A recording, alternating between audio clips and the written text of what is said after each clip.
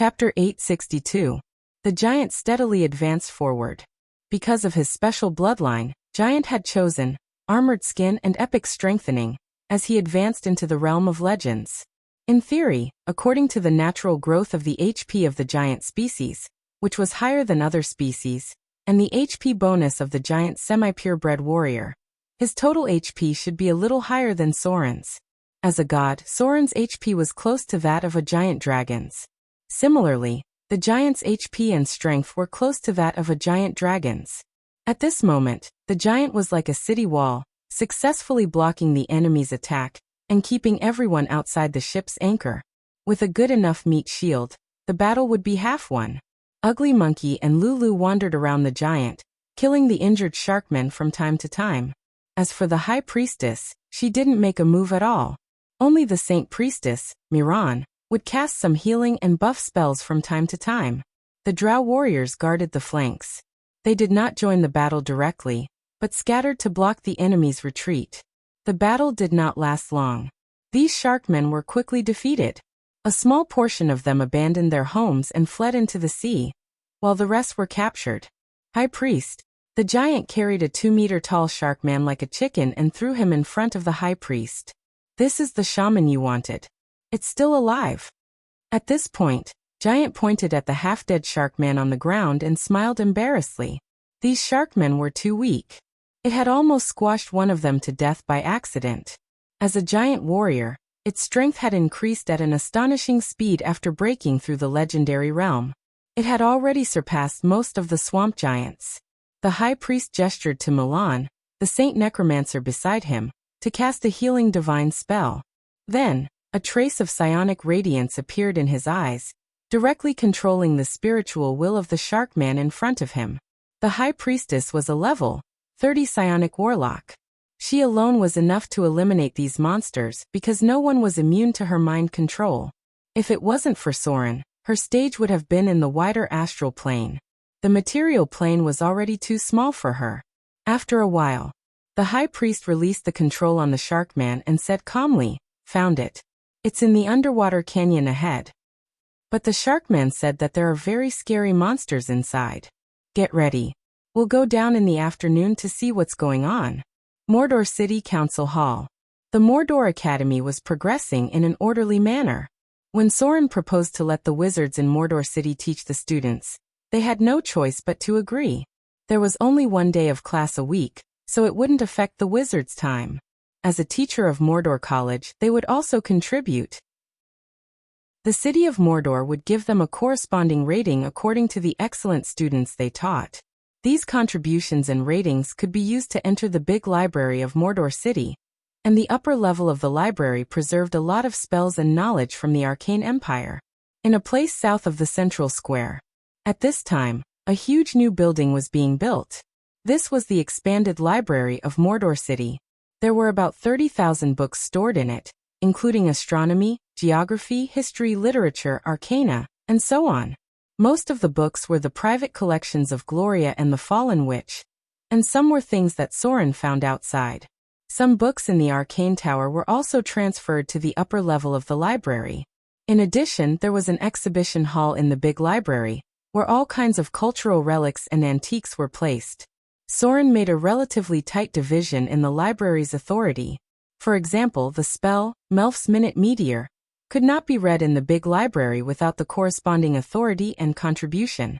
In order to encourage the wizards here to contribute more to Mordor City, Soren even put Time Stop, Banshee's Howl, Greater Chain of Accidents, and so on, including some supreme magic skills, within the library's authority. It was just that it was more difficult to see them. To deal with wizards, you couldn't just attract them with money. Wizards were relatively rich. Even if their strength was greatly reduced now, many of them were not interested in money at all. The best way to attract wizards was to give them spells and knowledge that they didn't know, so that they would be willing to work. At present, the Library of Mordor City saved most of the wizard's spells from the first circle to the 9th circle, and it also included several legendary spells, as well as legendary-level supreme magic skills. Soren even included the process of making legendary Thaling. As long as they reached the contribution point, they could learn it. This was also the reason why the wizards were willing to cooperate with Mordor Academy. Without these benefits in front of them, these wizards would definitely not be willing to contribute. In terms of the accumulation of arcana, Mordor City's foundation was still good. At present, there were 3 legendary wizards in Mordor City, namely Gloria, Fallen Witch, and Alice. Although Mordor City had risen not long ago, in fact, even in the Wizard Alliance, there were only 7 or 8 people who had advanced to become great wizards. There were even fewer legendary wizards in the Northern Witch Council. Except for Eye of the North. Most of them were ordinary legendary wizards, and there were only 5 or 6 of them. The number of legendary spellcasters was very small. It was more difficult for them to break through the realm of legends than other professions. Most of the wizards stopped at the high grade, and then were forced to transform into liches or other creatures, relying on time to slowly become legendary spellcasters. For this kind of people, as long as they transformed into liches and did not die after hundreds of years, there would always be a time to advance to the legendary realm. Soren finalized the overall structure of Mordor City. Then he appointed Saruman as the Dean of Mordor Academy. As a new high-grade wizard, Saruman had divinity, and his strength would not be much worse than an ordinary legendary wizard. And Soren also needed to cultivate his management skills, because if he was promoted to a god in the future, Saruman would need to manage a church. In the blink of an eye, it was afternoon. When Soren finalized the basic structure of Mordor Academy, he was ready to see the progress of Gloria's research. However, at this moment, he suddenly received a message from the High Priest for help. Anti-magic prison. Soren's mind suddenly reacted, and the next moment, he directly opened the portal. Chapter 863. The anti-magic prison was a very dangerous place.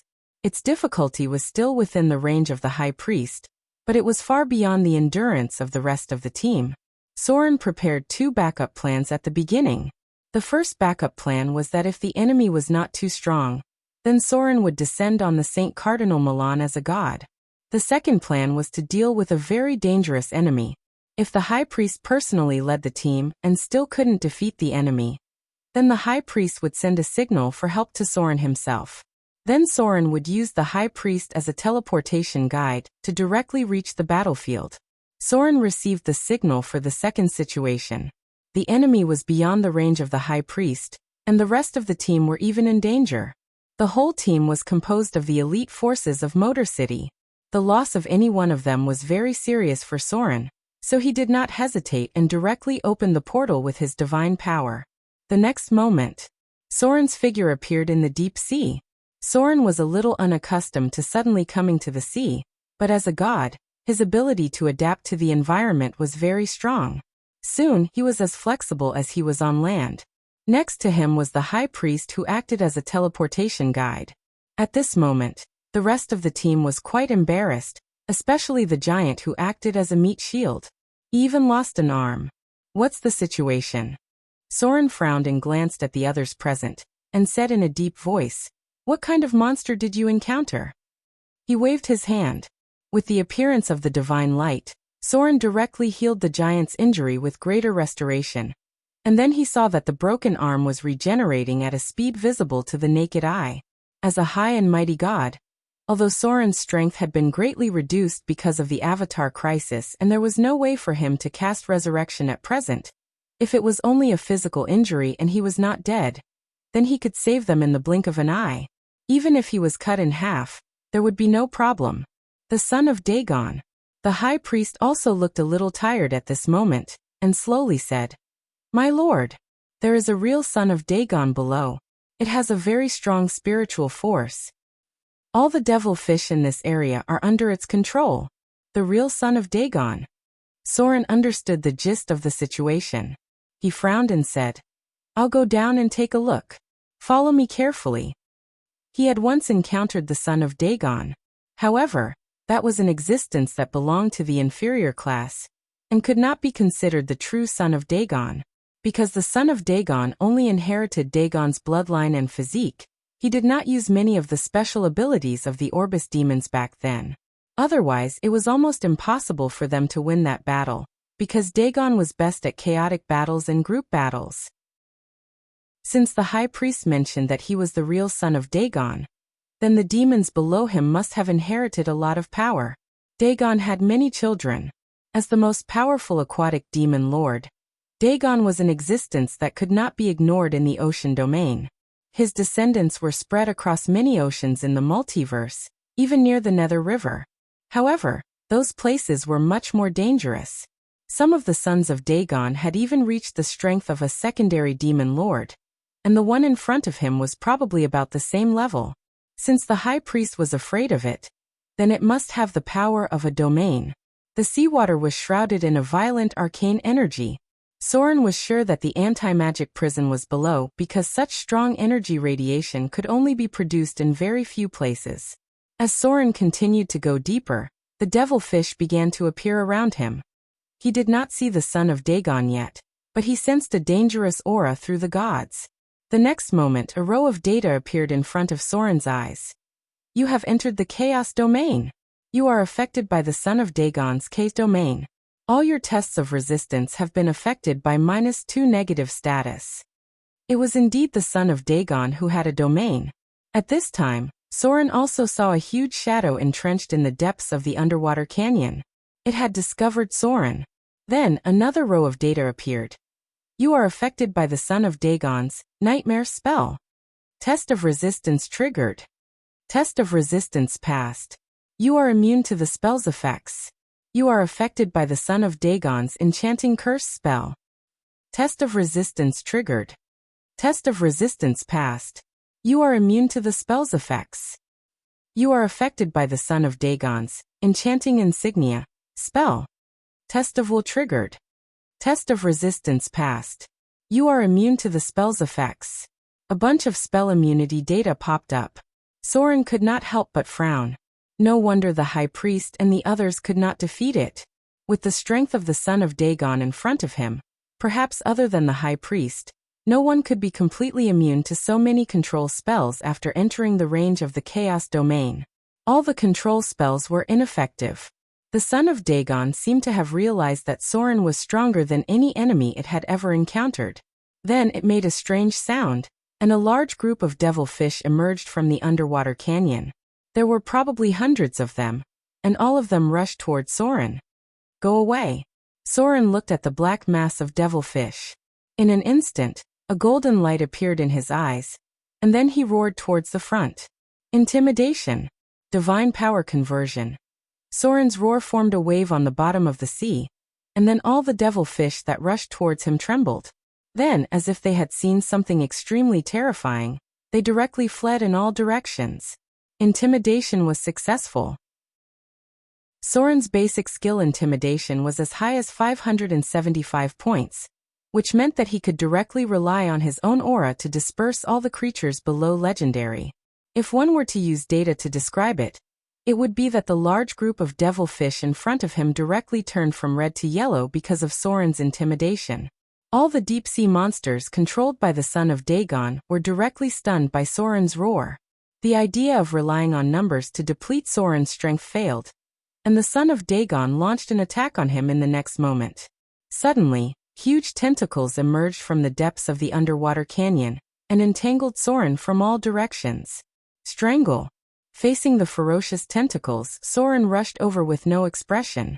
With a strange silver-white stream of light, all the tentacles were directly cut off wherever his figure went. Now he was no longer as strong as he was in the past.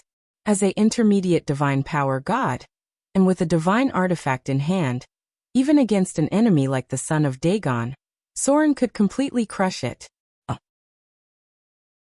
Chapter 864. The thick smell of blood permeated the seawater. Facing Soren, who was closing in, the son of Dagon was obviously panicking. As the descendant of the demon Orbis, the son of Dagon's most powerful weapon was its own body. Now that its body was powerless in front of Soren's divine artifact, the son of Dagon could only place its hopes on its innate ability as the demon Orbis. Along with a sharp roar, a strong spiritual attack was launched at Soren. Soren frowned slightly and waved his hand. Immediately, a divine barrier appeared in front of him.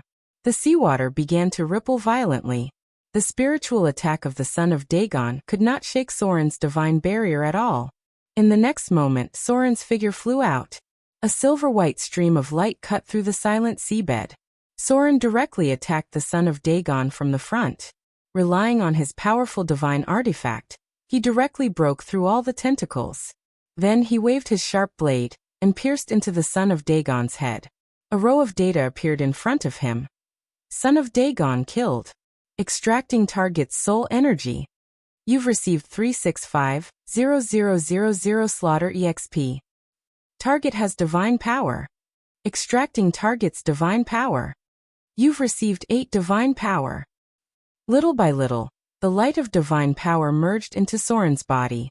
The son of Dagon had a lot of divine power. Although such an existence was powerful, it did not have a single divinity.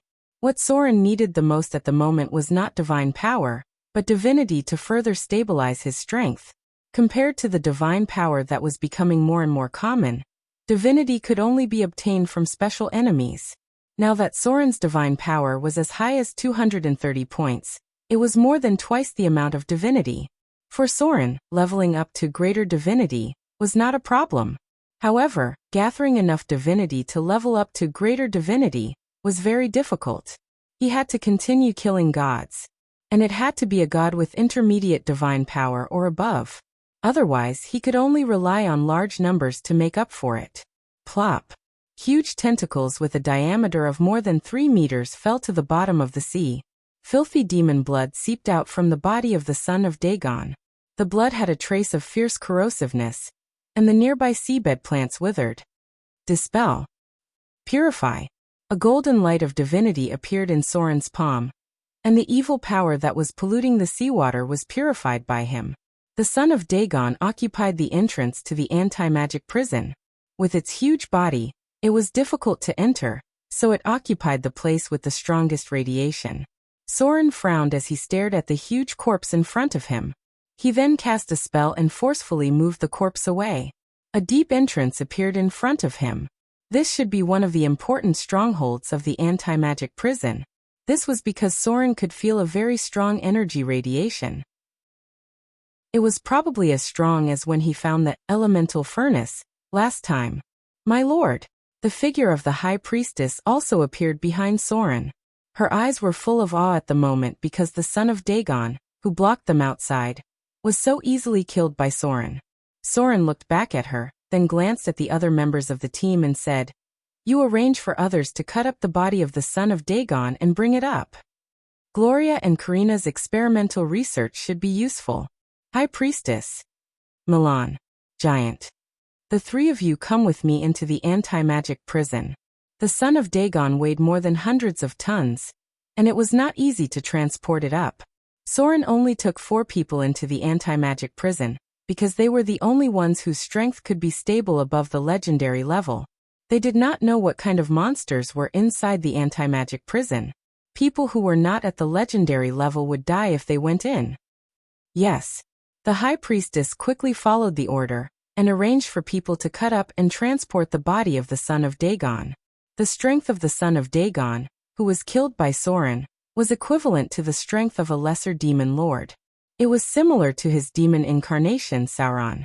There were many rare treasures on it. Light. A little bit of light appeared in Soren's palm. As the group entered the anti-magic prison, everything in front of them became clear. As an underground ruin sunk to the bottom of the sea, the interior of the anti-magic prison was very damaged.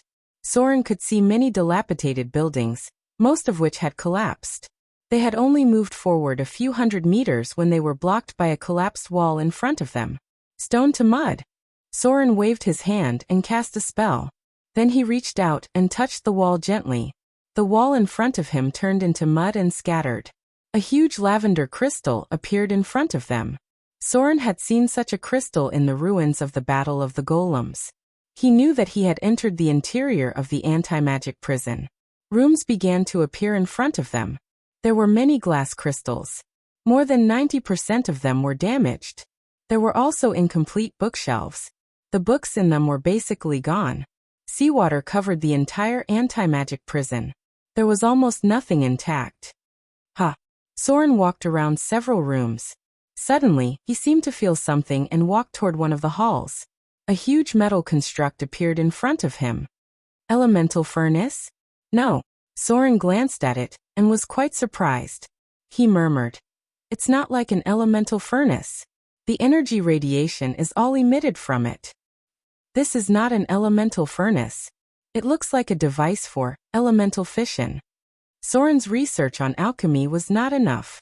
He had to find a way to transport this thing back to Mordor and give it to Gloria to study. Alert! Alert! Intruder found. Activate Arcane Guardian. Destroy the intruder. There was a sharp metal sound, and then one of the doors opened. Soren almost instantly entered battle mode. He waited for a while, but still did not see the figure of Arcane Guardian. Soren thought for a while, and carefully approached the door. Then he saw a puppet golem that had been buried underground for a long time. There was a red arcane glow on its body, but most of its body had been broken. This was the bottom of the sea and not on land. There were very few things in the entire anti-magic prison that could function normally. Where is the magic lock? Soren walked around the ruins and frowned. Under normal circumstances, a place like the anti-magic prison must have a magic lock. So where is the core of the magic lock? Is it because it's not activated? Soren walked through the rooms one by one and saw many strange devices, but most of them had failed. On the way, he also encountered a few guardian golems that could still function, but they were easily taken care of by him. After confirming that there were no dangerous enemies in the entire underground ruins, Soren prepared to return to the pirate island. A teleportation circle would soon be built here, and then the manpower and material resources of Mordor City would be invested in it. Most of the devices in the anti-magic prison would be transported back to Mordor City. Perhaps only Fallen Witch and Gloria could distinguish which ones were related to the magic lock. Chapter 865. The preliminary cleaning of the anti-magic prison was completed. Soren brought a small part of the intact alchemy runes to the land. He did not rush back to Mordor City, but waited for Gloria's arrival. Gloria arrived by teleportation around dusk. Fallen Witch was half an hour later than her, and Roland did not know why she was delayed, but her expression seemed a bit strange today.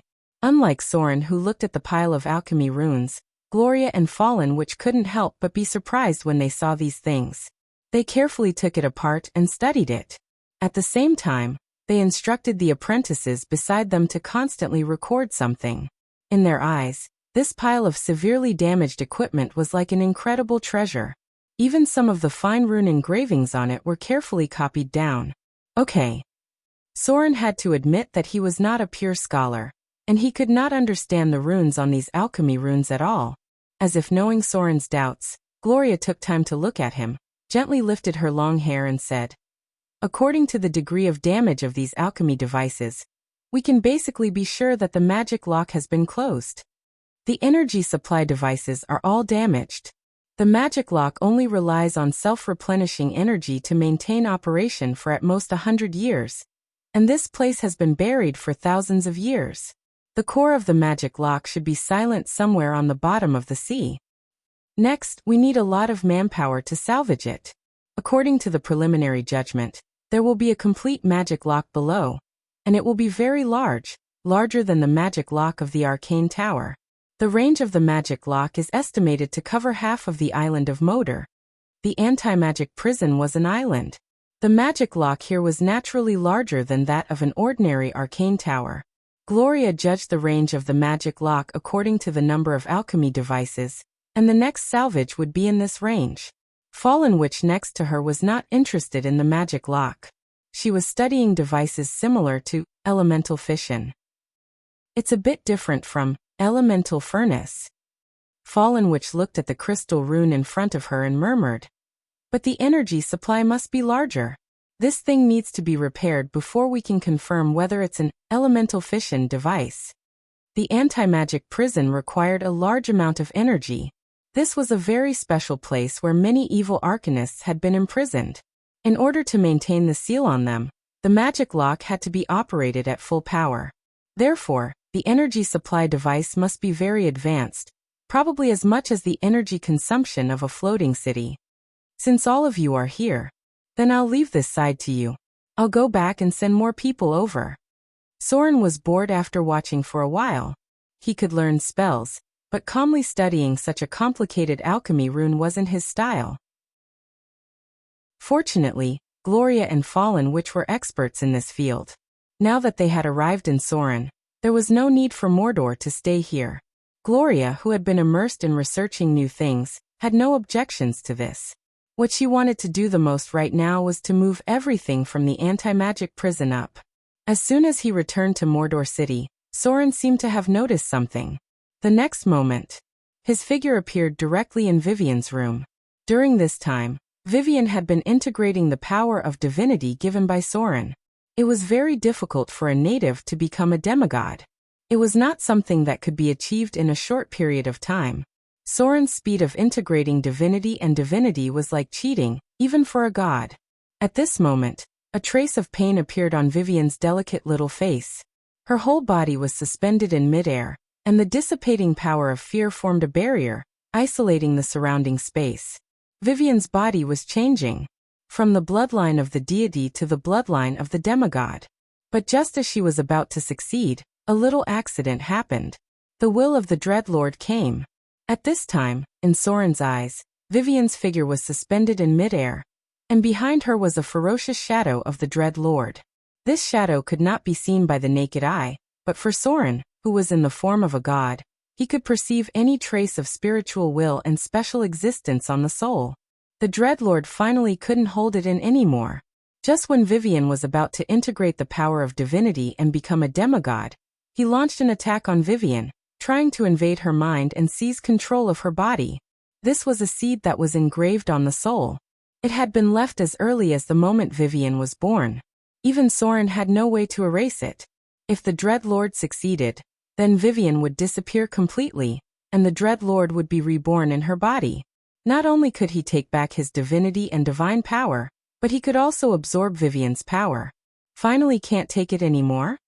A cold murderous intent appeared in Soren's eyes. Without hesitation, he reached out his finger and gently touched Vivian's forehead. The Dreadlord was dead. His remaining divine power was not enough for a direct resurrection, so he could only attack Vivian at the most critical moment, trying to destroy Vivian's spiritual will in one fell swoop. This mark was left on her mind and soul.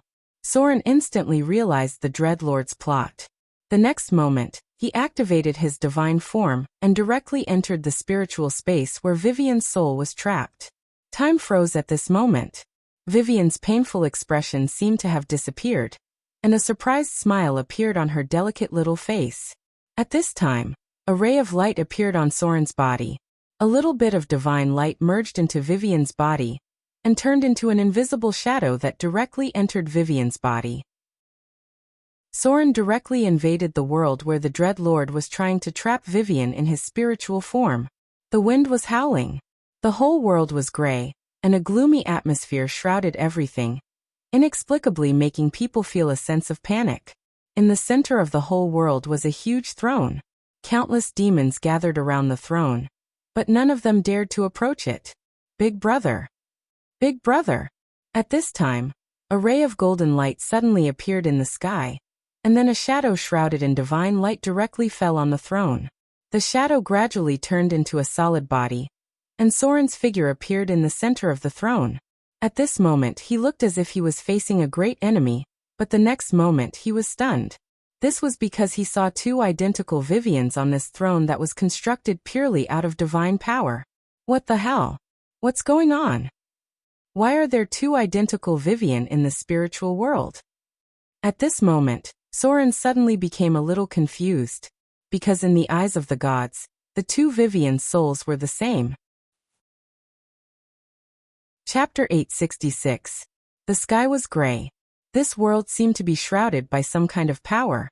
Even Soren felt a sense of oppression and fear after he arrived. However, this feeling only existed for a short while. Soon, Soren's firm will had resisted all the negative effects. He glanced around and saw countless demons and petitioners. Then, he roughly guessed where he was. This should be the place where the soul of the Dreadlord was kept. It was also the throne of fear, in the kingdom of fear in the bottomless abyss. All of this happened in an instant. Although Soren was surprised by the two Vivian's appearance, his long-term adventure still made him habitually understand the surrounding environment. Vivian was a smart girl. If it weren't for the limitations of being a native, her talent would probably be higher than Soren's. This was not only because she was better in a certain aspect, but also because she had an advantage in all aspects, including IQ. Even Soren had to admit this because when he was Vivian's age, his performance was far inferior to hers. The little girl was barely 11 years old this year. Soren's expression did not escape the little girl's eyes. Then the two girls in front of him looked at each other. Vivian, who was standing on the left, bowed slightly to Soren. She twirled her skirt and bowed slightly. Then she said softly, "Brother." "Hello. I'm Lillian." "Lillian. The Witch of Fear, Lillian." She had existed for a long time? This sentence shocked Soren like thunder. But then he seemed to have understood something. He immediately looked at Vivian and frowned. "Vivian, what's going on? Has Lillian already awakened in your body?" "Yes. When we were in Gloria's tower, you called yourself Lillian. So you've been hiding it from me all this time?" Soren already had a vague guess in his heart. However, Vivian's usual behavior was normal, so he was only slightly suspicious. Today he actually saw two Vivians. His suspicions in the past immediately had a basis, and he quickly understood the general situation of the matter. "Brother, I'm sorry. I didn't mean to hide it. But, Vivian, who was standing on the right, had a guilty look on her face. She opened her mouth a few times, but she didn't know what to say. She wanted to tell Soren the truth several times, but she didn't know what to say. "Forget it." Seeing the little girl's conflicted look, Soren's heart softened. He shook his head and said, "Now is not the time to talk about this. The will of the Dread Lord is still watching us. The most important thing now is to get you out of here." Having said that, Soren turned around and looked at Lillian beside him. He was a little unaccustomed to the fact that they looked exactly the same, but he quickly recovered and asked calmly, "When did you start to have self-awareness?" "Self-awareness?" Hearing Soren's words, Lillian, who was standing on the left, was startled. She then whispered, "Brother." "I started to have self-awareness when Vivian was born. It's just that the memory at that time was very vague. I only started to understand when Vivian was 3 years old. But when I really woke up, it was after the appearance of the other children of fear." The little girl was very smart. Lillian obviously guessed what Soren wanted to ask. Two souls in one body. Soren immediately understood the key, and also why Lillian called him brother. That was the reason. Lillian was not born out of thin air. Her soul already existed when Vivian was born, but at that time, Vivian's soul was the dominant one, and she fell into a deep sleep. It was even possible that her soul was still controlled by the will of the Dread Lord. According to the normal process, after the outbreak of the Avatar crisis, Vivian's soul would disappear due to some accident, and Lillian's soul would replace Vivian's body. At the same time, the will of the Dread Lord would descend on her body. At this time, the conditions for the resurrection of the Dread Lord were about to be met. All the accidents happened because of Soren. First, he delayed the time of Lillian's awakening, then killed some children of fear, and finally even the vampiric children. These divine powers with the will of the Dread Lord were absorbed and transformed by Soren, and the will of the Dread Lord was naturally killed by him. Note: the details are in the part where Soren walked barefoot for thousands of miles to temper himself by killing the will of the Dread Lord. If these children of fear died in the hands of Vivian, then Lillian would be controlled by the Dread Lord. The will of the Dread Lord gathered little by little, and its influence became greater and greater. Finally, Lillian would become a crazy witch of fear. Soren's appearance changed everything.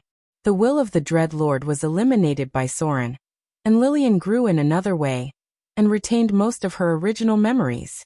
And these memories were everything that Vivian had experienced. In other words, the will of the Dread Lord was still unable to control her, which directly led to the emergence of another rebellious version of Vivian. As the Witch of Fear, she was naturally different from Vivian, but her experience was equivalent to another hidden sister of Soren. This was also why she called Soren brother. According to the original nature of the Witch of Fear, he was afraid that she would be very crazy and chaotic. In the past, the Witch of Fear loved to bring destruction and fear, and it was very common for her to massacre cities. Otherwise, in the end, the Silver Moon Lady wouldn't have killed her. But the Lillian in front of him was very quiet, and she didn't look like she was dominated by madness and chaos at all. Now their forms were made up of souls and spirits, and they were the closest to the essence, representing their truest selves. There might be a small problem. However, Soren quickly accepted Lillian's existence because although she was different from Vivian, some things were very similar. Even the way she called him brother was exactly the same. She experienced everything from the perspective of a bystander to Vivian, and one body two souls, referred to this situation. Come here. Soren didn't have time to think about these things. The most important thing now was to take Vivian and leave this place. The longer they delayed, the higher the chances of the Dread Lord winning. He had to find a way to leave this spiritual space. The Dread Lord is secretly watching us. Soren looked at the countless demons and petitioners around him. These were all illusions of the spiritual world, and they didn't directly reach the throne of fear. So the Dreadlord's power wasn't at its strongest yet. Soren thought of this and said seriously, "Hold on to me tightly later. I will try to use my divine power to break open the space and bring you back to the real world. No matter what happens when you break open the space, don't let go. You must remember this. Otherwise, the Dread Lord will most likely trap you in this spiritual world formed by the throne of fear." The two girls heard this and nodded seriously. Then they hugged Soren's arms from both sides. They had been trapped here for quite some time. As mortals, they knew nothing about the power of gods, and they didn't know how to leave this space. The Dread Lord wanted to use this to wear down their will, and make them gradually fall into madness and chaos due to the oppressive and terrifying environment. At that time, there would be a loophole in their will, and the Dread Lord would take advantage of it to control them. Although this was a spiritual world, it perfectly replicated everything in the kingdom of fear.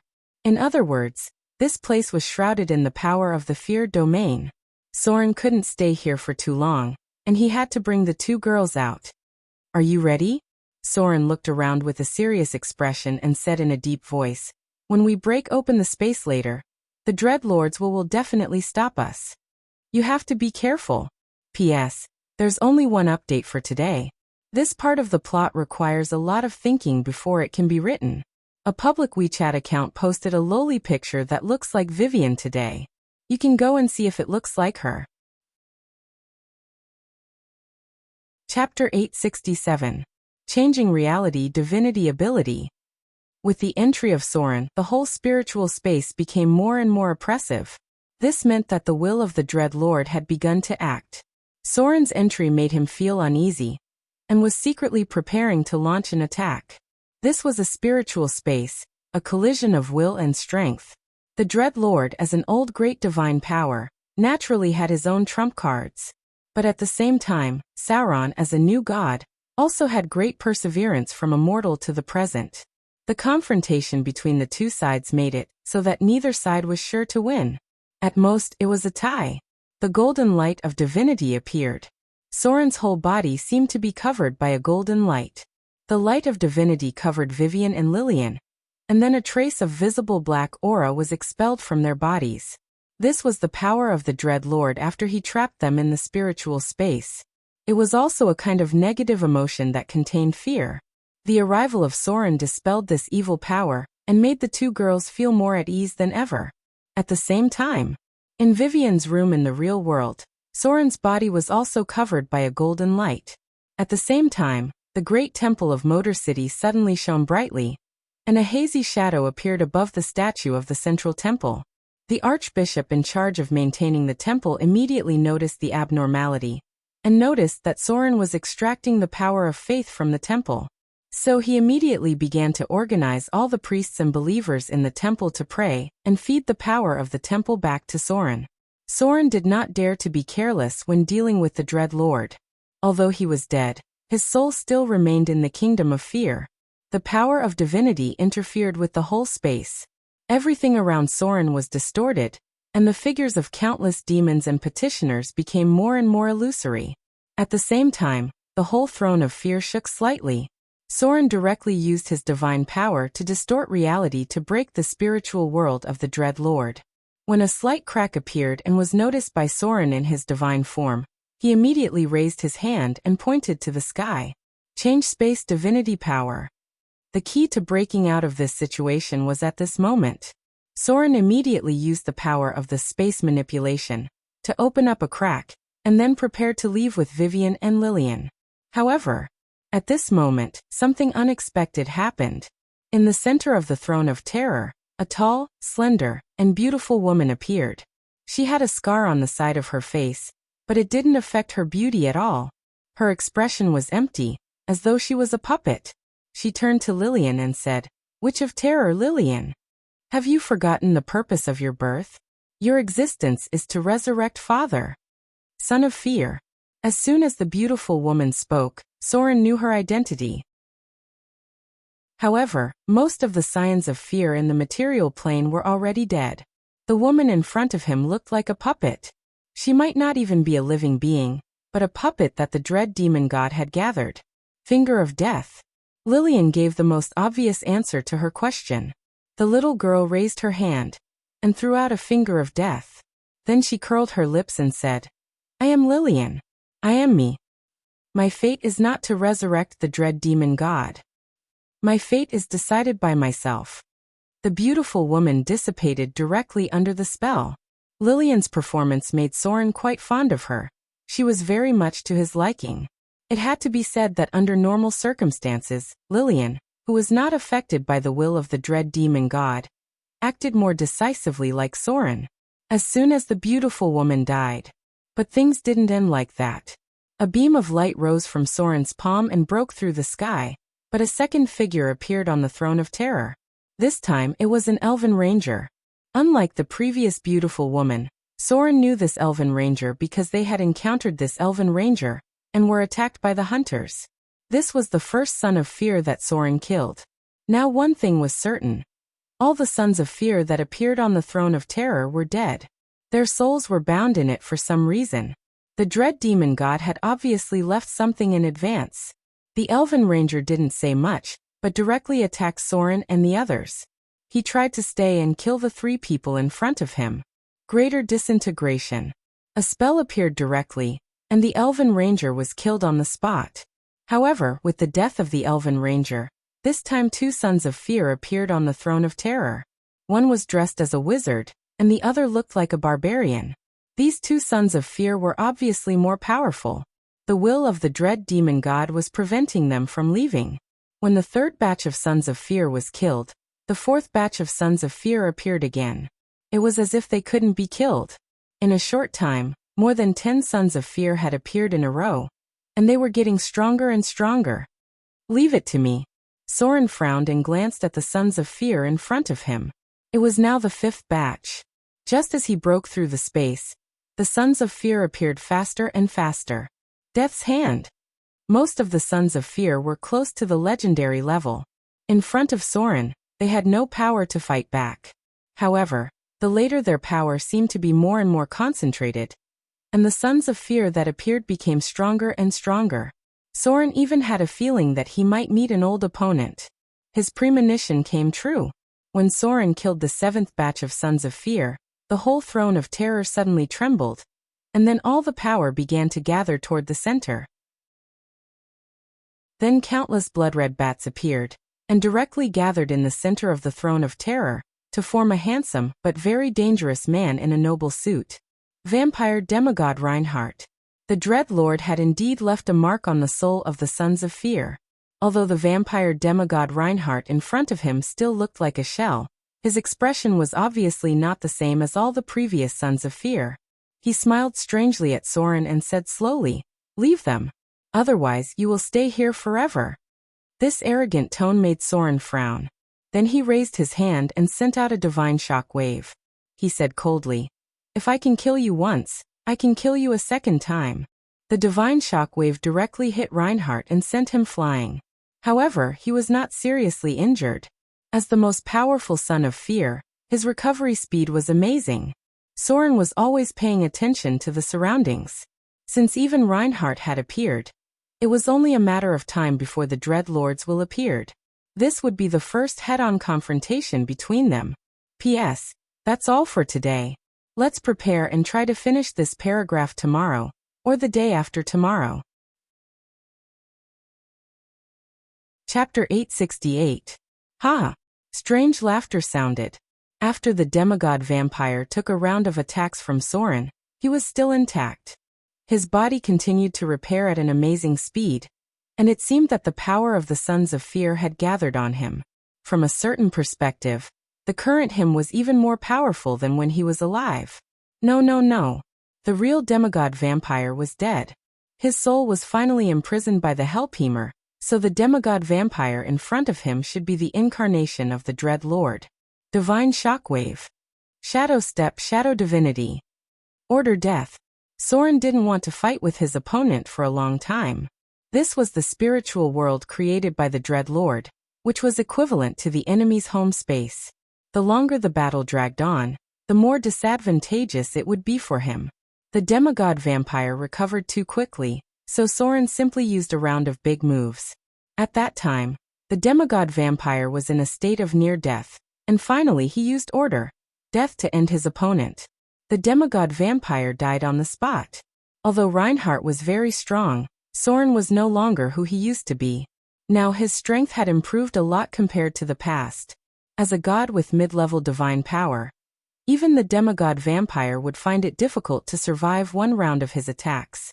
But at the moment when the demigod vampire died, a little accident happened. His body suddenly turned into a sky full of bats, and then he was resurrected in the throne of fear.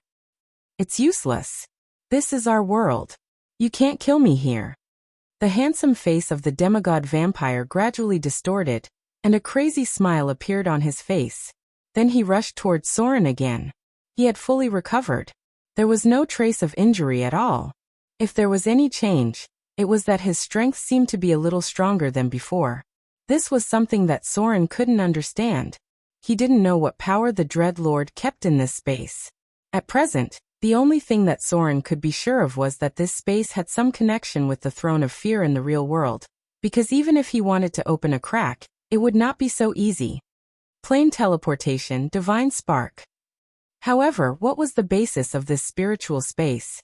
Soren was prepared to use brute force to create a crack. He activated his divine power, and instantly entered his divine spirit form. Then he reached out and grabbed Vivian and Lillian. With a wave of his hand, he used his divine power to tear open a spatial rift and teleported them out. The entire space shook violently. The throne of fear that was built in the center of this world was slowly collapsing. Soren let out a sigh of relief after sending the two girls out. However, at this time, the demigod vampire's expression suddenly became ferocious. He roared madly. Since you insist on sending them away, then you can stay here yourself. The demigod vampire's body began to twist. His originally handsome appearance began to become ferocious, and his body expanded at an astonishing speed. Bone spurs appeared on his back, and a pair of ferocious horns grew out of his forehead. A tail with poisonous thorns also appeared on his tailbone. At this moment, the appearance of the demigod vampire had changed greatly. He looked like a demon from the bottomless abyss. No, it should be said that he looked like a slaughterer. The power of the Dread Lord came from the three gods of death, which meant that he came from the same source as Soren, the ancient god of death, Jurgil. After Jurgil was tired of the constraints of the divine title, he gave his power to the three gods of death at that time. Among them, the god of slaughter, Baal gave birth to the son of slaughter. The god of tyranny, Bane was resurrected after death and expanded his divine title into fear. Eventually, he fell in the hands of the Dread Lord. To put it simply, the power of the Dread Lord was inherited from the three gods of death. His core priesthoods were fear and destruction. He himself was also an evolution of death and slaughter. The form that the demigod vampire had now transformed into was a slaughterer full of destructive aura. In other words, he was now the incarnation of the Dread Lord. It finally appeared. The invisible power of the law bound the space. After Vivian and Lillian were sent away, Soren was temporarily trapped in this world. However, his expression did not show any panic. His power, and that of the Dread Lord, came from the same source.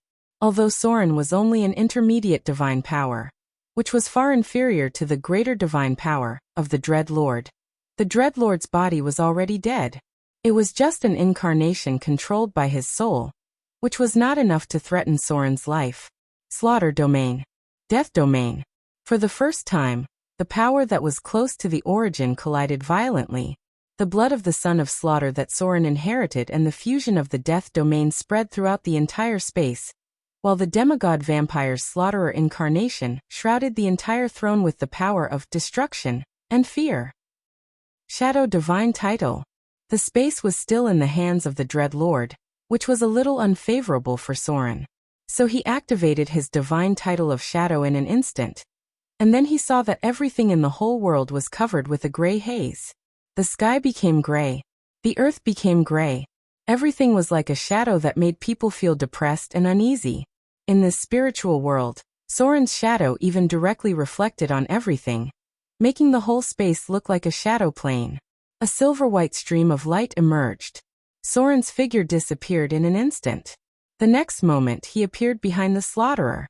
With a storm-like attack, countless wounds immediately appeared on the body of the Slaughterer. Blasphemy. Death. The light of divinity emerged. Soren's figure did not leave any trace. It appeared completely out of thin air wherever he wanted to appear. This was the power of the Shadow divine title. Soren was the master of the shadow. He could travel through shadows at will within the range of the shadow. The end. The incarnation of the vampiric demigod vampire was once again killed by Soren. However, at the moment of the Slaughterer''s death, suddenly a ferocious and terrifying shadow of the demon god appeared. It madly rushed toward Soren, and actually tried to occupy his will. The throne of fear gradually collapsed. The whole spiritual world was on the verge of destruction, and the body of the Dread Lord finally appeared. In the space where Vivian and Lillian had been teleported out, the crazy Dread Lord actually tried to occupy Soren, who had also absorbed the power of the divine title of fear. You're overestimating yourself. Soren looked at the shadow of the demon god that rushed toward him. His whole body turned into a golden humanoid, directly transforming into a divine form and colliding with the Dread Lord. The collision of souls broke out in an instant. At this moment, the throne of fear was completely shattered, and the whole spiritual world collapsed rapidly. After a violent collision, Soren's golden figure turned into a beam of light that went straight into the sky. Then he completely disappeared from this world. Where is this? It only took a moment to travel through space. When Soren defeated the will of the Dread Lord and returned again, he was surprised to find that he did not return to the city of Moder. He did not even return to his body at all. He appeared in a dusky world. A real world. In front of Soren's eyes was a wide river, and he did not know where it flowed to. He could see countless souls floating in the river, and there were vague figures wearing black tattered cloaks and holding huge scythes patrolling around the river. Soren looked at everything in front of him, and his expression seemed a little confused. He murmured, "The river Styx? How did I suddenly appear in the underworld?" This was the territory of the Grim Reaper. The closest to the material plane was the shadow plane, and the next closest to the shadow plane was the spiritual realm. The spiritual realm was already a forbidden area for the living.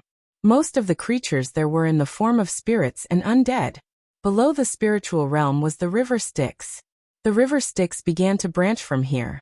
The main river of the river Styx went directly to the sea of the underworld, and other branches went to the lower planes such as the Bator Inferno, the bottomless abyss, the gray wilderness, and the scorched hell. Very few people entered the underworld. Only the most daring demon soul stealer dared to sneak into the underworld and steal souls from the servants of the Grim Reaper. Soren was now in the underworld, and he appeared in the underworld in the form of a soul. According to the width of the river Styx and the patrolling servants of the Grim Reaper, his position was very likely to be close to the sea of the underworld. Oh. Chapter 869. Why did he suddenly come to the underworld? At this moment, Soren was also a little confused because he still remembered what happened at the last moment. At that time, he had already suppressed the power of the Dread Lord. After all, a dead god couldn't cause too much trouble. At the last moment, the Dread Lord was doomed to fail, so he directly attacked Soren, trying to use Soren's connection with absorbing the divinity of fear to occupy his mind. How could he possibly succeed in this? Soren's will was as strong as steel. He directly transformed into his divine form, and smashed the spirit of the Dread Lord. As an ancient great divine power, the essence of the Dread Lord's soul was preserved on the throne of fear inside the divine kingdom of fear after his death. In other words, as long as the throne of fear was not destroyed, his spirit and soul could be constantly repaired. Even if the divine will was suppressed and killed by Soren, it would only make him weak, but it couldn't really kill the Dread Lord. To put it simply, the Dread Lord was now like a lich, and now the throne of fear was his phylactery. Something's wrong. After Soren defeated the spiritual entity of the Dread Lord's first attack, he set the teleportation beacon at Mordor City before the space shattered, and was ready to directly return to his physical body.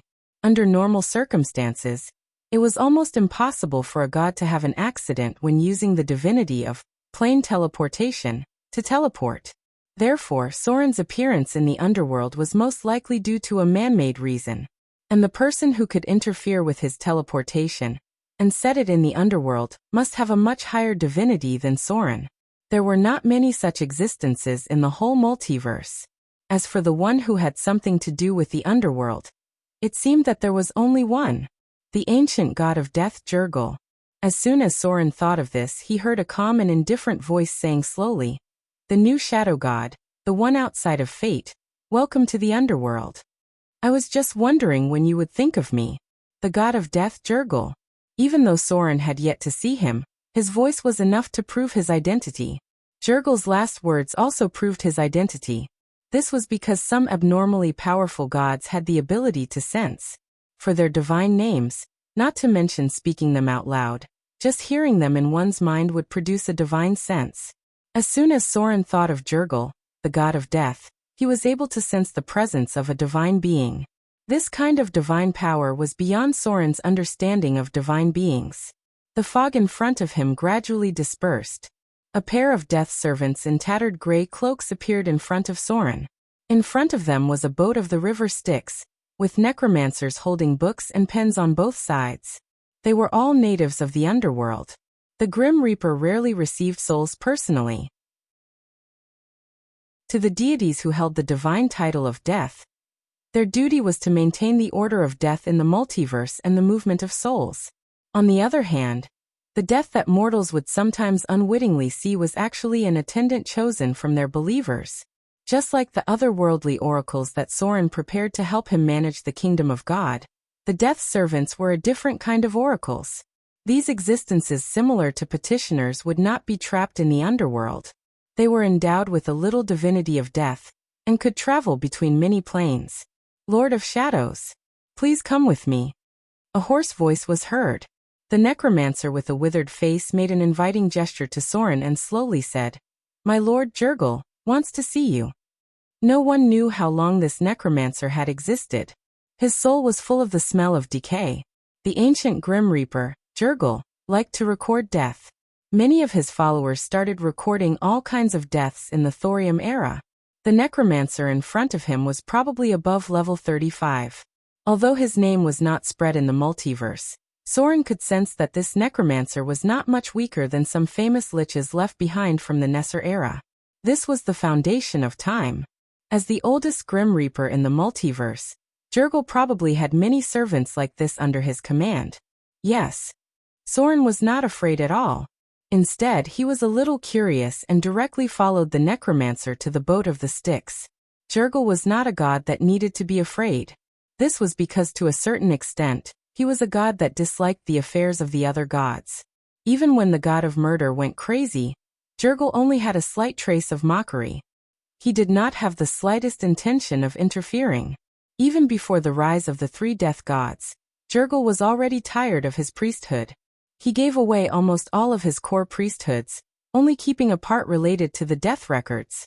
In the following years, most of Jurgel's tasks were to help the king of the dead familiarize himself with his priesthood. After giving up his priesthood, Jurgel had been living like this. In a way that was close to being a hermit, he first assisted the king of bones, Mirko, then the king of the dead, Klemvox. Other than helping them maintain the law of death, Jurgel did not interfere with the affairs of the other gods. Currently, Jurgel was a minor divine power. There was almost no religion in the mortal world. Only the oldest writings recorded a little bit of it. In the Eastern Kingdom, there was a small inscription that recorded such a short passage.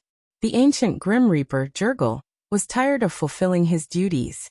When he was almost forgotten by the world, he gave most of his priesthoods to the god of tyranny, Bane, the god of murder, Baal, and the king of bones, Mirko. After the death of these gods, he continued to serve the god of murder, Sirik, and the king of the dead, Klemvox. He was only loyal to the position of king of the dead. So if the incumbent could not fulfill his duties properly, he would secretly overthrow him. Jurgel barely maintained his cooperation with the former Grim Reaper, Klemvox, and was quite harmonious with the current Grim Reaper, and still had a contemptuous attitude toward Sirik. In the Eastern Kingdom, there was an abandoned ruin, and there was such a short passage recorded in it. Why did the Grim Reaper, Jurgel, want to see him? The first thing that came to Soren's mind was someone outside of fate. Gloria also said that he was outside of the river of fate. According to the divination of the northern witches, people outside of fate were full of infinite variables.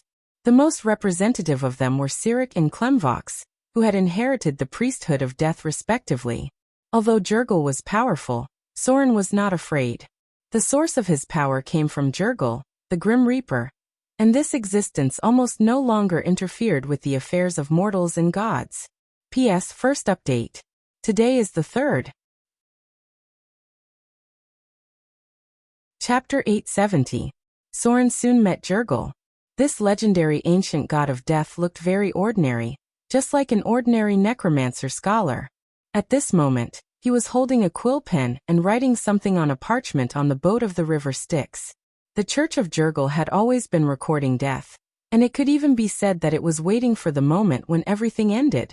Because in the Church of Jurgel, it was believed that even the planes and the universe had a moment of death. There were even people who once thought that the real mission of Jurgel was to witness and record the death of the entire multiverse. The Avatar crisis did not seem to have much impact on Jurgel, because his priesthood had basically been given away. The king of the dead, Klemvox, should have fallen to the material plane, but Jurgel seemed to have no impact on the underworld. But it seemed that he should not be able to enter his own kingdom at the moment. But there was nothing in his kingdom. At his level, he probably did not even need a kingdom. Great divinity, the existence closest to the great divine power in the entire multiverse. Although he gave up the priesthood of death, he was still the most powerful ancient god. If the gods were the product of the law, then at Jurgel's level, he was close to the great law. In the long history of the multiverse, he was the only god who gave his power to others because he was tired of his priesthood. And after so many years of divine wars and catastrophes, he was still alive and well with only a minor divine power. No god dared to provoke him. He became a bystander, and only occasionally helped the new god of death to manage things. There was one thing that must be mentioned. Soren had always thought that the expansion of the river Styx was inseparable from the god of death, Jurgel. Because in the most ancient times, the river Styx was just a small branch, but now the river Styx had run through the entire multiverse. There were even branches of the river Styx on Mountain Paradise. It was worth mentioning that the god of death, Jurgel, had a good relationship with the ancient sun god, Amonada. After the ancient sun god fell, the reincarnation of Luoshanda was now the god of light.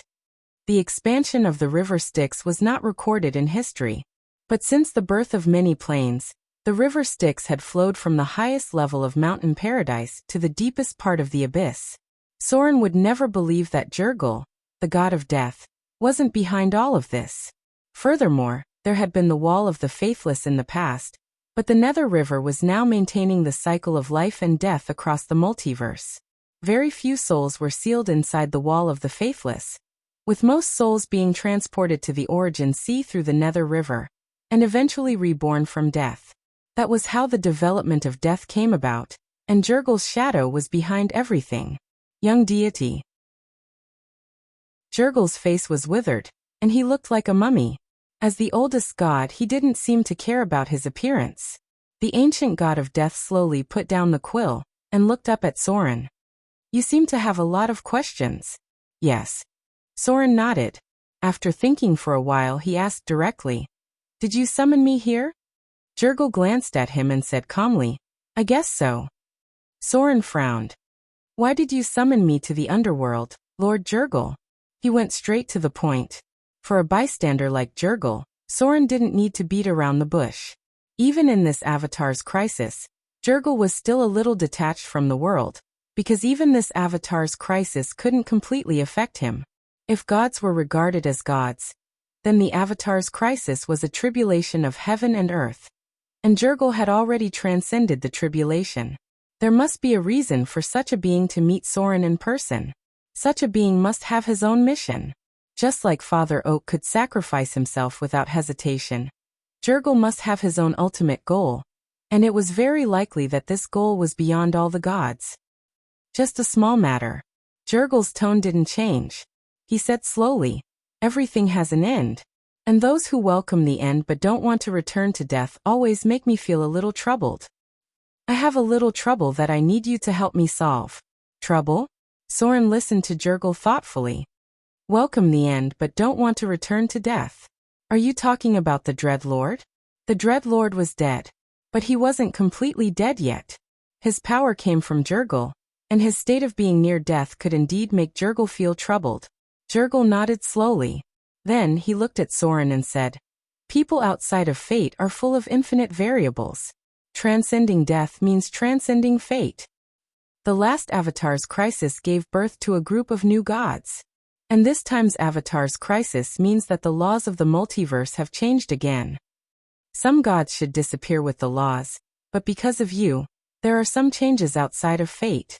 What I need to do now is to correct the part that belongs to death. The Dread Lord should have fallen. He turned death into pure destruction and fear, which has deviated from the true meaning of death. I hope you can destroy him. If possible, it's best to take over a part of the clergy of death. Although Klemvox is a qualified god of death, he's still too kind.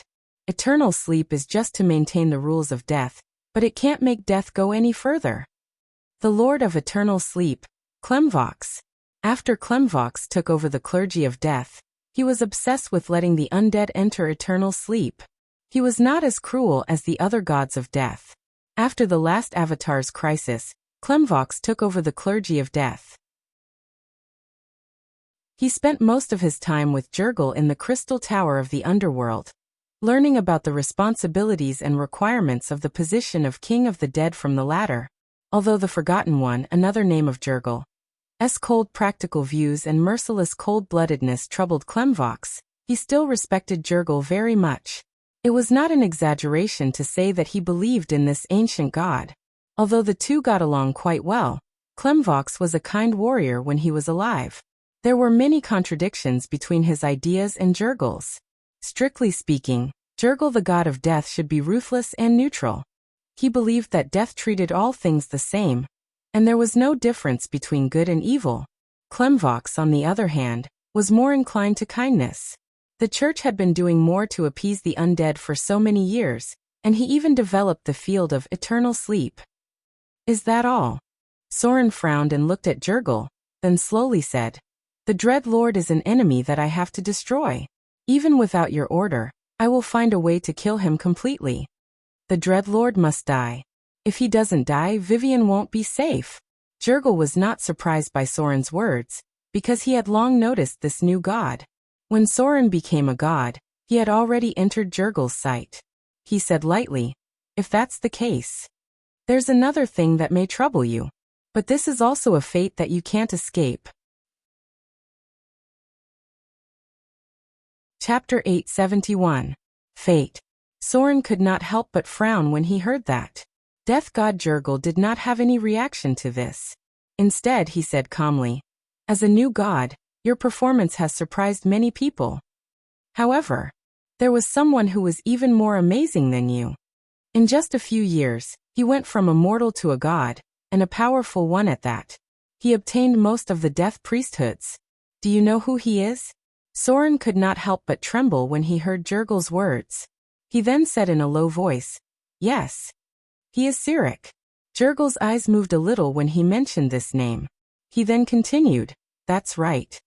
He is Sirik, the fastest rising mortal in the history of the multiverse. He even became one of the most powerful gods. Klemvox is the king of the dead.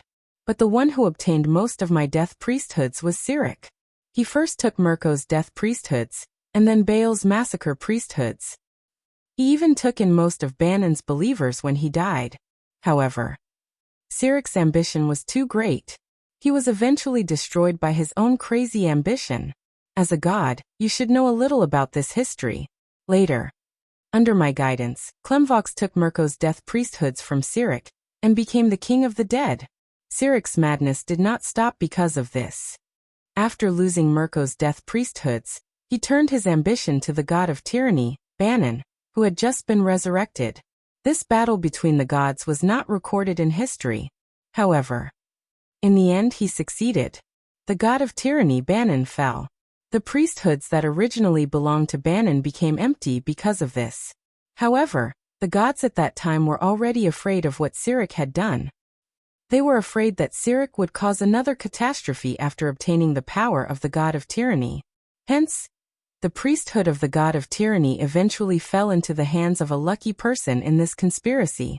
He is the current Dreadlord, but because of Sirik, the Dreadlord moved his kingdom to the abyss. Sirik's crazy ambition has made the gods dissatisfied and afraid. After the death of the god of tyranny, the gods finally decided to join forces to punish and judge Sirik. In the end, he was exiled and sealed. Even now, he is still imprisoned in the space where the gods sealed him.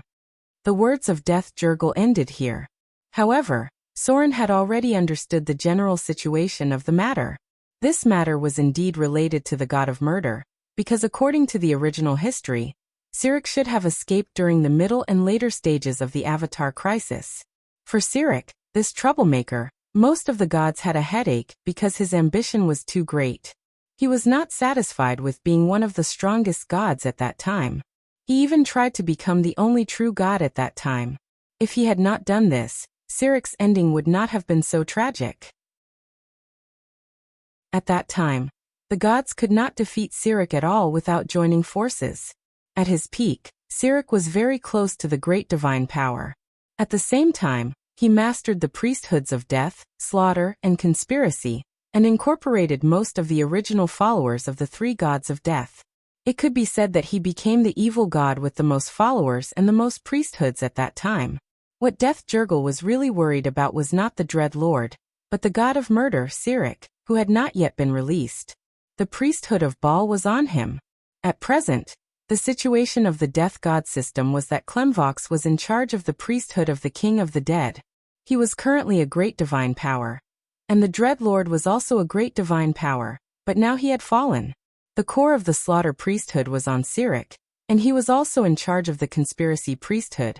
At the end of the first Avatar crisis, Sirik regarded Klemvox as his greatest enemy, and at the same time, he hated the third-generation goddess of magic very much. However, later, the god of tyranny was resurrected, and he regarded tyranny as his greatest threat. At that time, after the conspiracy to kill the god of tyranny, Sirik also took part of tyranny's priesthood. Together with the original slaughter priesthood, he was almost the most dangerous among the great divine powers. Therefore, even if Sirik had been sealed for a long time, when he ran out during the Avatar crisis, his power was maintained above the intermediate divine power. He was not like Soren's half-baked intermediate divine power now. He was the kind of intermediate divine power that was above the old gods, and very close to the great divine power. According to the progress of the past history, Sirik was scheming for the power of the Dread Lord as soon as he came out, and if he could seize the priesthood of the Dread Lord, then even the current king of the dead, Klemvox, would not be his opponent at all. He was the existence that gave Death Jurgel a headache. Sure enough, they wanted him to deal with Sirik. Soren quickly guessed the whole story. But his heart was a little heavy. Jurgil was right, Sirik was one of the enemies that Soren had to face. Because Soren himself had the blood of the son of Slaughter, he now had the Slaughter domain, and received the information of the Slaughter priesthood. It was because Sirik was sealed that Soren could steal and obtain the Slaughter priesthood. Otherwise, if Sirik was fine, he would not be able to get the information of the Slaughter priesthood so easily. Moreover, Sirik was a very narrow-minded, self-centered, and extremely extreme god. With such a character, if he ran out after being sealed for a long time and suddenly found that part of his Slaughter priesthood had been taken away by Soren, then what would he do? Soren would almost certainly start a war with him, and in this hostile relationship, there would be a fight for the power of the Dread Lord. Everything started to become clear. Soren immediately grasped the key to breaking the situation, and that was the dead Dread Lord. Now Soren and Sirik were both mid-level gods, and even if there was a gap, it would not be too big. Sirik was a loner, and he had made too many enemies. His enemies were everywhere in the pantheon of gods. Soren's relationship with other gods was not bad, and he even had some gods as allies. If they really fought, the chances of winning should be about 50%.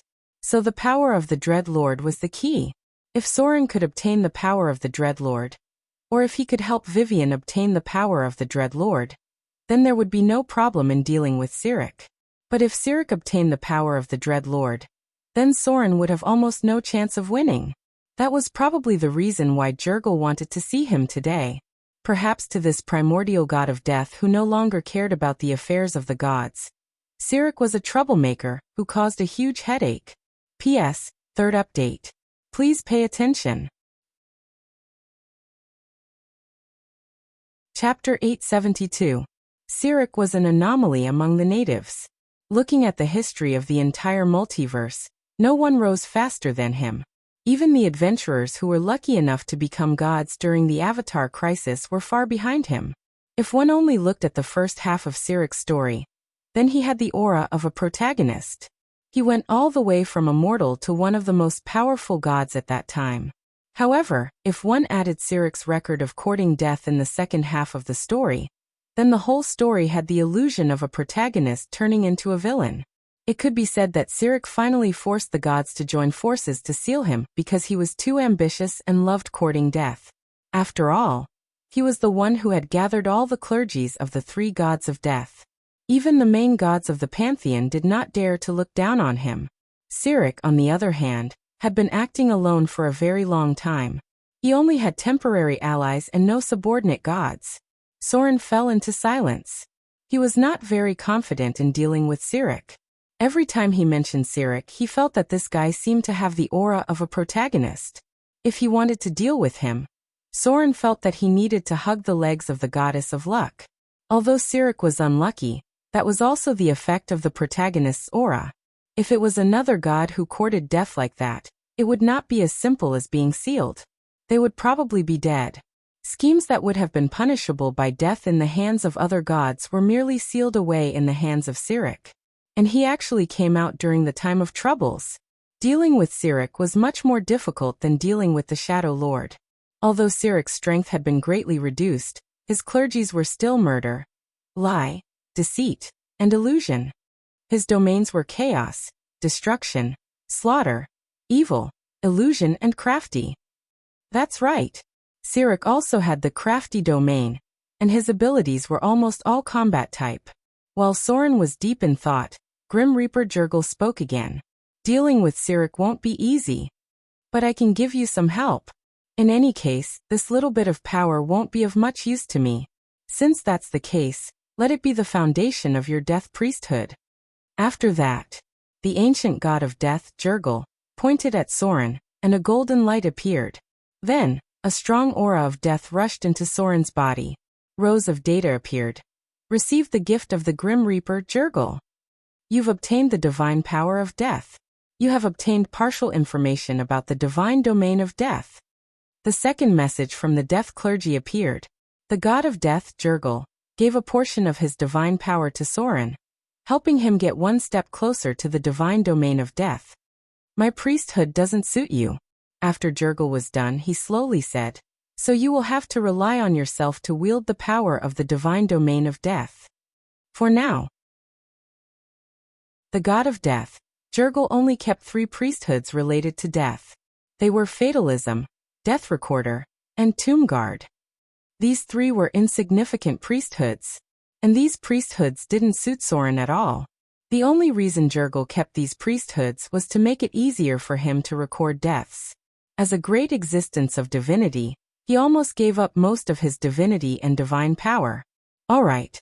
After Jurgal was done, he waved his hand and said, "You should go back now. Don't stay in the underworld for too long." The gods were very weak during the time of troubles, and the saints couldn't resist the corrosion of the underworld. The underworld was a very special place. Under normal circumstances, even if it wasn't during the Avatar crisis, the gods didn't like to enter the underworld. Soren came back to his senses. He bowed slightly to Jurgal in front of him to express his gratitude, then turned and walked out. In any case, Jurgal helped him get one step closer to obtaining the divine domain of death. The ancient god of death had been looking for a suitable agent. The 3 gods of death of the previous generation were the first agents he chose, and now the king of the dead, Klemvox, was the second agent he chose. This existence's domain of death was beyond any other god. Even Soren didn't know what he wanted. After leaving the boat of the Styx, Soren directly teleported back to the city of Moder. There was nothing to stay in the underworld, and Klemvox, the king of the dead, might not be very friendly to Soren. After all, his relationship with the goddess of magic was complicated, and there was a certain competitive relationship with her. As soon as he returned to the city of Moder, Soren saw Vivian standing nervously beside him, and in front of him was Soren's body, which seemed to be meditating with his eyes closed. Soul separation was very simple for Soren. In the blink of an eye, Soren returned to his body, and at this moment, the little girl saw him wake up and rushed to him, holding his hand tightly and saying, "Brother, you're finally awake. I was so worried." Soren smiled and touched the little girl's head. Suddenly, he seemed to think of something and said, "Are you Vivian or Lillian?" The little girl's expression froze when she heard the words. Then she whispered, "I'm Vivian. Lillian rarely comes out. She usually controls the body in the afternoon or evening. Brother. I'm sorry." As if she felt that she had done something wrong, Vivian apologized without saying a word. Soren originally wanted to scold her, but after seeing the god of death Jurgal, Sirik's existence was like a mountain on his body, making him feel a little nervous. The Dread Lord had not been dealt with yet, and now Sirik had come out. Soren felt that time was not on his side. Compared to these things, Lillian's existence was not that important. As long as he could get rid of the Dread Lord and Sirik, it would be easier to reconstruct the body and soul separation.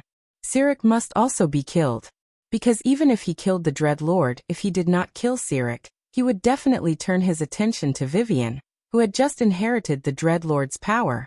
A new god who had just inherited the power. Oh my god! What an easy lamb to deal with. If Sirik did not die, he would be plotting all day long to kill Vivian and take her godhood. Lillian was still within Soren's acceptable range. However, Sirik belonged to the category of gods who must die. Soren felt that he had to think carefully, especially to organize his thoughts, and recall the gods who were the most hostile to Sirik. To deal with someone like Sirik, who had great luck, he could only think of ways to borrow his strength. P.S. First update. There is another chapter for today. Chapter 873. Gloria returned to the city of Moder the next day. She brought back a lot of alchemy devices, and went into crazy research as soon as she came back. Soren didn't tell her about Sirik. As a mortal, she couldn't help much now. Telling her would make Gloria worry more. Vivian woke up in the form of a demigod. At present, the only thing the little girl lacked was a clergy. As long as she had a clergy, she could be promoted to minor divine power. A lot of things happened during this time. First of all, the goddess of fortune appeared in the city of wealth. The reason seemed to be related to the legendary lucky coin. Soren didn't know if he should get close to the goddess because he had the blessing of the goddess of misfortune. Then the elves and the orcs broke out again. This time, the scale was much smaller. It seemed that the two divine systems had restrained a lot. The internal strife of the drows had stopped. The Queen of Spiders should have regained control of everything. There were gradually signs of unification inside the Underdark. The Principality of Rossard was more serious. As Soren guessed, the Duke of Red Dragon's wife was backed by a demon duke, and it was the legendary Queen of Yuma, Lord of Hell, the daughter of Asmodeus. This was like poking a hornet's nest. Even the Church of the God of Light was now having a headache. It was not difficult to deal with the Queen of Yuma, but if Asmodeus was drawn out, then only the God of Light himself could deal with him. Right. There was another standard of great divinity.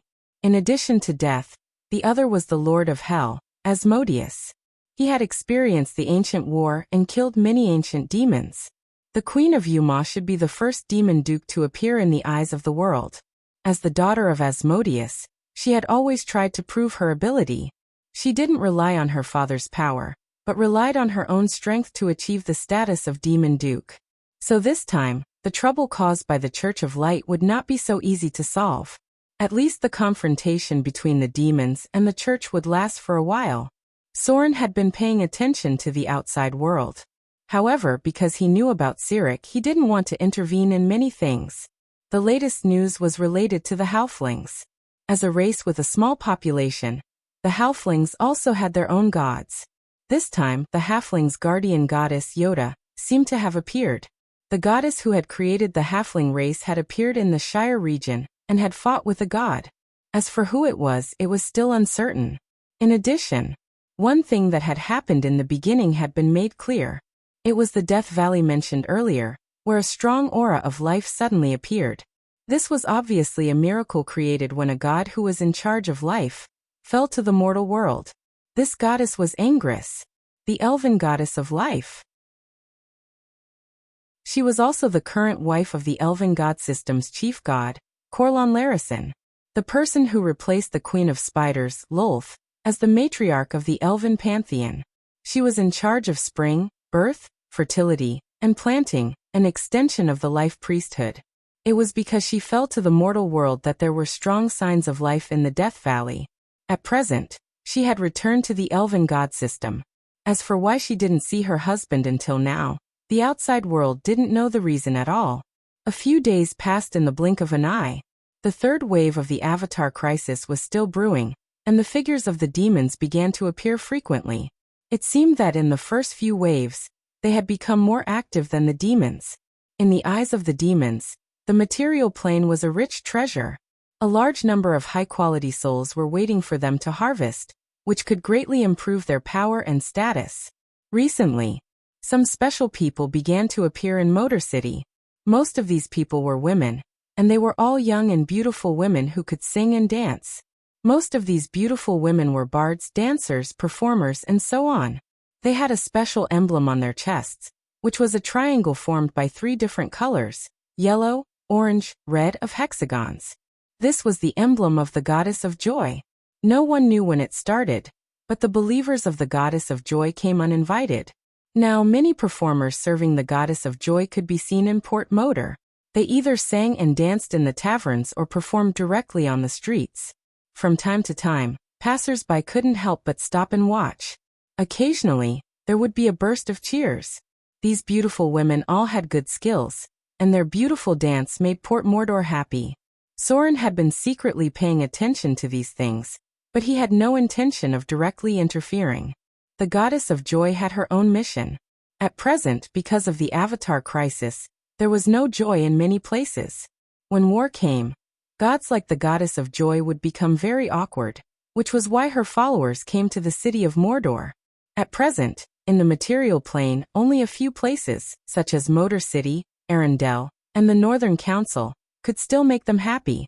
As for other places, those who were still hungry had no energy to watch their dances and songs. The Goddess of Joy, Lear. She was the Goddess of Joy, happiness, dance, festivals, and freedom. Her domains included chaos, charm, family, kindness, and so on. She was a kind goddess who liked to do whatever she wanted. She was also one of the goddesses who was inclined to hedonism. She basically did not have much ambition. Many of her believers were extremely devout, and she was popular all over the world. She was regarded as the propagator of joy. Her temple often raised donations by holding grand celebrations, and then put the money raised into various seemingly unplanned uses, such as concentrating on beautifying a public area, or spending a lot of money to hold a feast for a serious local lord. A feast. In short, this goddess and her believers were a little funny. The goddess of wealth and the goddess of joy used to be very close allies, but after the previous goddess of wealth's accident in the time of troubles, some of her believers began to turn to the goddess of joy. So the relationship between the two goddesses later became much colder. The enemy of the goddess of joy was the goddess of pain and torture, Lauvita. The goddess of pain, injury, agony, torment, suffering, and torture, the aforementioned maiden of pain. The hatred between the two goddesses had been long-standing. As early as the last time of troubles, the high priestess of the goddess of joy, Clanna Angelos, who was once the lover of the goddess of joy, was murdered by the forces of the local Lauvita sect. Under the instructions of the goddess of joy, her believers formed an assassination cult called the Scarlet Dancers, and began to tour the world. At the same time, under the cover of delicate and deadly dances, they used dancing shoes with hidden blades to take the lives of the Maiden of Pain's believers. From then on, the battle between the two churches never stopped. The sea could accommodate all rivers. Soren was tolerant enough of the arrival of the believers of the goddess of joy. He sent people to give these performers a piece of land, and let them build a small temple to worship the goddess of joy. Of course, this was not without a price. Soren was having a headache over Vivian's priesthood, so he was very interested in the position of the Maiden of Pain, Lauvita.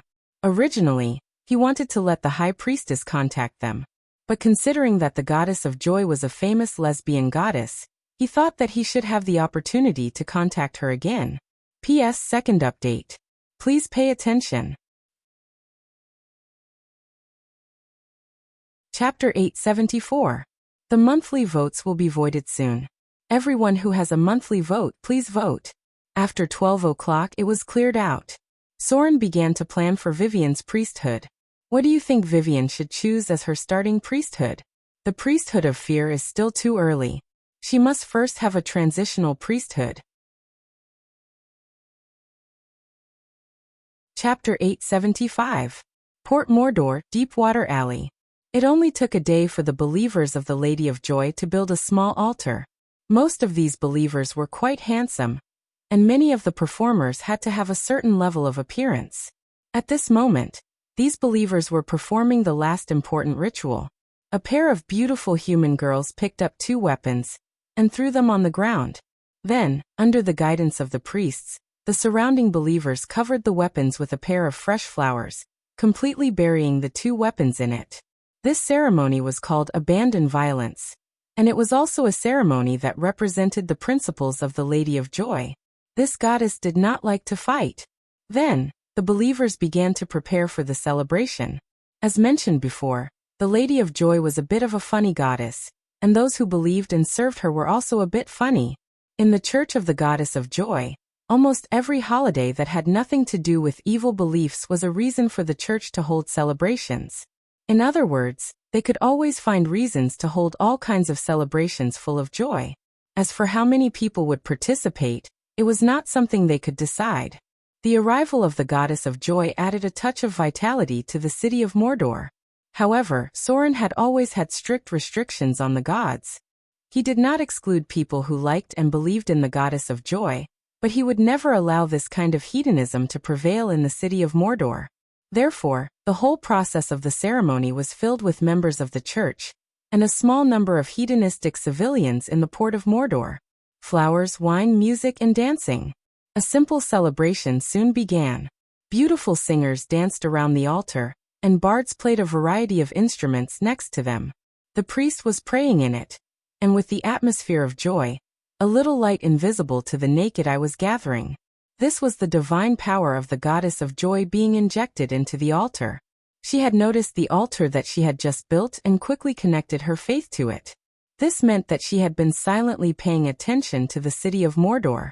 Otherwise, under normal circumstances, Many celebrations would be held to attract the attention of the gods if an altar wanted to open. The celebration ceremony did not last long. Soon, the priest placed a girl statue that had been prepared long ago in the center. Then a divine light emerged. This was a faint light visible to the naked eye, which meant that the goddess of joy had recognized this place as her temple. It was different from the old lady of wealth and the influential sea goddess. The strength of the Church of Joy was only enough to build a small temple. These believers would earn money through performances, and then give it to the temple to gradually expand. The goddess of joy had a large number of bards as believers. The church controlled a large number of theaters and circuses, which would definitely greatly enrich the entertainment of Mordor City in the future. Soren looked down at all this from the sky. After the believer of the goddess of joy had completed all of this, he transformed into an ordinary young man and walked past the people who were immersed in the celebration. Arriving at the back of the temple, no one noticed Soren's arrival, except for the golden light that appeared on the statue of the girl on the altar. "Welcome," he said. The Lord of Mordor, the protector of the half-elves." With a little bit of light, the light of faith behind the temple converged into a graceful figure of a girl. She bowed slightly to Soren and said in a pleasant voice, "Thank you very much for accepting my church. May joy be with you." The figure of the goddess of joy appeared. While bowing to Soren, she also used a relative honorific. As a veteran god, although she had existed longer than Sauron, because of the level of divine power, Sauron's status was far higher than hers. In the future, she would be much lower than Sauron in the Pantheon Temple. Although Mordor is ruled by order, it does not exclude joy. Soren looked at the beautiful girl in front of him and said with a smile, "I hope your arrival can bring more happiness to the civilians." Hearing Soren's words, the goddess of joy fell into deep thought. Soren's words were not a simple greeting. As a god, the goddess of joy obviously understood Soren's meaning. He could accept joy, but he couldn't accept pleasure. As for the idea of freedom of the goddess of joy, it obviously wouldn't work in Mordor. Soren pointed out the order to tell the goddess of joy that she must pay attention to this. Mordor was a city full of order. He could accept the goddess of joy, but he didn't agree with the idea of freedom of the Chaos Camp. "I understand." The goddess of joy's smile had a hint of bitterness. If it weren't for the Avatar crisis, she definitely wouldn't want her believers to develop in Mordor. But now the continent was full of war, and many people couldn't even fill their stomachs. The goddess of joy's position was more awkward. She nodded gently to Soren and said, "My believers won't bring you any trouble." "That's good." Soren smiled and said, "There will be a large celebration in Mordor soon. Maybe your church can be responsible for hosting it." He had to give her a carrot after giving her a stick. Mordor did have a celebration. As a new city, the day of the establishment of Mordor was an important celebration. Soren's military parade was also an important celebration. These celebrations were handed over to the Church of Joy to help the goddess of joy gather some believers. Looking at the believers of the Church of Joy, there were more bards than priests. Soren guessed that the goddess of joy's situation wasn't very good. Perhaps many priests couldn't give her divine spells. This was the limitation of the priesthood. The priesthood she had was not good for the time of turmoil. "Then it's time to talk about business." Soren didn't come in person to chat. He looked around, waved his hand, and a divine barrier appeared. Then he said, "I want to know the whereabouts of the goddess of abuse, Lauvita. She's your old rival. You should know something about her, right?" The goddess of joy was stunned for a moment and then said, "Is she also an enemy of Sir Soren? If it's Lauvita, I do know something about her." Soren didn't answer her question. He just looked at the goddess of joy in front of him and smiled. "The Maiden of Pain has been fighting with you for thousands of years. I think you would be happy to see such an enemy disappear, right?" The goddess of joy was silent. Obviously, Soren's words touched her heart and made her hate him. This famous goddess had several lovers who were priestesses in the church, and many of these priestesses died in the hands of the Maiden of Pain's believers. P.S. The first chapter. There's one more chapter. Chapter 876. Talon City. This used to be one of the few big cities in the south. However, due to the prevalence of corruption, the law gradually became a tool for the rich and powerful. Gradually, the city began to show signs of decline and decay. More and more merchants avoided this place where they needed to bribe to do anything. However, the decline of Talon City also meant the rise of some other forces. They were the forces that belonged to the gray area and the churches of many evil gods. At this moment, in an underground prison, a group of people in cloaks were kneeling in front of the altar, praying. Standing in the middle of the altar was a beautiful girl in revealing clothes.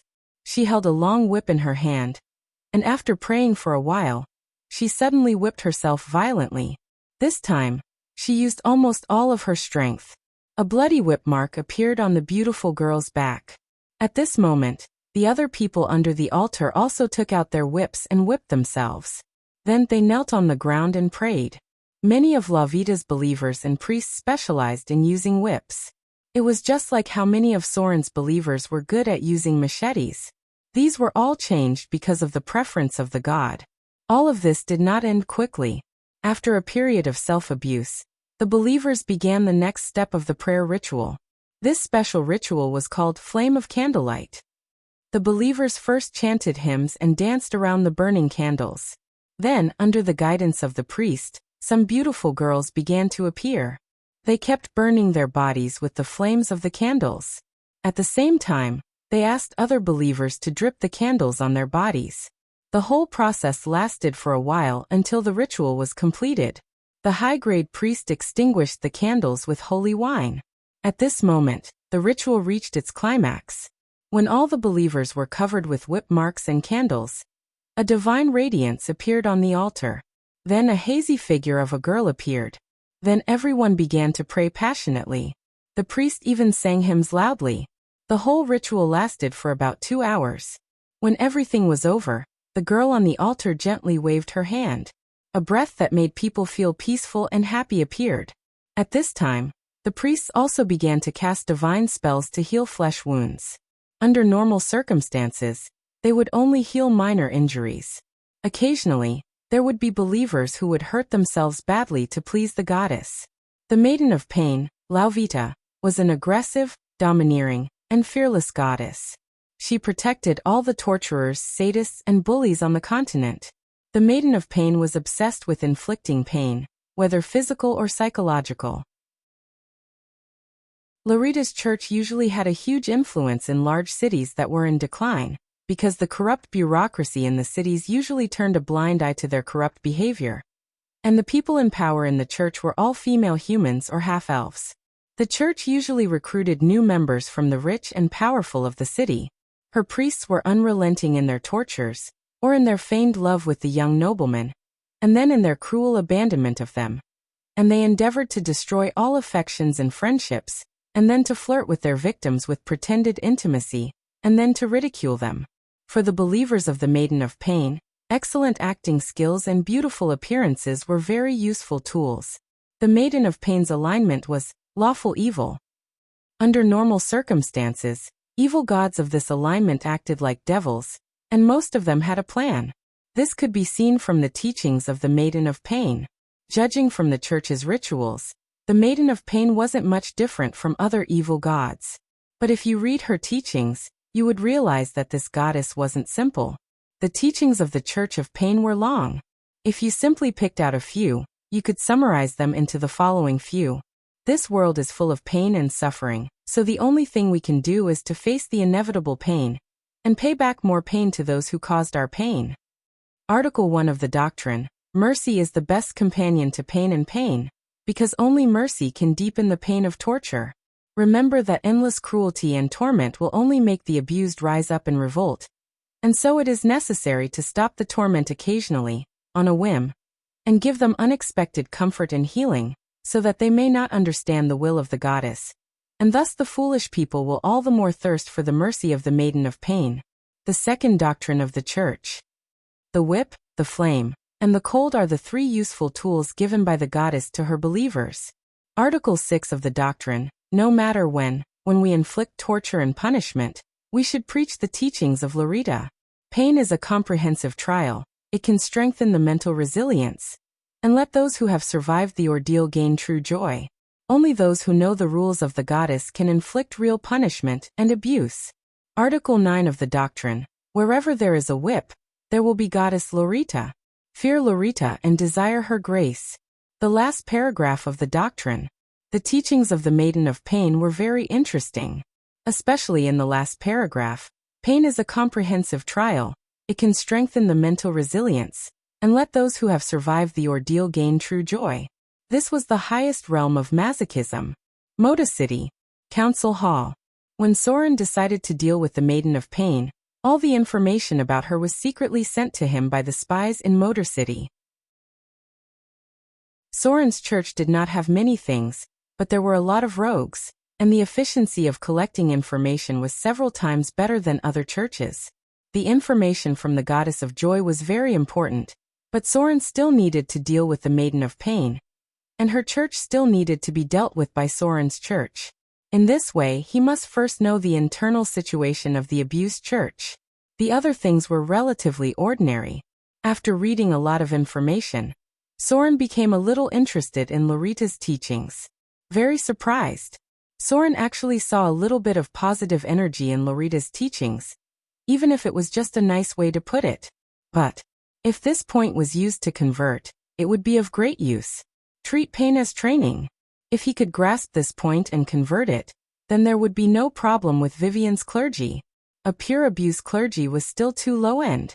Soren's initial goal to deal with Lorita was the pain clergy. As for the other tortures, torture, whipping, and so on, they were completely unpresentable. Pain, and suffering. These were the real useful clergy. It could be applied to the gods of the evil alignment, and it could also be applied to the gods of the good alignment. The priesthoods of Vivian and Lillian were to be chosen between them. That's right. Soren thought that the clergy could be extended in two directions. Lillian was obviously in the evil alignment, and Vivian was definitely in the good alignment. If pain was the starting clergy, both of them could be considered. Chapter 877. Vivian's priesthood was initially determined. However, regarding the two extreme extensions of pain, simply speaking, it could be understood as S and M. This point still needed to be considered. Everyone cast some monthly votes to give Fu-Tu some energy. Let Fu-Tu directly evolve into the corrupted Demon King. And finish writing this paragraph. Chapter 878. The morning sun shone on the city of Mordor. Last night, there was a storm in the outer islands, and many fishing boats were forced to return early. But it was strange to say that the storm raged outside the city of Mordor. Once it reached the island of Mordor, a terrible storm turned into a downpour, and the intensity of the storm was reduced by at least half. This meant that what Soren had prepared at the beginning had taken effect. The temples and arcane towers distributed in the city of Mordor had begun to affect and balance the weather conditions of the city. An invisible energy barrier had surrounded the island of Mordor, forming an artificial field effect. After the heavy rain, the city of Mordor was like a pearl.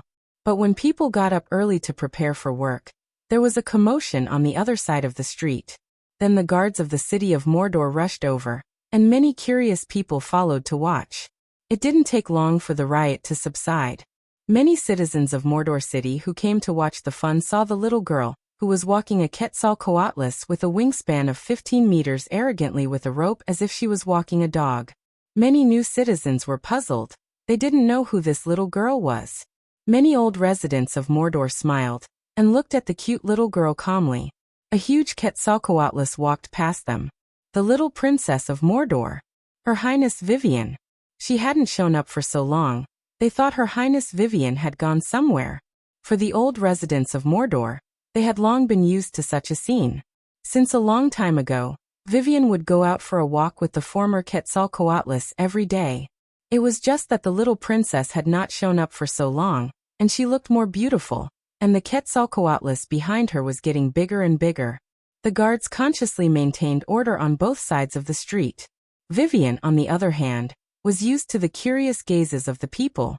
She held the gigantic Quetzalcoatlus in one hand and Lulu, who was almost as tall as her, in the other hand, and walked towards the beach happily. In order to fuse with the divinity, she hadn't gone out for a long time. Today, she came out to walk Blackie, who she raised, and took Lulu, who had just returned from a mission, out to play for a while. After all, the little girl was only 11 years old this year. No matter how mature she was, it was inevitable that she would have some childish playful thoughts. In front was Vivian, behind was Lulu, and behind them was a huge two-legged pterosaur. Many people would gradually get used to this kind of situation because young girls like to get up early and go out for a walk. As the Pearl of Mordor City, Vivian was usually very low-key, and she was only noticeable when she went out for a walk occasionally. Vivian's awakening made Soren feel like his life was back on track. Everything was looking good. If it wasn't for the threat of the Dread Lord and the God of Murder, perhaps Soren would be more than happy to enjoy his current relaxed life. When he was free, he would manage Mordor City and study the war chess plane, making Mordor City the most dazzling city in the material plane little by little. Gloria studied alchemy technology when she was free, striving to understand the core mysteries of the arcane empire as soon as possible, striving to become a witch above level 30 as soon as possible, so that she could accompany Soren for a longer time. As for Vivian, she grew up happily and enjoyed the childhood that she should have at her age. Unfortunately, now it was the time of the Avatar crisis, and everything was just imagination. Soren only relaxed for a while, and then he began to face everything again, thinking about how to help Vivian get a clergy, and how to deal with the Dread Lord and the God of Murder at the same time. The demigod vampire was a very good example. It had to be said that this opponent still gave Soren a lot of inspiration. He gained a lot of experience from the demigod vampire when he became a god. Now if Vivian wanted to become a god, the demigod vampire was also a good comparison target. The demigod vampire used his race clergy to become a god. His domain extension was very referential. If Vivian wanted to successfully integrate the clergy, she still needed to compare with the demigod vampire. Soren already knew where the Church of the Maiden of Pain was. As for the whereabouts of Lauvita herself, the gods were more cautious in this era. Unless it was someone like Soren who had a base camp, they would not easily expose their traces. But as long as they knew that the church could slowly find her, Vivian did not need to rush to become a god. In the evening, after Soren completed the study of the legendary spell Imprisonment, he began to read the information about the gods sent back by the rogues below. Recently, he paid a lot more attention to the gods. Basically, whether it was the gods of the good camp or the gods of the evil camp, Soren maintained a certain level of attention and paid attention to their movements at all times. Today, a very interesting piece of information was sent back from below. There was also an emblem in this piece of information, which was a woman's delicate lips. In the whole multiverse, there was no one who could make the emblem of a god so rippling. It seemed that there was only one so far. That was the one mentioned a long time ago. Cat and dance goddess, Karis. Karis was also known as the cat and pleasure goddess. Her camp used to be chaotic and good. Later, because of the influence of Lady of Night, she tried all kinds of forbidden and taboo pleasure. As a result, she fell into chaotic and evil. Now, with the help of the goddess of love, she was restored to chaotic and neutral. She was the famous goddess who was almost broken by Lady of Night. Karis was the goddess of minor divine power. She was in charge of hedonism, sensual pleasure, large joyous celebrations, and the clergy of cats. The combat power of this goddess was relatively average, but she was a little stronger than most ordinary minor divine powers because she mastered the domains of chaos, charm, travel, and trickery. Under normal circumstances, as long as a god mastered the domain of trickery, they would not be too weak. Cherise was a radiant and beautiful goddess. Only Shuni, the goddess of love, could compare to her in terms of looks. She was a frivolous and capricious god, so very few people could really understand her true inner thoughts. Her personality was as unique and independent as a cat's, and she liked to enjoy herself. She always took care of her appearance to maintain her delicate and beautiful appearance. This was a capricious goddess. She was also one of the more famous funny goddesses among the gods because her believers also had a hobby, which was to always find various reasons to hold various kinds of celebrations that satisfied the senses. This goddess was very much like a cat. She was also a goddess who liked to wander, and was even once thought by the gods that she had wanderlust. However, because of her wanderlust, Charis directly fell into the trap of Lady of Night. She began to experience all kinds of dark pleasures, and was controlled by Shar's dark power. Now, although this goddess had learned a little, her wanderlust had not changed. This was because the information in Soren's hands recorded information related to her. Her traces actually appeared in Arendelle at one time. And then there were signs that she seemed to have recently taken an airship to Port Tylon. This goddess was obviously looking for trouble again. Lady of Night had never forgotten that she had escaped from his hands, and the spies under Soren's command had found the traces of this goddess, so the other gods' churches must have found something as well. Looking at her posture, she was planning to go to the city of Moder. Soren did not have much objection to this goddess, but if this goddess of chaos encountered any trouble at that time, he did not know whether he should do it or not. For now, the goddess of cat and dance, Charis was a god under the goddess of love. Although the goddess of love was not very good at fighting, she was still a powerful god. Soren thought about it, and decided to entrust the information to the goddess of love. The goddess of love, Shuni and her gods, plus various good allies. Most of the goddesses in this series were a bit funny. The Avatar crisis had caused all of these goddesses to fall.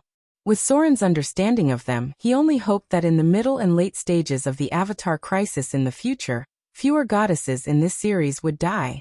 P.S. Today's update. The hemorrhoids are acting up. Don't talk, Futa needs to be alone. Chapter 879. The late stage of the Avatar crisis. The non-combat gods in the pantheon suffered the greatest loss, especially the original hedonistic goddesses. None of them had a good ending. Soren even remembered that a goddess was imprisoned by the demon duke of the Bator Inferno. He didn't know how long it took for her to be rescued. However, that was something that happened much later on. Speaking of it now, the gods had not yet fought so fiercely. At present, everyone was still relatively restrained. Time always passed very quickly without anyone noticing. In the blink of an eye, it was almost May. At this time, some signs of the third wave of the Avatar crisis had begun to appear. Motor City was located in the outer islands, so it was not obvious. However, the traces of the devils were becoming more and more frequent on the continent, especially the low-grade devils, which began to be more and more common in the wilderness. In the first two waves, the devils were not the main force, but they also gained something. Now these gains were transformed into little devils as cannon fodder. They began to appear frequently in the wilderness, and attacked various non-devil creatures at the same time. Wind Spear Hills. River Valley. Soren's figure appeared in this somewhat remote area. This was the edge of the Wind Spear Hills. The land was not very fertile, but there were thousands of residents nearby. Behind him was the high priest with a serious face, and a few other priests above the level of bishop. Then there was the ugly monkey who returned from a mission. This incident was because of the news he brought back. My lord. A priest who looked like an archbishop bowed his head humbly to Soren, and then said in a deep voice, "The news has been sent back. Recently, there has been a batch of problematic food in the southern region. Many civilians began to get sick after eating it. All of these foods were planted with vicious spells. If the priests don't dispel it, people who have eaten the food will become undead creatures, and people who have been attacked by them will be infected with corpse poison." The devils finally took action. Compared with the reckless behavior of the devils were obviously more proficient in calculation and conspiracy. Nobody knew when it started, but a batch of problematic food appeared in the southern region. At first, no one noticed it. However, as more and more people fell ill, people finally discovered the source of the problem. What was even more serious was that these sick people eventually turned into undead, and those who were attacked by them would also be infected with corpse poison. The southern region was the most populous place in the material plane. Once such a problem occurred, it would undoubtedly spread quickly. The Wind Spear Hills were also affected. In the valley that Soren had personally come to, there was a village where everyone had been turned into zombies. There's something wrong with this land. Soren had been watching everything silently. Then he turned his head and said to the high priest, "Send people to spread out and look for them. The soil here has been polluted. There must be a secret altar nearby. Any creature that eats what is grown on this land will be infected with a terrible disease. Tell the people below not to eat anything here, including water." Soren felt a sense of familiarity when he saw this. It was similar to what the devils usually did, but it was also similar to what the liches of the Grey Waste did. The devils liked to change the structure of the polluted land. This was because many devils were immune to poison, and in the process of attacking the abyss, the most common thing they did was to change the plain laws of a piece of land they conquered, transforming the chaotic laws of the abyss into orderly laws. In the front lines of the Blood War, many fortresses occupied by the devils were eventually transformed, and the laws of the land became more suitable for the devils. In front of Soren was a piece of transformed land. A filthy power had eroded the land. Whether it was the plants, the soil, or the rivers, everything had been corroded by this power. Although it didn't seem like there were many changes, as long as the people living here ate the things here, they would slowly get sick. In the end, it was very likely that they would be infected by the undead plague and turn into undead creatures. The method is very similar to that of the devils. But why does it look like the method of the skeletal waste? Could it be that the undead kings have begun to attack the material plane? Soren couldn't help but fall into deep thought. According to the normal historical progress, the undead creatures should attack the material plane during the fifth wave of impact. At that time, many people had died in the material plane. Many of them were entrenched in the lower planes, especially the Grey Waste, the spiritual realm, and the half-planes near the underworld. They left behind the history of the liches, undead kings, and so on. They felt that this was a very important opportunity. The large number of deaths in the material plane had given them a chance to show their strength, so the fifth wave of impact of the Avatar crisis broke out. This was also what the adventurers at that time jokingly called undead calamity. However, at present, although many people had died in the material plane, the proportion was not very large. Even if the undead kings of the undead system cast spells to summon souls, it was unlikely that they could gather a terrifying army of undead from the graveyard and the wild. Judging from the signs in front of him, Soren felt that it was more like the devils had drawn in and colluded with a small number of legendary liches and undead kings. They used the power of the undead creatures to weaken the strength of the material plane, and finally achieved the goal of harvesting enough souls. However, this large-scale killing of people was more like the means of the devils, and not the careful planning of the devils. Soren was a little confused for a moment. He felt that history seemed to have a more serious deviation here. That was, the third wave of impact had caused the devils, demons, and undead to take action, but their actions were not too big. The undead plague must be controlled. Otherwise, the number of people dying will become very high. And at that time, the aura of death will become stronger and stronger.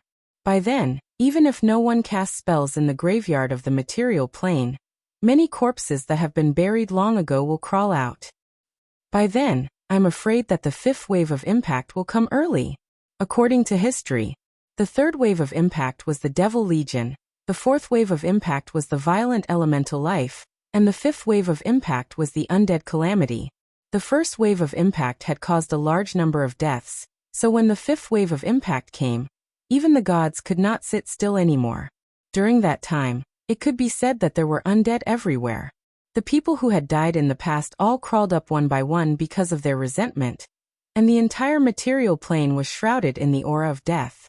Soren did not know whether it was a good thing for the undead kings to take action early, but the elemental turmoil had not yet broken out.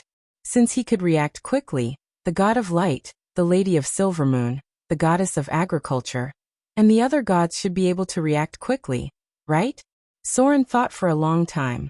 In the end, he decided that no matter how the future developed, the problem at hand must be solved first. He must first find the contaminated altar, and then find a way to purify this filthy land. No matter what, the undead wreaking havoc was more troublesome than the devils and demons. Chapter 880. Most of the devils were immune to poison. Therefore, they would first use some underhanded schemes to earn more chips for themselves. Compared to the high and mighty gods, the ordinary archdevils were still slightly weaker. Of course, the Lord of Hell, Asmodeus, was an exception. But if the other archdevils came to the material plane, their strength would at most be similar to that of a fallen saint. In short, if any archdevil dared to come to the material plane, Soren would have the ability to fight them head-on. With Soren's guidance, the church's rogues immediately scattered. Soren also nodded slightly to the high priest next to him, indicating that she should also go and see the situation. Those who had the ability to cast a magic circle to pollute the earth were basically senior devils, which meant that their strength was above the legendary level. They were at least elite bone devils, and there was even the possibility of higher-level devils appearing. To deal with such an enemy, the high priest was still needed. The rogues soon found something, because they found some dead animals. These animals were poisoned to death, and some of their bodies had begun to rot. Over here, a priest's exclamation came from somewhere, followed by the sound of a battle. The others heard the sound and rushed over, and Soren also frowned slightly and flew over. The devils used such a large-scale killing method. Their purpose was not only to deal with mortals and harvest souls. Soren always felt that they were targeting the gods. Because once mortals were poisoned, they had to rely on the priest's divine spells to dispel and heal. Currently, during the Avatar crisis, the gods could only give a limited amount of divine spells to the priests. In the case of limited divine spells, it was more difficult to suppress the spread of this disaster. And if it couldn't be controlled, the number of mortals dying would increase, and the channels for the gods to obtain faith would become less and less. In the end, it would become an endless cycle. If a large number of mortal believers died, then the gods would obtain less faith, and the situation would become more and more unfavorable for them. The devils and the evil gods were not on the same side. They only obeyed the orders of the Lord of Hell, Asmodeus, and only remained in awe of the other evil gods. The devil's actions this time must have something to do with the Lord of Hell. By the time Soren arrived, the battle had already ended. An intermediate chain devil, an intermediate bone devil, and a group of lesser devils had all been killed by the priests. In front of them was a huge altar that was shrouded in a foul and poisonous aura. This was the aura of the Bator Inferno. When the Bator Inferno was first created, it was filled with poison, fire, and torture. It was a plane that was first created to punish evil. The altar was polluting the land nearby, and if this continued, the water source would also start to affect more places. Destroy this place, Soren ordered with a frown. Hearing his order, the other rogues and priests immediately began to work, and in a short while, the altar was destroyed. At the same time, following the destruction of the altar, the corrosive energy gradually weakened. Now, all that was left was to purify the ground. Who dares to destroy the Lord's plan? Just as the altar was about to be completely destroyed, a roar filled with pressure rang out. Then, a raging fire ignited under the altar, and a 3-meter-tall greater devil appeared in the fire. This devil held a heavy greatsword in his hand, and his broad bat wings made him look like a devil. Many of his features were very similar to that of a greater devil, but the aura he emitted was that of a greater devil. Greater teleportation. To be able to teleport to a material plane so easily, his strength must be at least at the legendary level. Without a doubt, this was a devil on the same level as the Baylor, one of the Bator Infernos, Abyss Fiend. The Abyss Fiend was one of the top fighting forces in Barthas. It looked very similar to the Baylor, but it had the characteristics of a devil, and its strength was slightly weaker than the Baylor. Of course, this was in the case of a one-on-one battle. If it was any other battle, then the Abyss Fiend would have a much higher chance of winning. The Abyss Fiend's strength was at least 35 points, and their challenge level was at least 21. If a normal person were to encounter them, then without a legendary party, they wouldn't have much of a chance of winning. This was because devils were more cunning than demons. The Abyss Fiend was proficient in all kinds of teleportation techniques, and could cast a blasphemous whisper with a spell power of 25 or above. In theory, an Abyss Fiend had the ability to destroy a small city on its own. The pressure of a legendary demon enveloped everything around it. The pit fiend came out of the fire aggressively and glanced at the priests and rogues in front of it with contempt. However, when its gaze fell on Sauron and the high priest who were standing at the back, the pit fiend's eyes were filled with disdain. The abyss fiend, who had just appeared in an incomparably cool manner, immediately activated a greater teleportation spell without saying anything. It didn't even want to say goodbye, and it was ready to flee, trying to run after showing off. No way. Sauron looked at the abyss fiend in front of him expressionlessly as he cast a greater teleportation spell. However, when the teleportation spell was about to be completed, the abyss fiend's face showed a look of relief. Sauron silently waved his hand. Change space, power of divinity. The teleportation spell that was about to be completed disappeared instantly, and the abyss fiend's face froze at that moment. Then he turned around stiffly, and without saying a word, his huge body directly knelt in front of Sauron, and said with a trembling voice, "Great Shadow Lord, Protector of the Half-Elves, Ruler of Mordor, Supreme Sauron, lowly Floss didn't mean to offend your majesty. It's just..." The abyss fiend, who called himself Floss, hesitated for a moment. After weighing whether his life or the mission was more important, he directly said, "Lowly Floss is just loyally carrying out the orders from the top of hell. I don't have any intention to offend the great Sauron."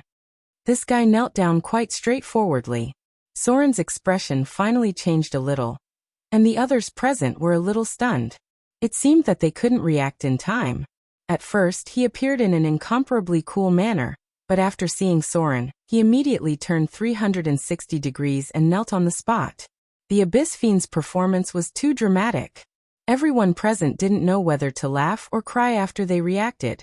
However, they couldn't help but praise this guy in their hearts for being able to adapt to the circumstances. Obviously, he had done his homework before taking action. Otherwise, he wouldn't have recognized Sauron at a glance. And he knelt down so decisively. P.S. From today onwards, the public account will update some of the greater gods' information. You can follow it and have a look. Chapter 881. In the dream, Fudu had become an incomparably awesome exorcist. Furthermore, he had gone to England to deal with all kinds of vampires and female canines. The whole process was extremely satisfying. He had been pretending to be cool the whole time. It had been a long time since I had such a good dream. After waking up, I had a look of longing for more. Just as the dream was about to end, after a big battle with a group of vampires, a white-bearded priest told me, "Futu, you have worked hard. You should have a good rest." When I thought about it, it really made sense. In the dream, Futu had fought with many vampires for 300 rounds. He was indeed exhausted. Therefore, it was reasonable for me to rest today. As a result, it just so happened that every month, there were more than 30 days that I did not want to write. Therefore, it was reasonable for me to ask for leave today. Today, not only did I have to ask for leave, Futu also asked for monthly votes.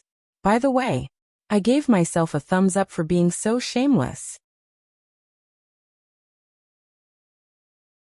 Chapter 882. Floss was in a bad mood. As a devil, even if he was a senior devil, he had to learn to obey the orders of his superiors. So when he received the mission to spread the plague near the Windspear Hills, Floss felt terrible. Because this mission was planned by the higher-ups of the Bator Inferno, and the purpose was to weaken the power of the material plane. It would be best if the priests of the churches of the gods were exhausted. The mission location was assigned by the higher-ups. Floss felt that he must have not handed in enough souls during this time. So he was sent to a place like the Windspear Hills by his superiors. This place was not terrible. But the terrible thing was the god in charge of this place. The god of shadows, Sauron. This was a famous god killer in the multiverse. First he killed the god of the hunt, Malor, and then he killed the god of shadows. The name of this existence had long been spread throughout the Bator Inferno, so how could Floss not know of his existence? So when he knew that the mission location was within the range of this lord's religion, Floss was a little depressed. But the rules of the Bator Inferno meant that there were some missions that could not be avoided. So after thinking for a long time, Floss decided to avoid other places in the Windspear Hills and just deal with it in a random corner. He would kill some mortals and collect souls, and then fool his superiors in hell. But Floss never thought that Soren would notice such a small action and catch him on the spot. As a high and mighty god, Soren was a little different from the other gods. That was, the other gods had existed for a long time, and they had long been indifferent to the life and death of mortals. It was more like a number to them. But Soren was different. After all, he had not been a god for a long time, and the education he received had determined that he cared more about the life and death of mortals than the other gods. If other gods knew that all the mortals in a village were dead, they would at most send their internal church to check it out. This was the same even for the gods of the good alignment. Even the god of light, who represented the lawful good, would not make a big fuss over the deaths of all the mortals in the village. However, this was completely different for Soren. After learning that all the mortals in the village had died, he decided to come over personally. That was the tragedy of Floss. He believed that a god like Soren wouldn't care about the lives of hundreds of mortals, let alone solve these problems himself. But reality gave him a merciless blow. Not only did Soren attach great importance to this matter, he even personally came to check it out. Then, without a doubt, Floss knelt on the spot. Under such circumstances, what else could he do but kneel on the spot? He was facing a mid-level god, and a notorious god-slayer. His opponent used the power of divinity to seal his escape spell, and there was also a high priest standing beside him. Floss didn't have the slightest chance of winning, and if he hesitated, he would be killed by Soren on the spot. Although Soren was a god of the evil alignment, he didn't care about the mortals of the evil alignment. However, he could not remain indifferent to the deaths of hundreds of innocent civilians in the area of his faith. If the Abyss Fiend did not kneel on the spot, perhaps he would consider killing him directly. But since the Abyss Fiend was so sensible, he had other uses for Soren. Although the Abyss Fiend was a demon of the Bator Inferno, his genes came from the Abyss. The Tana-Re demons and the Barthas demons, although these two races were at odds with each other, their origin was the same, and that was the Abyss Worm. The Abyss Worm was one of the most important currencies in the lower planes. Demons loved to herd and sell the Abyss Worms. Whether it was the demons of the Bator Inferno or the Abyss, they could use the Abyss Worm to evolve into low-ranked demons and low-ranked demons. The Abyss Fiend was born from the genes of the Baler demons. Note, it's a Baler, not a Flame Baler. Tell me your true name. Soren's figure disappeared from where he was and appeared in front of the Abyss Fiend. Swear the sticks and tell me everything you know. Then I'll spare your life. A high-ranked Abyss Fiend had many uses, because they were usually the direct subordinates of the archdevils of the Bator Inferno. Such high-grade demons generally had a certain degree of freedom. What Soren wanted to do was to deprive them of their freedom, and directly turn them into his own slaves. All evil gods were good at this, because no matter if they were in the Bator Inferno or the Abyss, they all liked to recruit high-ranked demons and devils as their subordinates. In the Dreadlord's divine kingdom, there were many demons and devils as his servants. In the face of Soren, a mid-level divine power, Floss had no choice. So he simply told Soren his real name, and then let Soren leave the mark of the evil god on his soul. He was done for. Once the mark of the evil god was planted, it was very difficult to remove it. Unless it was the Lord of Hell, Asmodeus, other archdevils would not be able to remove it. This was because he was a mid-ranked evil god. Just like how Soren couldn't erase the soul imprint left by the succubus queen on the fallen witch Kalina, this kind of power that involved the soul was the most difficult to remove. Even the gods sometimes couldn't do anything about it. You stay here and purify this land. After Soren completed the mark, he turned to the high priest and said, "Tell the church's inquisition to pay attention to the movements of the devils. Don't let the plague spread to the Windspear Hills." After that, Soren turned to the Abyss Fiend Floss and said, "Come with me to the city of Moder.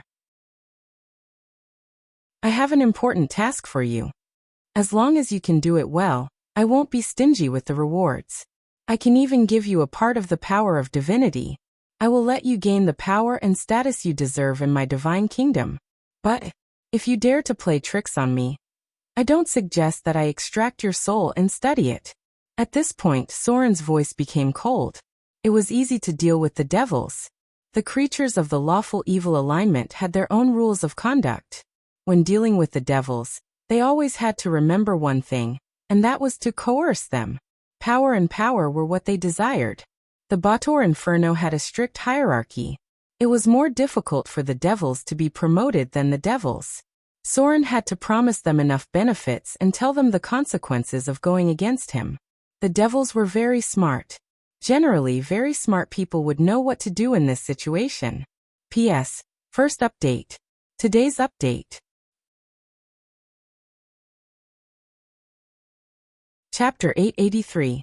Controlling demons was easier than controlling demons, because the creatures of the lawful alignment were accustomed to obeying orders.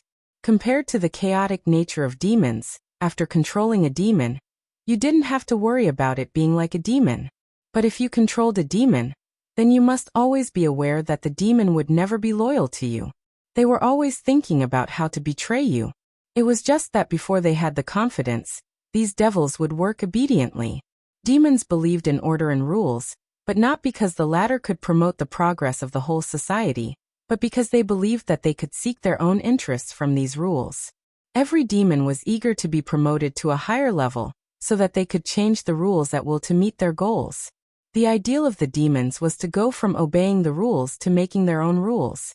In many levels of the Bator Inferno, many demons would make various rules for other demons to pursue their own interests.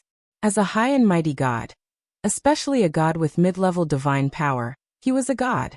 Soren didn't need to worry about the betrayal of a high-grade demon. He was confident enough to control the other party, because gods controlled demons differently from mortals. Gods controlled demons directly from the soul, while mortals mostly relied on spells and real names. In this way, demons could betray their masters at any time and plot to kill them. Mordor City, afternoon. Shortly after Soren returned, Gloria came to the study. I heard that you brought back a high-grade demon? Gloria came in and looked around. Then she flipped her long hair and said, "Why is it gone? Did you let it go?" Soren nodded and looked at her. "What's wrong?" "I have something to send it to deal with, so it has returned to the Bator Inferno." "It's nothing." Gloria smiled and said softly, "It's just that some research needs the blood of high-grade demons, but since it has been released, I'll use something else instead. By the way, speaking of this," Gloria's expression became serious, and she said seriously, "Recently, someone in the Council Hall of Mordor has found infected people in the port of Mordor. At present, they have all been quarantined. I think according to the current situation on the mainland, we should also control the foreign population." The epidemic spread faster than expected. Although the churches of the gods reacted quickly, some places that lacked priests quickly became a paradise for zombies. Currently, the paladins were clearing out the undead and searching for traces of the devils. Even the Holy Avenger had asked Soren for a batch of safe supplies to help the victims. Many cities and towns on the continent had been quarantined. The churches of the gods were cleaning up the devil's minions in batches, and at the same time, they were carefully guarding the Lord of Hell, Asmodeus. Yes. Then let's restrict the number of outsiders for now. Soren thought about it and felt that it made sense, so he said, "Issue a ban in the city of Mordor. Currently, outsiders are not allowed to enter. Port Mordor has added an inspection mechanism. I will send the church's priests to pay attention. The third wave is coming soon. Now that the blood war in the bottomless abyss is about to come to an end, it's very likely that the devil's main army in the blood war will attack the material plane and plunder souls. Blood War Legion. Just thinking about this name was enough to make many mortals in the material plane feel fear. Because of the Avatar crisis, the current blood war in the bottomless abyss was about to stop, and the intensity was not even 1/10 of the original. In this way, the devil's main army in the blood war had free time. This was also one of the biggest challenges facing the material plane and the Avatar crisis. The devil's main army that had been honed in the blood war for thousands of years was almost invincible in the material plane. Even the army of Mordor was vulnerable in front of them. Perhaps the only thing that could fight against them in the material plane was the Golem army during the Arcane Empire. The third wave of impact was just a tentative attack by the Blood War Legion. Only during the last wave of the Avatar Crisis would Asmodeus, the Lord of Hell, send out the elites of the Blood War Legion, as well as the top elite demon legion that rose to become senior demons in the Blood War and gradually disappeared. It was said that they were sent to the deepest part of hell. Note: as mentioned before, the excellent senior devils who rose in the Blood War would eventually be sent to the deepest part of the Bator Inferno to become Asmodeus' trump card. No one knows what he will do with these top Blood War devils' main army. Legend has it that he is going to use this group of elites to counterattack Mountain Paradise. History had entered a period of choice. Although it was only the third wave of impact, Soren had already felt that the final outbreak of the Avatar Crisis was gradually coming. There was not much time left for him. In his previous life, the material plane could survive because there were 3 million paladins supporting the backbone of the world. These paladins fought on the front line and faced the devil's main army that survived the Blood War. But now the adventurers were long gone. Even now, Soren had no confidence that he could change the fate of the final battle. At most, he could barely rely on his own ability to help Mordor survive the Avatar Crisis. The Blood War Legion was difficult to defeat. Unless someone could restart the Blood War in the Abyss, the material plane must face the top devil's main army of Asmodeus. The Blood War in the Abyss. This might be the last way for Soren to change the Avatar Crisis, so that the material plane would not be destroyed. In fact, he had been aware of this for a long time. Only by restarting the Blood War in the Abyss could he delay the devil's main army of Asmodeus during the Avatar Crisis, give the material plane time to breathe, and then drag the devils into the endless war with the devils again. Soren's plot in the Abyss was not small. At first, it was just to protect himself, then it was for Vivian, but everything was connected. If possible, Soren did not mind saving the world, even if he was a god of the evil camp. But if Soren finally decided to do so, then he must face the challenge of Asmodeus, the Lord of Hell. In the face of such a terrible enemy, Soren must be above the level of great divine power. The future was full of endless variables. Soren, as a far-sighted person, must consider things in the long run. If a person does not consider the long run, there will be immediate worries. What he could do now was to accumulate his strength step by step, wait for the third wave of the Avatar Crisis to come, and then accumulate strength to deal with the fourth wave of the Avatar Crisis. As for whether he could save the material plane and meet the final battle of the Avatar Crisis, for now, the only way Soren could think of was to restart the Blood War in the Abyss. Without 3 million paladins to support the world, only the Blood War in the Abyss could save the world. P.S. Second update. This book is beginning to enter the middle and late stages. After writing for such a long time, Futu's spirit would sometimes be very tired. I hope everyone can understand. Chapter 884. It was an insidious realm of darkness and power. It was a hidden place that hated the light. It was a remote and unknown desolate land. The Shadow Realm. The Shadow Plane was a dark plane that was connected to and coexisted with the prime material plane. The way it overlapped with the main material realm was similar to that of the Ether Realm. Therefore, plane travelers could quickly jump long distances through the Shadow Realm. The Shadow Realm was also connected to other realms. You could use the Shadow Realm as a springboard to visit other realms of existence through spells. The Shadow Realm was filled with the contrast of black and white. The color had been infected by the surrounding environment, and it was as dark as the universe. On the other hand, the Shadow Realm was very similar to the main material realm, but not exactly the same. Just like the sky above, there was always a dark dome where the sun, moon, and stars could not be seen. The same landmarks as the main material realm could be seen in the Shadow Realm, but they were distorted and still the most vague reflection of the main material realm. Although it was dark, there were still many animals, plants, and humanoid creatures that called the Shadow Realm their home. Generally, the geography of the Shadow Realm was similar to the place where travelers entered the Shadow Realm from in the main material realm. If a sorcerer entered the Shadow Realm from a forest, she would first see a shadow forest. If she entered from underwater, she would appear in the sea of shadows that flowed like the ocean in the main material realm. So her water-breathing technique was still effective. Although the terrain of the shadow plane was somewhat similar to that of the main material plane, there would still be some changes in the environment when she left the place she entered. Soren stood on a vast sea of shadows. Because Mordor was located in the outer islands, the Shadow Realm was surrounded by the sea except for the fixed teleportation within the range of the Arcane Tower. In short, the place where the Arcane Tower was found was also an isolated island in the Shadow Realm. This was not the first time Soren explored the Shadow Realm. But today he came to the Shadow Realm for a different purpose. This time, Soren entered the Shadow Realm for a very important thing. That would mean that his divine kingdom had fallen. As a god of the evil alignment, after Soren inherited the half-elf priesthood, his kingdom was constantly falling.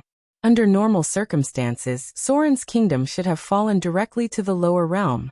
However, since he killed the Shadow Lord and inherited the priesthood of the Shadow Lord, his kingdom began to move towards the Shadow Realm. This was the characteristic of the priesthood. The whole process of falling did not last long. Today, Soren had a strong feeling and noticed that the god's kingdom had reached the shadow plane. Yes. Soren flew in the boundless shadow sea for a long time, but as the distance narrowed little by little, a strong feeling became stronger and stronger. At the same time, the gravity of the Shadow Lord's kingdom began to increase. The characteristics of the shadow plane are normal gravity and normal time. The sudden increase in gravity here could only be due to some external force causing the space-time distortion. My divine kingdom is nearby. There were many similarities between the shadow plane and the material plane. The gravity here was not as terrible as the earth elemental plane. The biggest difference was that shadow energy could be increased by 30% in this plane, while flames and light would be weakened by about 30%. This characteristic was very common, just like how fire spells in the scorching hell could be increased by 50%. Soren gently landed on the surface of the sea. He closed his eyes and sensed everything. Suddenly, a ray of divine light burst out from his eyes. He suddenly opened his eyes and said, "Found it! Greater teleportation!" The next moment, Soren's figure appeared tens of kilometers away. In front of him was a stretch of deep darkness. The space around him seemed to have overlapped with each other, and there were faint traces of spatial rifts. It looked like the god of the hunt, Maelor's kingdom, had fallen. However, Soren was different from Maelor. As a true god, he did not fall, so his kingdom was not destroyed in the process of falling. It was only slightly damaged. He tried to get closer to his kingdom, but suddenly, a huge repulsive force appeared and directly bounced Soren's figure out. Puff! A stream of blood spurted out. Soren covered his chest and frowned as he looked forward. After he got close to his kingdom, he triggered a very chaotic and violent force that directly knocked Soren out. He had no ability to resist at all. It was as if the law of the kingdom was repelling him. The Avatar crisis. The terrible chaotic storm that broke out in the time of troubles was still there. All the gods could not enter their kingdoms. So even if Soren's kingdom was in front of him, he could not step in. It seems that I can only go back when the Avatar crisis is over. Soren shook his head and sighed. He cast a healing divine spell on himself. The power of the law had a repelling effect on the body of the gods. At present, even the Lord of Light had no way to enter his divine kingdom, let alone him. However, Soren came to the Shadow Realm this time not to hide in his kingdom, but to do something more important. That was to integrate his kingdom into the Shadow Realm. Although it was something that Soren must do in the future, the Shadow Realm was also an important springboard that could almost connect to most of the realms in the multiverse. The Shadow Realm had a certain special characteristic. It was the characteristics mentioned above. Everything here was covered with a layer of shadow energy. After Soren's god's kingdom fell into the shadow plane, it formed a distortion of space and time, causing the nearby gravity to increase. Because the law inside the god's kingdom was still repelling the shadow plane, the two sides had not completely merged together. Now what Soren had to do was to make the characteristics of his kingdom conform to the characteristics of the shadow realm mentioned above, and remove the repelling nature of the law through the transformation of divine power. Divine form. Soren's figure rose into the air, and his whole person turned into a human figure made of golden light. At this moment, he was like a high and mighty god, looking down on the shadow plane like a golden giant. Countless shadow creatures sensed his presence and couldn't help but look in his direction. He was the master of the shadow realm. At this moment, what Soren had to do was to assimilate his kingdom with the shadow realm. At the very least, he had to integrate the characteristics of the shadow realm.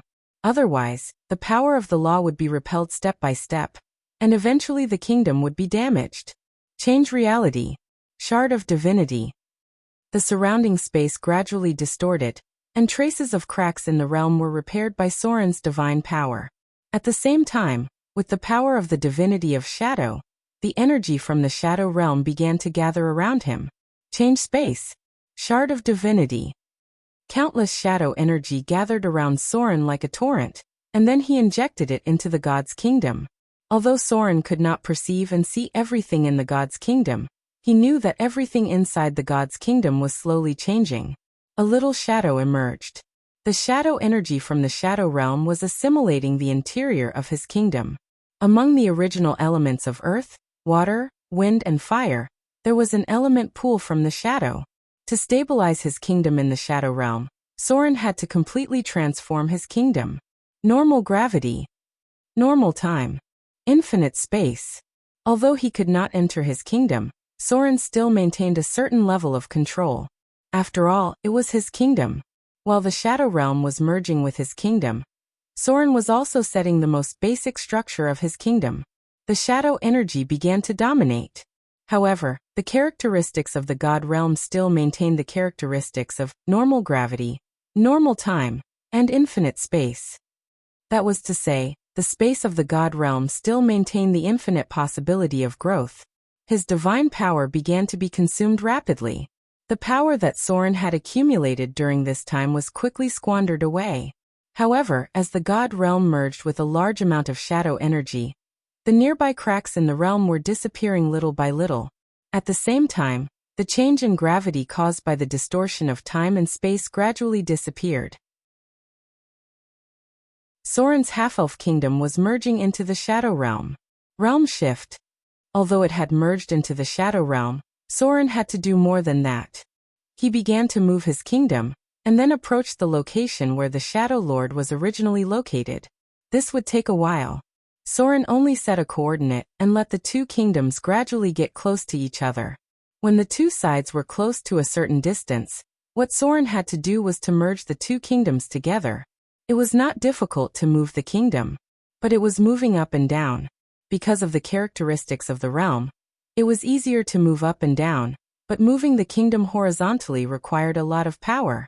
Soren's divine power could not withstand such consumption. He could only rely on the characteristics of the realm to move slowly. There was still some time before the Avatar crisis was over. Even if he wanted to merge the two kingdoms, he would have to wait for a while. It's finally done. When the half-elf kingdom merged into the shadow realm and began to move, Soren finally breathed a sigh of relief. The fall of the god realm was not a simple matter. He had been calculating the time and waiting for the god realm to reach the shadow realm. Because if he left it alone, the god realm might collapse directly. Fortunately, the shadow realm was very close to the material plane, and Soren could deal with it easily. The characteristics of the realm here were very good. To some extent, except for the rich shadow energy, the characteristics of the shadow realm were very similar to the material plane. This also facilitated Soren's transformation of the interior of the god realm. According to the degree of impact caused by the fall, Soren felt that although the interior of his god realm had some losses, it should not be completely torn apart like the god realm of Malur, the god of the hunt. As long as the god realm did not collapse, even if it was only a change in the landscape, it was within the scope of Soren's tolerance. Next, what he had to do was to wait. When the half-elf kingdom gradually approached the shadow realm, Soren could try to use the power of divinity to merge the two kingdoms together. P.S. I was maliciously targeted, and the advertising lady was banned again. Is it easy for an author to earn money to support his family? Now there are so many readers who read pirated books, and Futu did not say anything, Nor did he do anything to prevent piracy. He just silently wrote his own book and found a way. It was not easy to have other income subsidies, but there were always people who targeted him and destroyed him. I really don't know what to say.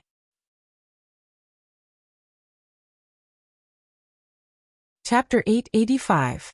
The sixth layer of the Bator Inferno. This plain was an endless rocky slope. Waterfalls formed by rocks were very common here. They would crush anything in their path. The sky was boiling like scales. The devils of this layer were protected by red copper fortresses, which were designed to divert and deflect the frequent rock flows. However, nothing could stop the worst of the landslides, so the characteristics of this plain were slowly changing. Unless Asmodeus took action, it would take thousands of years. Abyssal Fiend Floss's figure appeared in this layer. There were many terrible environments in the Bator Inferno, but Floss had long since gotten used to them. As a greater devil, abyssal fiends or pit fiends could adapt to most environments. Floss had been a pit fiend for quite some time now, and had been to most of the layers of the Bator Inferno. However, his activities were mainly in the first and second layers of the Bator Inferno. These two layers had more opportunities, while the lower layers of the Bator Inferno lacked enough opportunities to advance. He had come here to complete an important task given to him by Soren. Although he was unwilling to deal with the person he was about to meet, it was no longer up to him to decide.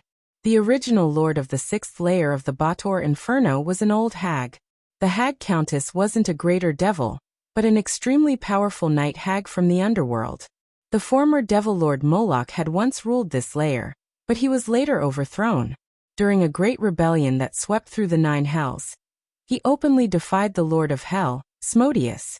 Most authorities agreed that this hag, one of Moloch's most trusted advisors, was the one who suggested Moloch's rebellion. Of course, the rebellion failed, and the hag was placed in Moloch's position. However, it was difficult for a hag that wasn't of the lawful evil faction to hold a high position in the Bator Inferno for long.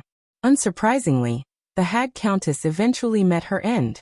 The new lord of the sixth layer of the Bator Inferno was Queen Eumaglasia. She was the daughter of the lord of hell, Asmodeus. The princess of hell had already become a greater devil. Her mother had died in the last rebellion, and she hated the devil lord of the fifth layer, Levistus. He'd been sealed in ice by Asmodeus for thousands of years.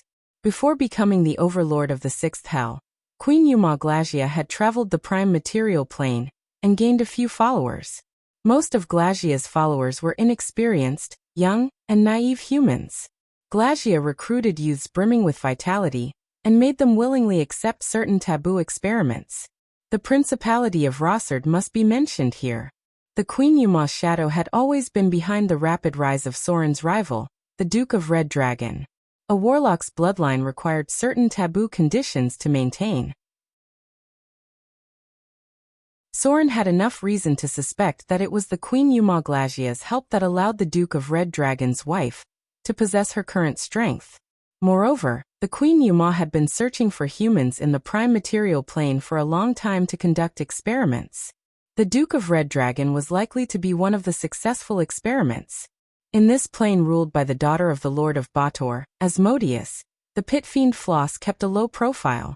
After advancing for half a day, he arrived in the vicinity of a special red fortress in the sixth plane. This was a fortress with red copper on the outside. As a greater devil, Floss easily passed through the guards and obtained the right to meet the master of the fortress, the Soul Stealer, Nigras. Floss passed through a passage filled with the smell of metal. The walls around him were filled with corpses that had been turned into specimens. There were devils, demons, and even demons. Most of the powerful creatures in the lower planes had their corpses left behind as specimens in this passage. All of this represented the strength of the master of this fortress, and all the guests who came here for the first time felt a trace of reverence. "I heard you want to discuss a big deal with me?" When Floss entered a vast dark red hall, a devil sitting on a chair made from the skin of a hellhound turned around. He looked a little like a gray-skinned human, but was different from the other devils. This was a greater devil that had constructed his own form and appearance.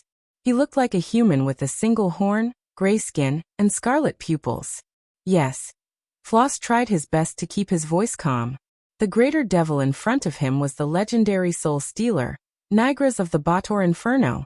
Just like there were many unknown top legendary figures in the gray area of the material plane, there were also some devils in the Bator Inferno who were very powerful, but their reputation was far less than the other archdevils and the devil generals among the devils. However, as long as one came into contact with the higher-ups in the lower planes, they would know that there was a group of very special existences in the lower planes. That was the Soul Stealer. The Soul Stealer was a title, and it was a taboo title in the lower planes. If one was not a greater devil, a demon, or a demon, one would not know about the existence of these monsters. They were thieves and robbers. They were also the most dangerous group of people in the lower planes, because the origin of the title Soul Stealer came from this group of people who often sneaked into the underworld, or places close to the underworld, and then stole high-quality souls from the servants of death from other planes. This was a well-known point. On the 6th floor of the Bator Inferno, the fortress where Queen Eumaglacia was located was recognized as the place where the most souls were stored in the Bator Inferno. Even long before the Hag Countess was on the throne, that fortress was the place where the most souls were stored in the Bator Inferno. The reason was simple. That was because there was a special organization on the 6th floor of the Bator Inferno, and that was the Soul Stealer, which was made up of the most daring high-grade demons and devils. Nigris was the current leader of the Soul Stealers on the 6th floor.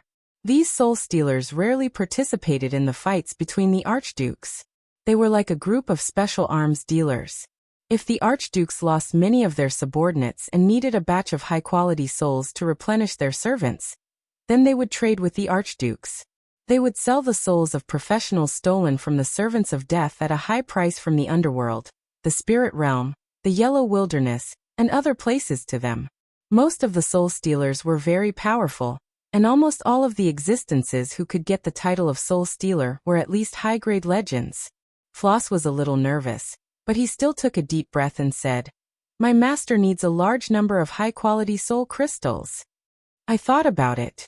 In the Bator Inferno, I'm afraid that only you have them." Hearing Floss' words, Nigris smiled and said calmly, "The most valuable thing in the lower planes is souls." "Then, how many souls does your master want? What will he use as a trade?" Souls were the currency of the lower planes, and the souls of professionals were the best part of the currency. The Soul Stealers were not interested in the souls of ordinary people. They only stole the souls of professionals and high-grade creatures from the hands of the servants of death. Nigris did not ask who the master behind Floss was. This was the rule of the lower planes. The Soul Stealers would never ask who bought the souls from them. They only cared about whether the other party could take out something that they were interested in as a reward. Divine artifact. The Abyss Purgatory demon, Florence, slowly uttered the two words. Then he saw the pupils of the Soul Stealer, Nigris, in front of him suddenly shrink. The weight of the two words was heavier than he imagined. And as the leader of the Soul Stealers, he must have thought of the identity of the existence who could take out the divine artifact. For a moment, Nigris the Soul Stealer hesitated, but he quickly nodded and said, "If that's the case, then there's no problem with the trade. We still need to see the actual goods for the specific number and equivalent souls to be traded. Also, please convey our goodwill to your master."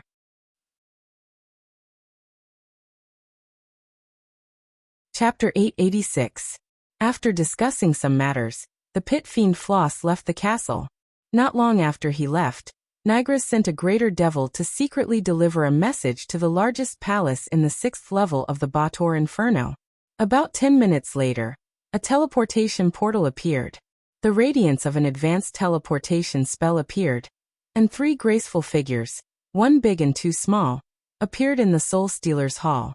Lady Glagia. Although Nigris was the leader of the Soul Stealers, he was no different from an ordinary lesser devil in front of the ruler of the 6th level of the Bator Inferno, Queen of Eumaglacia. The Soul Stealers were a very loose organization. Although there were many elites within, devils, demons, and devils were a mix of races. Most of the Soul Stealers were under the protection of the lords of the lower planes. Nigris was under the protection of the Queen of Eumaglacia, but he wasn't her servant. The two were closer to a cooperative relationship. The large amount of souls stored in Glagia's castle came from the offerings of the soul stealers. Queen of Yuma Glagia was a beautiful devil with bronze skin. She had a pair of wings that symbolized her status as a greater lustful devil, a small and deadly swallowtail, and a sharp horn. In terms of appearance, she was probably one of the most beautiful female creatures in the Bator Inferno, perhaps even in the multiverse. There were many adjectives to describe her appearance that didn't need to be repeated. She was absolutely exquisite and full of temptation. Although her charm couldn't compare to the succubus queen Mechanut, she was more beautiful than the succubus queen. She had inherited the power of the Lord of Hell, Asmodeus. She wasn't that old among the devil lords, but she had already advanced to become a greater devil. Behind Glagia were two small and exquisite lustful demons. Nigris didn't dare to look at the lustful queen in front of him because he knew how prideful she was and how cruel she was to male demons. In all of Bator, there were only a handful of males who could compare to her in terms of status and strength. As the daughter of the Lord of Bator, Glagia didn't place any males in her eyes apart from her own father. Naturally, she treated any male devils who had designs on her as nothing more than playthings to entertain themselves with. Of course, this wasn't the sex and love of the mortal world. Glagia wouldn't allow a male creature so much lower than her to touch her. What she liked was a form of entertainment that was even more cruel, merciless, and bloody. Speak. Glagia's voice carried a trace of arrogance as she faced the leader of the soul stealers. You called me over in such a hurry. There must be something important. Queen Yuma narrowed her eyes. One thing was for sure.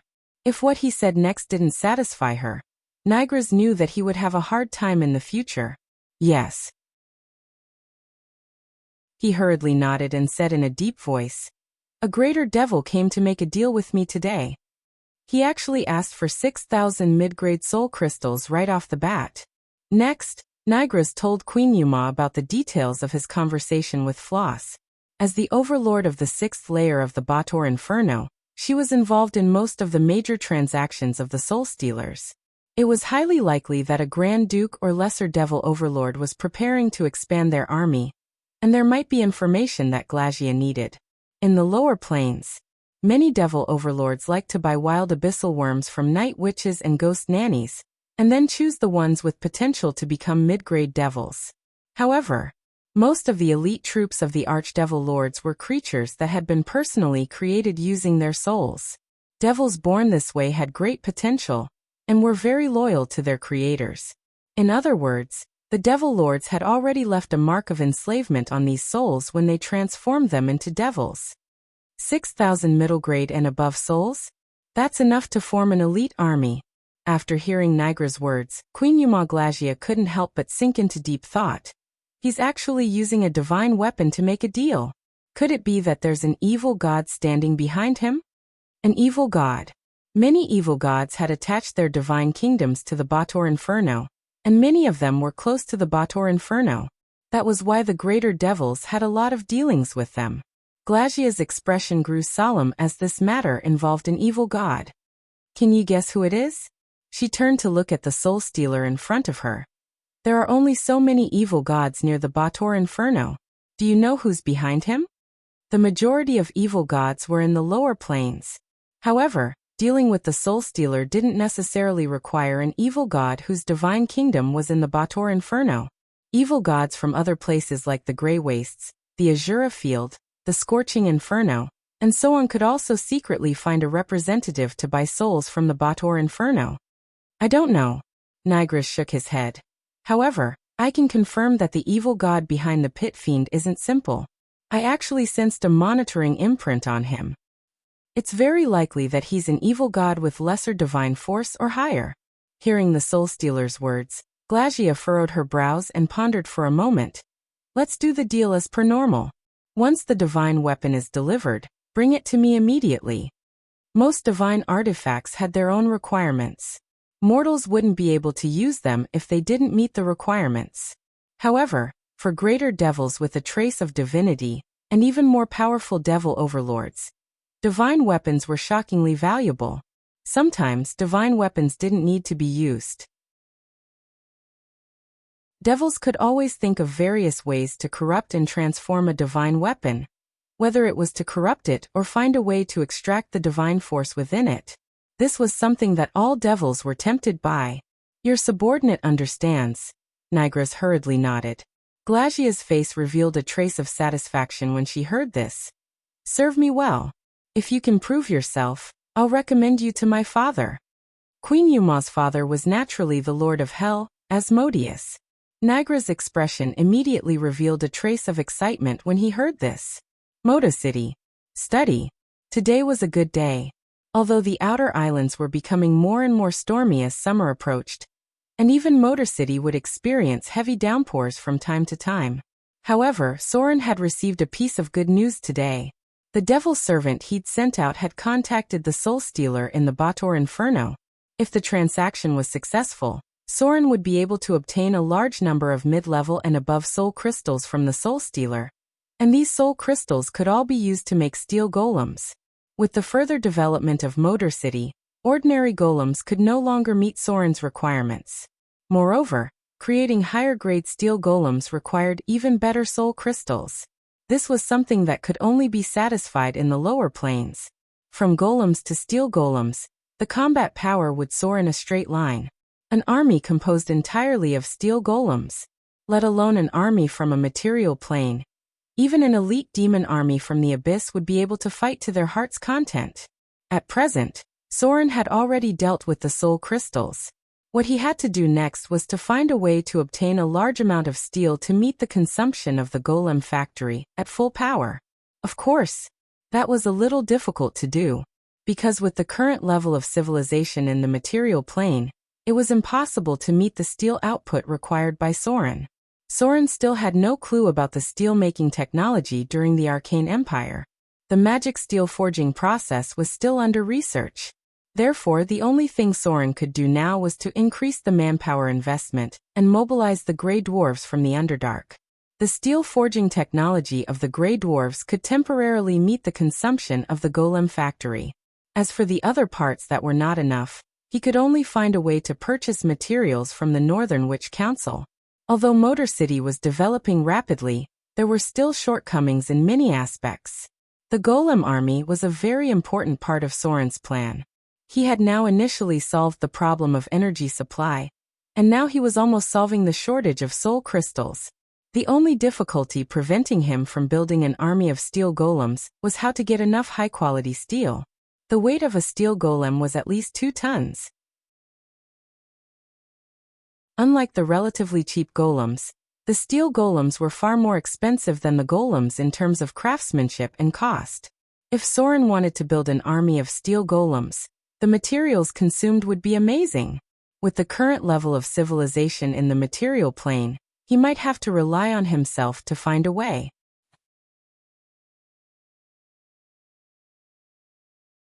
Chapter 887. Lulu was in a bad mood today, because she met a very strange woman when she went out today. This woman gave her a very intimate vibe at first, and when the other party first met Lulu, she was also very friendly, but her eyes were full of vigor, and no one knew what she was thinking. The communication between the two was very good at first, and Lulu also thought that she met a very good person, and maybe they could be good friends in the future. But what happened next was beyond Lulu's expectation. After the woman invited Lulu to play at her hotel, she began to do all kinds of inappropriate things to Lulu. Cat-type work creatures were very sensitive. This wasn't just about the perception of her body, but also about the kindness and malice of others. For example, Soren and Gloria would touch Lulu's little head. The little cat girl could feel a trace of kindness and concern, so she did not reject this kind of touch. But the woman she met today was different. She touched Lulu's ears and put her hands on some places that made Lulu feel very shy. This immediately alerted her. So she jumped out of the window and ran back to the city lord's mansion without a second thought. She was now hesitating whether to tell others about this matter, such as Gloria and Soren, because she always felt that the woman was strange. The material plane, the mountain range. This place was located in the northwest of the continent. It was a land surrounded by mountains, and it was also the gathering place of the Highland Dwarves. At this moment, 2 hazy figures appeared here. Soren slowly descended from the sky. He looked at the collapsed mountains in front of him, and his expression became dignified. Is this the place? It seems that the devils have looted everything here. Gloria stared at the collapsed entrance in front of her and murmured, I didn't expect the devils to suddenly attack the dwarves. Soren was also silent. After a while he looked up and said, Let's go in and have a look. The simulacrum doesn't last long. Since we're here, let's see where the devils came from. The third wave of the Avatar crisis had officially broken out. However, what surprised Soren was that the demons' target wasn't the humans, but the highland dwarves who lived in the mountains. All this time, human beings were the first race to be affected by the Avatar crisis. Because the number of human beings was the largest in the material plane, and they were scattered all over the world, they were affected the most. According to the normal historical progress, the third wave of the Avatar crisis should also have erupted against human beings, but at present, for some unknown reason, there was a slight change. The first target of the devils was actually the dwarves, and the human territory had not been officially attacked by the devil army for the time being. This could be because of Soren. Because of him, the intensity of the first two waves of attacks had decreased a lot, which also allowed many human cities to preserve a lot of their strength. With the devil's shrewdness, they might not be willing to attack those cities. Of course, the main reason was that many cities had churches and shrines of the gods. Before the impact of the demons played its due role, the demons did not dare to directly confront the churches of the gods. Stone to mud. Gloria raised her hand to cast a spell, and then cleared a passage. Simulacrum only preserved 70 to 80% of the strength. Gloria could not cast many spells now, but fortunately, if the body created by simulacrum died, it would not affect the main body at all. When encountering a powerful enemy, she could directly cancel the spell. This was a very safe way of projection. The two of them went into the passage. Because the dwarves liked to stay in the mountains or underground, the news was relatively close to the outside world. The battle here had been over for almost 4 or 5 days. And Soren only got the news today. In other words, when he felt the third wave of the Avatar crisis coming a few days ago, the battle here had already broken out. The third wave of impact was not delayed, but it did not fall on humans, and Soren did not realize it. There were dead dwarves everywhere. This was a branch of the Highland Dwarves, Rock Fortress. The dwarves of this branch were born with rock-like skin, relatively burly build, and a population of about 10 to 20,000 people. For the dwarves, a fortress with such a large population was close to a big human city. Strange. Why don't I see the devil's body? Gloria looked behind Soren for a while, and her expression suddenly became a little strange. She murmured, Since we came in, we have seen hundreds of dead dwarves. Why can't we even see a devil's body? After all, she was not a melee profession, and some hidden things could not be seen at all. Soren turned and glanced at her, then turned over one of the dead dwarves. The face of the dead dwarf still had the expression of horror before death, and his face was a little black, which proved that he was poisoned before death. Soren pointed to the fatal wound near the back of the neck of the dead dwarf and slowly said, The wound is on the back of the neck, which proves that the enemy attacked from behind. Looking at the wound, it should be left by the bone demon. These dwarves were killed on the way to escape, and the gate was right in front of them. They wanted to escape from here before they died. Looking at the signs of the gate's collapse, it should be man-made. The purpose is to make sure that none of these dwarves can escape. So many of these corpses looked desperate before they died. The devils didn't attack from the outside. If I'm not wrong, they attacked from the bottom of the fortress. When the battle here happened, everything was almost over. So there is no devil's body here, because it was just the end of the battle to eliminate the deserters. As if to confirm Soren's words, when they were about to approach the lower passage, the bodies of the devils began to appear. The first corpses that appeared were chain demons, then some bone demons' corpses. Compared to the dead devils, there were more dwarves' corpses. Obviously, the battle was not at the same level at all. From the nearly 10-to-1 casualty ratio, this was almost a crushing massacre.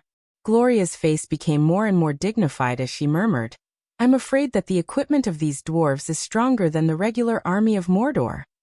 Even the dwarves were slaughtered. If these devils attacked Mordor, the consequences would be unimaginable. The Highland dwarves were well equipped. Dwarves were born to be masters of forging.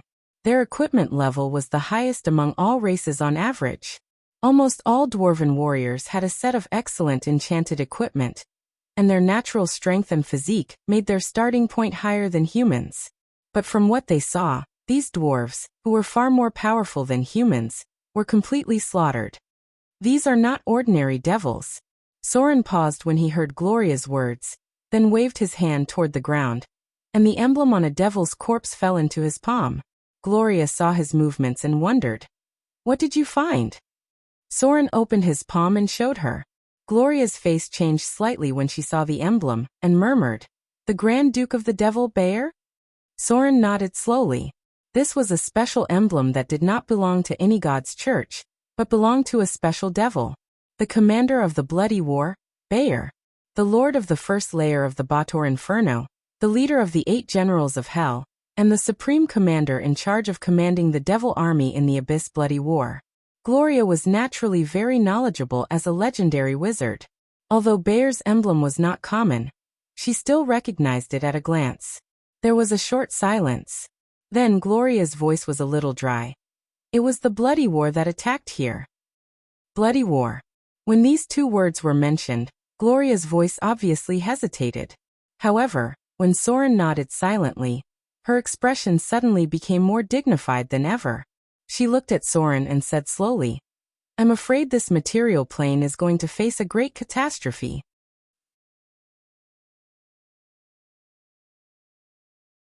Chapter 888. It has been raining heavily for the past 2 days, and the water level in my hometown has risen. Fu Tu himself took a video of others fishing on the street.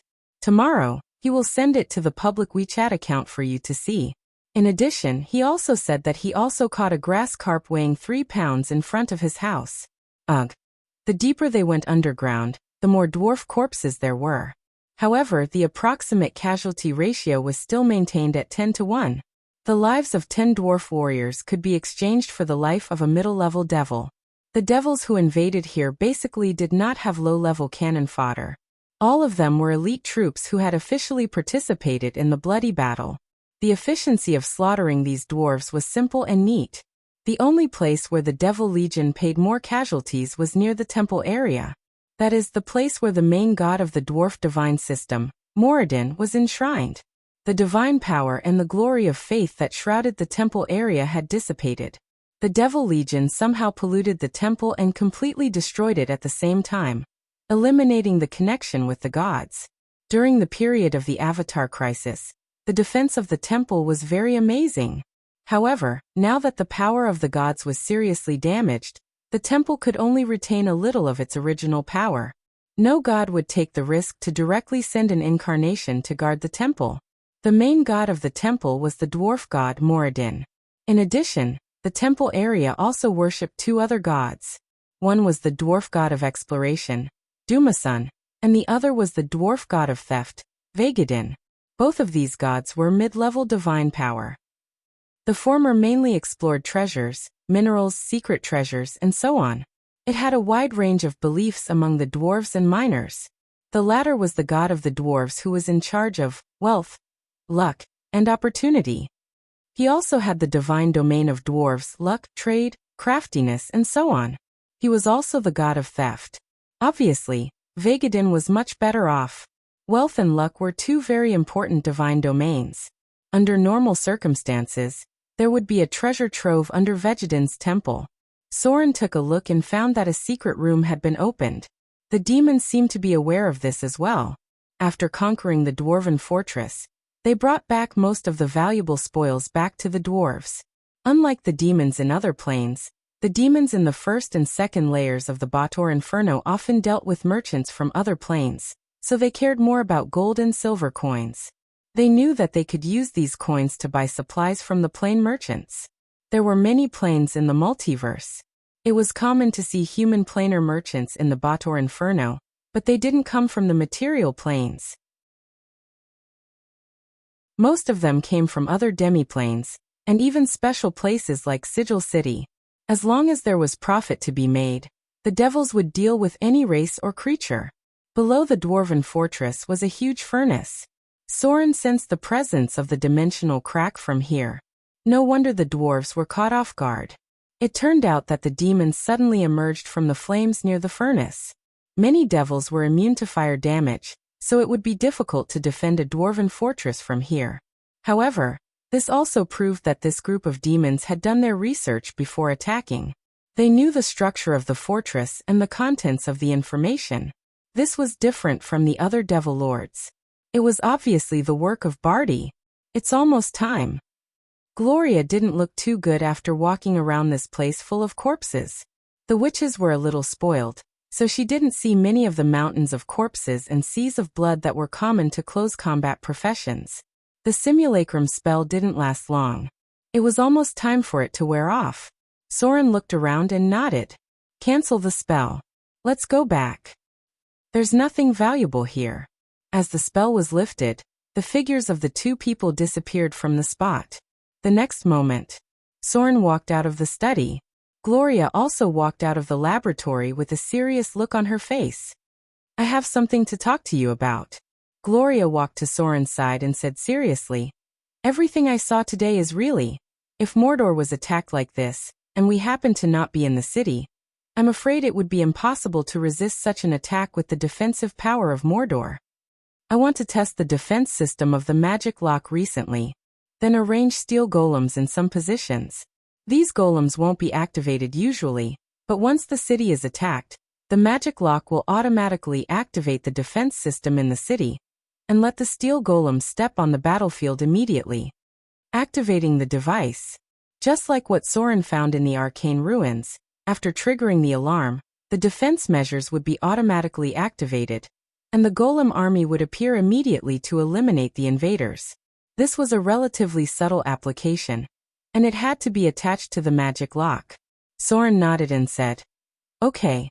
After a while, the production of steel golems will increase a lot. At that time, we will test the defense system of Mordor. Okay.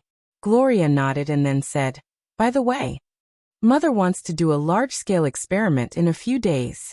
She may need your help to ensure safety. Large-scale experiment? Could it be the study of elemental fission? Soren's face changed slightly when he heard that, but Gloria seemed to understand his thoughts. She gently lifted her long hair and said, don't worry. It's not the study of elemental fission. The information we have at present is not enough to carry out experiments. What Mother wants to do is to raise the floating space tower, and then teleport directly to the astral world. This is a very important experiment. If the results are successful, we can go to and from the astral world at any time through the arcane tower, and we can use the ability of the floating space tower to collect the astral sand.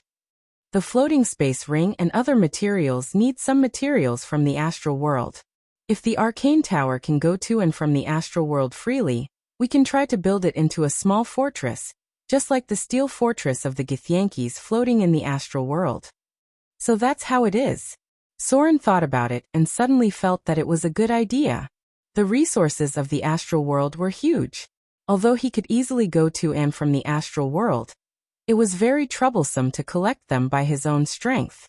If the arcane tower could also be teleported to the astral world, then it would be equivalent to having a small base, which would be beneficial for Mordor City's storage of various resources. They could even use the arcane tower to track meteorites and meteors in the astral world. Maybe they could also find a completely diamondized meteor. Yes. Soren nodded immediately and said, let me know when the teleportation experiment is carried out. Right. Is the current energy supply of Mordor City enough to maintain the floating space tower to and from the astral world? Gloria and Fallen, which were responsible for the research in this area. Soren didn't know much about it. Gloria thought for a moment and said softly, it should be a little difficult at the moment, but according to the original plan, Mordor City's demand for astral world's resources will increase in the future, so the experiment of astral world teleportation has been brought forward. Understood. Soren nodded. The two then discussed some other things, and then Gloria went back to her laboratory. Soren was also ready to go to the temple. However, at this moment, he suddenly sensed a trace of divine power fluctuation. It was actually near the city lord's mansion. There was a god's incarnation, or perhaps even the main body. It actually dared to sneak into the vicinity of his headquarters. Who is it? Soren stopped suddenly, and then his figure disappeared. Judging from the fluctuation of divine power, the level of the other party's divine power was much lower than Soren's. It was very likely that it was a minor divine power, or a lesser divine power. As a true god of the Order Evil alignment, Soren did not have many allies. And most of them would not come uninvited. Most of Soren's allies were above the intermediate divine power, such as the goddess of the sea, the goddess of wealth, the goddess of agriculture, and so on. Soren rarely dealt with weak gods. He didn't know whether the true god who quietly entered Mordor City was kind or malicious, but seeing him sneaking close to Soren's base, it should belong to the kind of purpose that couldn't be exposed. Now he wanted to see who actually sneaked into Mordor City.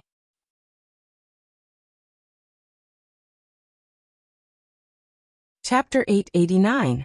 The visitor seemed to be a woman. Soren's figure blended into the shadows, and he silently watched the goddess who was wandering outside the walls of his house. She seemed to be ready to climb over the wall, but was a little scared. According to his first judgment, Soren determined that the other party was a goddess with minor divine power. There were not many goddesses with this level of divine power. According to their appearance, he could judge which ones they were. There were many female gods in the Pantheon temple, but looking at the characteristics of the visitor's behavior, as well as her natural slightly frivolous aura, Soren could almost guess the identity of the other party. The goddess of cats and pleasure, Cherise. There was a passage about her that recorded, Cherise likes to tease handsome and beautiful mortals very much. She can't help but flirt with everyone she meets. However, whenever her passion is satisfied and subsides, Cherise will soon feel troubled and tired, and once again set out to find new excitement. She hates the snake creatures controlled by Seth very much. Looking at the entire Pantheon temple, there were two most frivolous and flirtatious goddesses. One was the goddess of love, Shuni, and the other was the goddess of cats and pleasure, Cherise. He had long heard of Cherise's great name, especially the matter of her being taught by the Lady of the Night. It was widely spread among many adventurers back then. However, today was the first time that Soren met the goddess of cats and pleasure. He was still a little curious about the goddess in front of him. This was because the other party was currently pacing back and forth outside the walls of his house. It seemed like he wanted to do something bad. However, this sneaky look didn't seem like he wanted to do anything bad. He guessed that it was just a petty thief. Cherise was a woman with a plump body. Her current appearance should be disguised. A god like her couldn't walk around with her original appearance because it was said that her beauty was comparable to the goddess of love. Soren stood in place and watched for a while. He found that Cherise seemed to be very hesitant. Judging from the current situation, there was something in Soren's house that attracted her and made her want to go in. However, Soren's existence also made her feel a little afraid. She only dared to secretly stand outside the wall and hesitate, but she didn't move for a long time. You don't look like you want to do anything bad? Soren smiled and shook his head. He didn't want to waste time with the goddess in front of him. He directly cancelled his sneak and appeared behind her. He slowly said, Lady Cherise, I don't know why you've been wandering outside my walls for so long. Whoosh. A cold light flashed. The sharp claws instantly attacked Soren, but Soren didn't seem to care. He casually waved his hand and blocked the enemy's attack with his bare hands. At the same time, he shook his hand and directly used the monk's hidden strength to send the enemy flying. To be honest, there weren't many goddesses in the Pantheon who had real combat strength. Although many of the female gods were in charge of very important positions, many of them were related to their nature. As for their combat strength, there were only a few that needed to be paid attention to. It couldn't be helped. Women were born with the ability to give birth to children, which was a very important part of the position. The sudden appearance of Soren obviously shocked the cat and pleasure goddess, Cherise. She was now like a cat with its fur standing on end. She immediately attacked Soren. When it came to a cat with its fur standing on end, it had to be said that this sentence was very vivid. This was because the cat and pleasure goddess, Sheri's weapon was called giant cat claws. It was a pair of divine claws. That's right. This goddess was a cat lover, and her personality was very similar to that of felines. Her first priesthood was cat. Sir. Soren. The counterattack was easily blocked by Soren. The cat and pleasure goddess, Sheri's, also calmed down a little. After seeing Soren, she immediately guessed his identity, because in the entire Mordor city, the only person who had the ability to find her and quietly approach her without her noticing was probably Soren, who had the clergy of Shadow and Rogue. Sheri's expression was a little awkward, but there was still a trace of nervousness and fear. Soren's fierce name made her feel uneasy. I just happened to pass by here. The cat and pleasure goddess seemed to be frightened by Soren, and stammered a little. Soren smiled and said slowly, Miss Sheri's. You can't possibly think that such a lousy lie can fool me, right? If that's the case, then I'm afraid you're insulting my IQ. It just so happens that my church is going to hold a large-scale celebration. Otherwise, I'll make you perform a dance at the celebration as a punishment. For example, your favorite, night dance. Speaking of this, Soren's expression suddenly became a little malicious. Hearing Soren's words, Sheri's face suddenly turned pale, especially the night dance. That was her favorite dance when she was at her lowest. The cat and pleasure goddess didn't know why Soren even knew this kind of thing, but in the current situation, she could only confess. So Sheri's seemed to give up resistance and said, I was bored and came out to travel. When I was traveling in Mordor City, I happened to meet a cat girl. Now the number of cat creatures is very rare. It's so rare that even the gods can't meet them so easily. I liked this cat girl very much, so I secretly followed her. I didn't expect to run near your house. I also hesitated for a long time, not knowing whether to go in or not. The truth.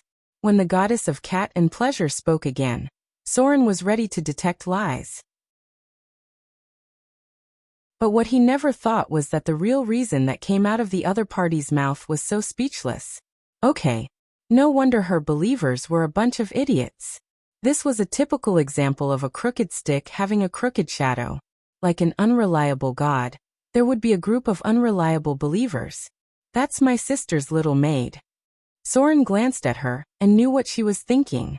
He slowly said, It's impossible for her to be your believer. Moreover, in the current turbulent situation, you can't even protect yourself, and you still want to run around.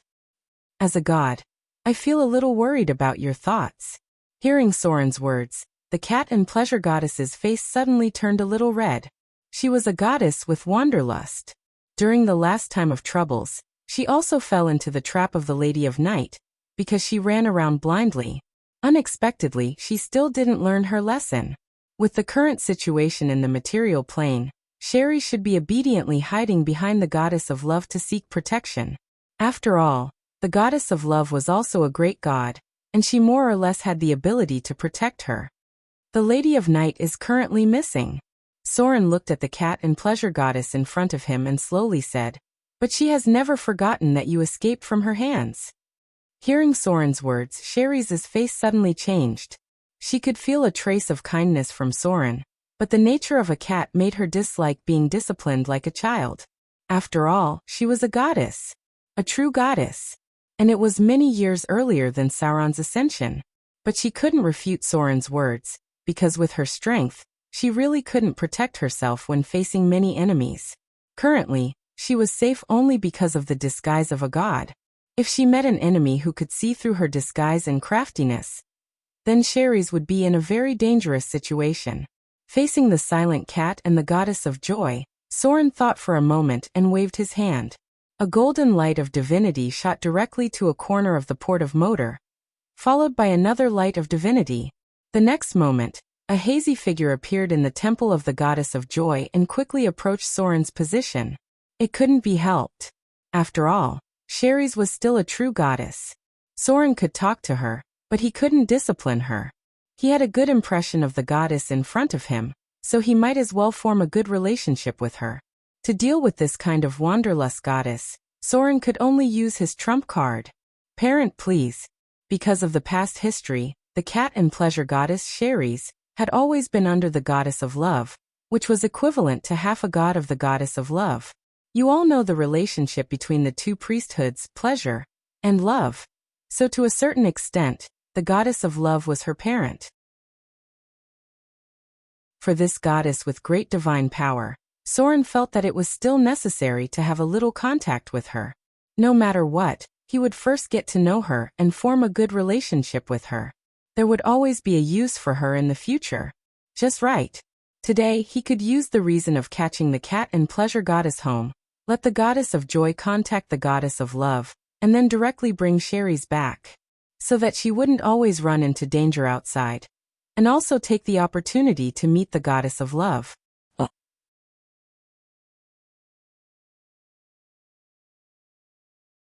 Chapter 890. After the goddess of joy landed on the ground, she turned into a beautiful girl. When she saw the cat and the goddess of joy next to her, she was immediately taken aback and said, "Ceres, why are you here? When did you come to Mordor?" Unlike the cat and the goddess of joy, Lil was the real goddess of love. As soon as the goddess of joy saw Ceres, she guessed what had happened. Then, she bowed slightly to Soren to express her gratitude. Then, as if she had a troublesome younger sister at home, she shook her head and said, "I didn't expect Ceres to run around at this time. I'll inform Lady Shuni now and let her take Ceres back." Although the goddess of joy had appeared in front of her, Karis still didn't seem too happy.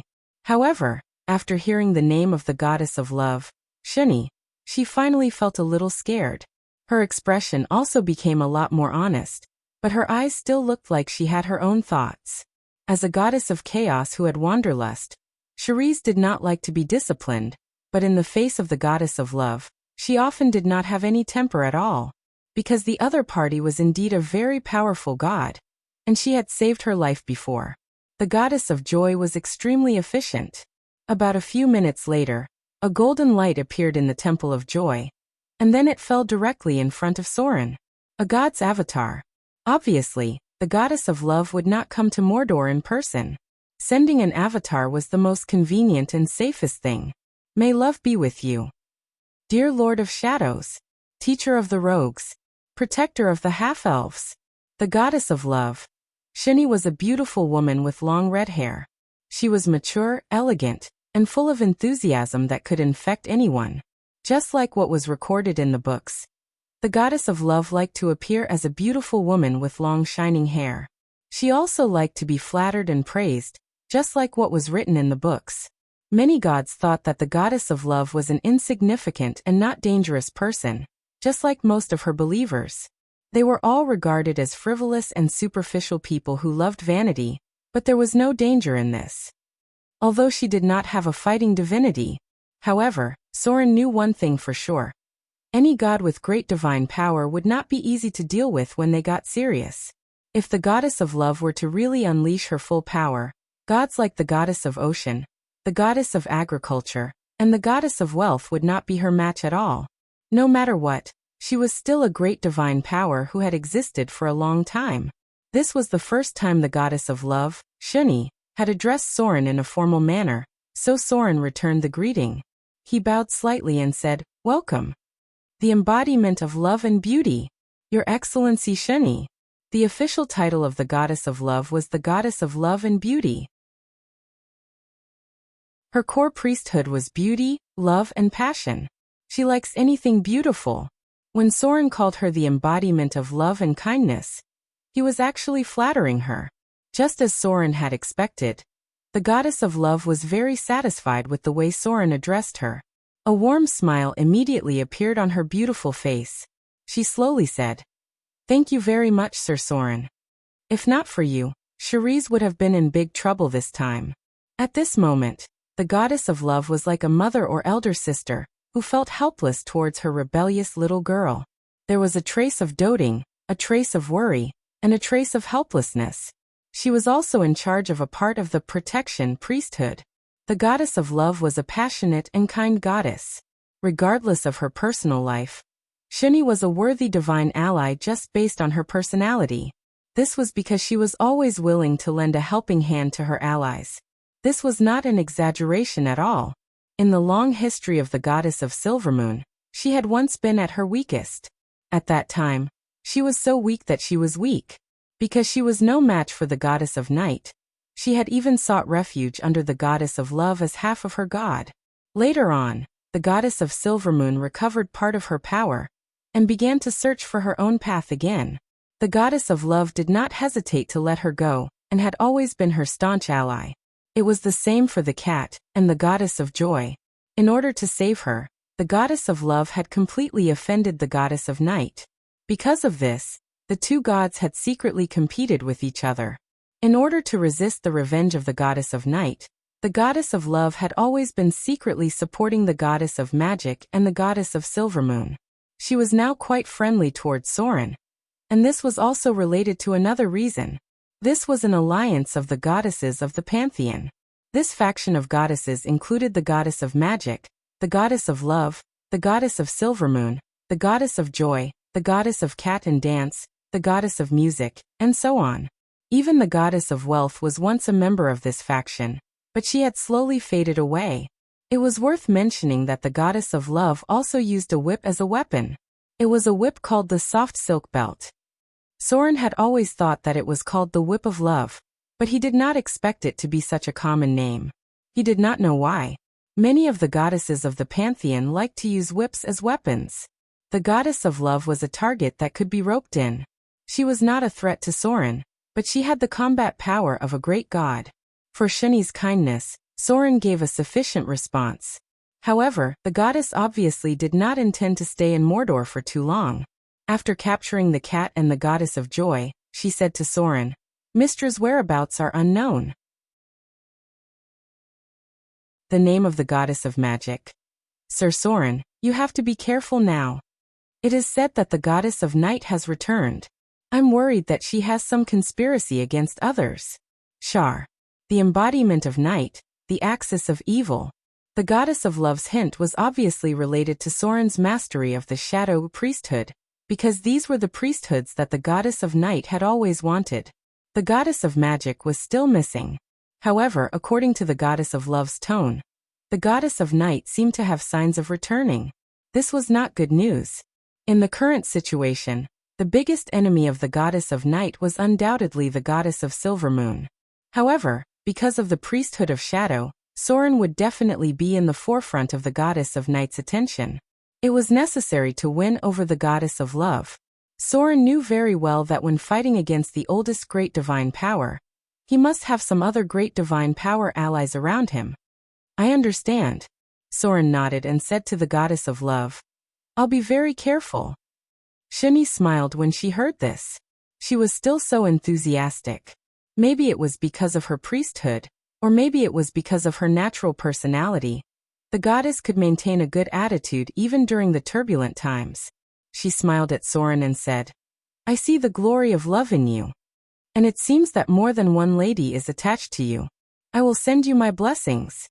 I hope that becoming a god will not make you lose your yearning for love." Who said that gods shouldn't have such sincere feelings? A pleasant chuckle sounded. The figure of the goddess of love gradually dissipated into light, and the goddess of joy, who had been unhappy, was also taken back by her. This goddess was indeed different from the other gods. Her emotions were much richer than the other gods. With the departure of the goddess of love, the goddess of joy bowed slightly to Soren, and then her avatar dissipated into the temple. Soren stayed where he was and fell into deep thought. To some extent, meeting the goddess of love today had given him some inspiration. He had always been learning how to become a god according to his own ideas, but true gods had their own paths. The goddess of the ocean used cruelty to rule the sea. The goddess of wealth used benefits to win over merchants. The goddess of agriculture used love to win over believers. Every god seemed to have their own way of doing things, and these were all paths that belonged to them. As a new god, Soren did not join any gods, so he naturally did not have any gods to guide him. He had to explore everything on his own. Now, he also needed to start thinking about his own way of doing things as a true god in the future. P.S. Come. I'll give you a group buff. Blessing of the goddess of love, and loves whip.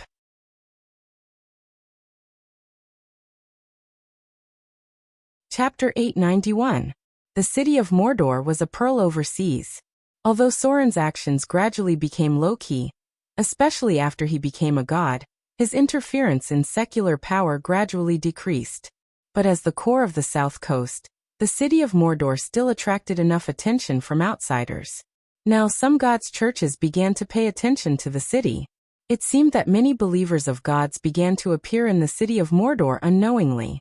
Some of them visited blatantly, and some came here quietly to observe everything here. A merchant ship gradually approached the port of Mordor. Carlton carefully put away a badge engraved with the words, "Open Rolling Scroll," then put on a scholar's robe and slowly walked out of the cabin. The port of Mordor was more lively than the rumors said.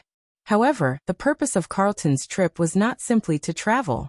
The church sent him to the outer islands in the hope that he could record and preserve everything here. He was a believer of Ogma, the god of knowledge. A powerful god who was absolutely neutral was also an outsider to this world. The believers of the Church of Knowledge often told a myth about the beginning of the world. Shortly after Surin, Lady of the Night, and Shar, Lady of the Silver Moon, created the material plane, and the birth of the goddess of the earth, Chantia. A traveler came here from a very distant country.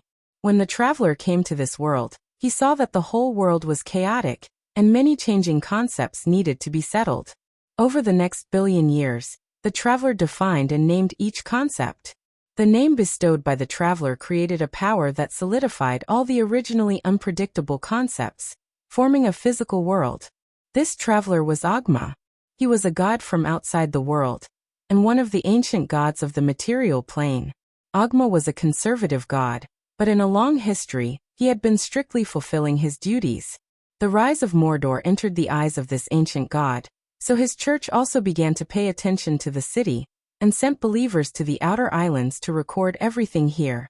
Carlton did not stay in the port for long. After getting off the ship, he quickly took out a small notebook, and began to record everything he saw along the way. However, this believer who was loyal to his mission did not notice that when he just started to record, everything he did had already been seen by some people in the dark. At the same time, the staff in the merchant ship was soon interrogated, and then the information about him along the way was sent to the high-level officials of Mordor City. A believer of the God of Knowledge? Don't worry about him. As long as it didn't involve the forbidden area of Mordor City. If he wants to go anywhere else, let him go. Sauron was the first to know about this. However, Sauron did not care much about the God of Knowledge. This god did not have much interaction with Sauron. If there was one, it would be that Ogma was one of the foreign gods. This clearly proved that there were other gods in the multiverse besides the gods that were connected to the material plane. In other words, they could be called gods of the crystal wall system. The number of divine seats in the Pantheon Temple could not be calculated, but at least from the point of view of the gods that were connected to the material plane, it was obvious that they could not fill so many seats in the Pantheon Temple. Sauron was not surprised by the existence of foreign gods. At present, Naruto, who was more famous in the desert, was also one of the foreign gods because his core belief was still in another world, a material world that was very similar to the current plane. Of course, the Queen of Spiders, Lolth, also had a belief in that world, but the core of her belief was still in the current material plane. The collapse of the belief network scattered a lot of Sauron's energy. He had to spend a few hours every day dealing with and responding to the prayers of believers, which forced him to postpone many of his original plans. However, it was also because of this that Sauron was also familiar with the duties of a god. At least, he knew how to be a god without the belief network, how to deal with the relationship with believers, and how to respond to the prayers of devout believers. This kind of experience was very precious. It was like people who were used to using the internet began to learn how to do their work without using the internet. The experiment is about to begin. About a few minutes later, Gloria's figure appeared in the study. She nodded to Sauron and said seriously, "The floating space tower's astral teleportation experiment is about to begin. Mother asked me to invite you over." Sauron stood up and walked in the direction of the arcane tower. This was a very important experiment. In the process of interdimensional teleportation, the various functions of the arcane tower may be overloaded. If such a situation occurred, the floating space tower would most likely not be able to maintain flight. At that time, Soren would need to transform into a god to drag the entire floating space tower to prevent the arcane tower from crashing into the city of Moder and causing an irreparable disaster. As soon as Soren arrived, the fallen witch started the teleportation process. With the cold metal sound of falling, the arcane tower gradually rose into the air. The elemental furnace is activated. The mana transmission system is activated. The teleportation circle is activated. The astral beacon is locked. The elemental pool is activated.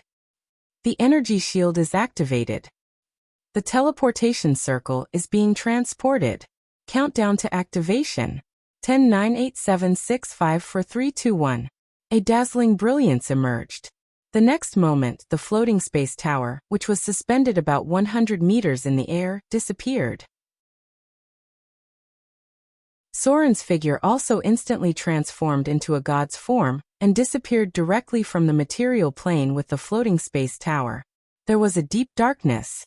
In the boundless astral world, a crack suddenly appeared in the darkness, and then with the faint brilliance of the magic lock, a tower with a radius of about 150 meters appeared in the void with no gravity and no air. The teleportation is complete. The floating space tower has arrived in the astral world. Calculating the deviation of the teleportation beacon. The teleportation distance has deviated by 300 meters. With the thawing sound, Gloria and the fallen witch, who had been on tenterhooks, breathed a sigh of relief at the same time. Then Gloria said, "Activate the elemental tower. Start collecting the astral sand. Thawing monitor the abnormal situation nearby." A tower about 15 meters high rose. Along with the faint radiance above, the silver-white matter floating in the astral plane gradually began to gather toward it. Like a magnet, it attracted the silver-white matter that resembled quicksand. And below it, the steel golems were continuously transporting it away. It's a success. Next, as long as we collect enough astral sand, then we can make more large floating space rings. Fallen Witch's voice became lighter, and she said to Soren, "The teleportation is complete. You can leave the next thing to us. If you have something to do now, you can return to Mordor City first." He had to say, Gloria and Fallen Witch's ability to do things was really first class. Since there was nothing for him to do here, Soren was naturally ready to return to Mordor City. However, just as he was about to return to the material plane, a bright brilliance suddenly flashed in the distant void. And then Soren's eyes widened in surprise, and he said in a deep voice, "I seem to see a Githyanki steel fortress."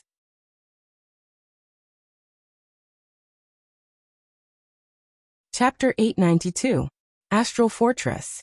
Under normal circumstances, one could only encounter the fortresses of the following three races in the boundless astral world. They were the Githyankis, the Githzerai, and the ancient Mind Flayers. It was mentioned a long time ago that in the distant ancient times, the Mind Flayers once created a brilliant interdimensional civilization and used the astral world as a transit point to control and enslave a large number of other races. The Grey Dwarves and the Githyankis were victims of the Mind Flayers' empire, and they were even forced to obtain the talent of psionic abilities during their long enslavement. The Mind Flayers used psionic energy, also known as psionic energy, to develop an extremely powerful interstellar civilization. They were an alien species from other worlds, and it was even said that the Mind Flayers who arrived here were in a huge astral world ship. The destruction of the Mind Flayers' empire allowed the Githyankis to inherit a lot of precious knowledge and abilities. Compared with the psionic talent of the Grey Dwarves, the Githyankis had more precious knowledge.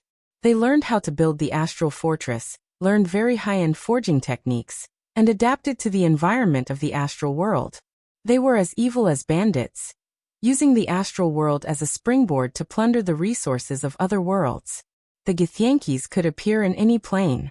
Their race used the astral world fortress as their foundation, and could enter all the worlds they could enter. The Githyankis liked to plunder, but if the target was strong enough, they would also learn to trade fairly. In the lower planes, There were evil Githyanks who used things from the astral world to trade with the Yugalos. As for the other kind of Githzerai, the path of monks prevailed within them, and they had not dealt with humans for many years. The Githzerai pursued the mystery of the mind. They believed that the deepest part of the mind hid the true self and power, and therefore, they highly advocated the path of monks. They were the race with the most monks. They and the Githyanks were mortal enemies. Unfortunately, there were not many of them, and the probability of encountering them was very small. Note: only some ancient monasteries in the Eastern Kingdom still retain contact with the Githzerai. Hearing Soren's words, Gloria and Fallen Witch suddenly became nervous. It was a well-known point. The astral plane was filled with all kinds of dangers, and there wasn't enough order here. Therefore, it was very normal to encounter battles and plunder when exploring the astral plane. The star boundary was really too big. Most of the creatures living in this dangerous environment were very unfriendly. Whether it was the astral fortress of the Mind Flayers or the astral fortress of the Githyanks, they did not mind robbing other astral explorers or capturing them as their slaves if they were strong enough.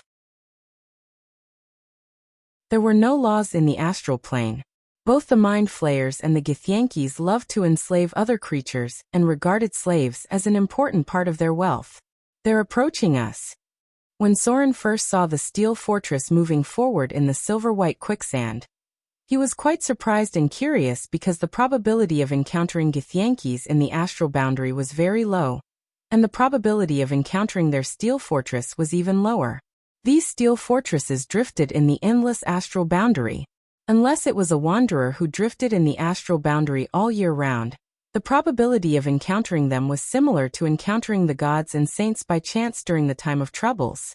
Under normal circumstances, encountering the steel fortress of the Githyanks was not a good thing because it meant that you might have to face the plunder of a Githyanks army. It was very obvious. When Soren discovered the steel fortress of the Githyanks, they also discovered the small floating space tower in the astral boundary. The Githyanks had a natural psionic ability. Their steel fortress was shrouded in a powerful psionic force field, just like the High Priest's psionic domain. In the dark astral boundary, the Githyanks could find any energy fluctuations nearby that were strong enough. This made it easy for them to avoid danger and find targets to plunder. There was no doubt about it. In the perception of the Githyanks, this floating space tower drifting alone in the astral boundary was considered a target that they could plunder. Under normal circumstances, when encountering such a floating space tower in the astral boundary, at most there would be one or two great wizards in the legendary realm. Many astral wanderers like to use the floating space tower as a base to explore and search in the endless astral boundary. The bold Githyanks often attack those astral boundary explorers by relying on their large numbers and their adaptation to the astral boundary. Under normal circumstances, if this kind of plunder was successful, the Githyanks could get a lot of wealth. It seems that they treat us as targets to plunder. Soren couldn't help but smile, and he said to Gloria with some ridicule, "They are accelerating towards us.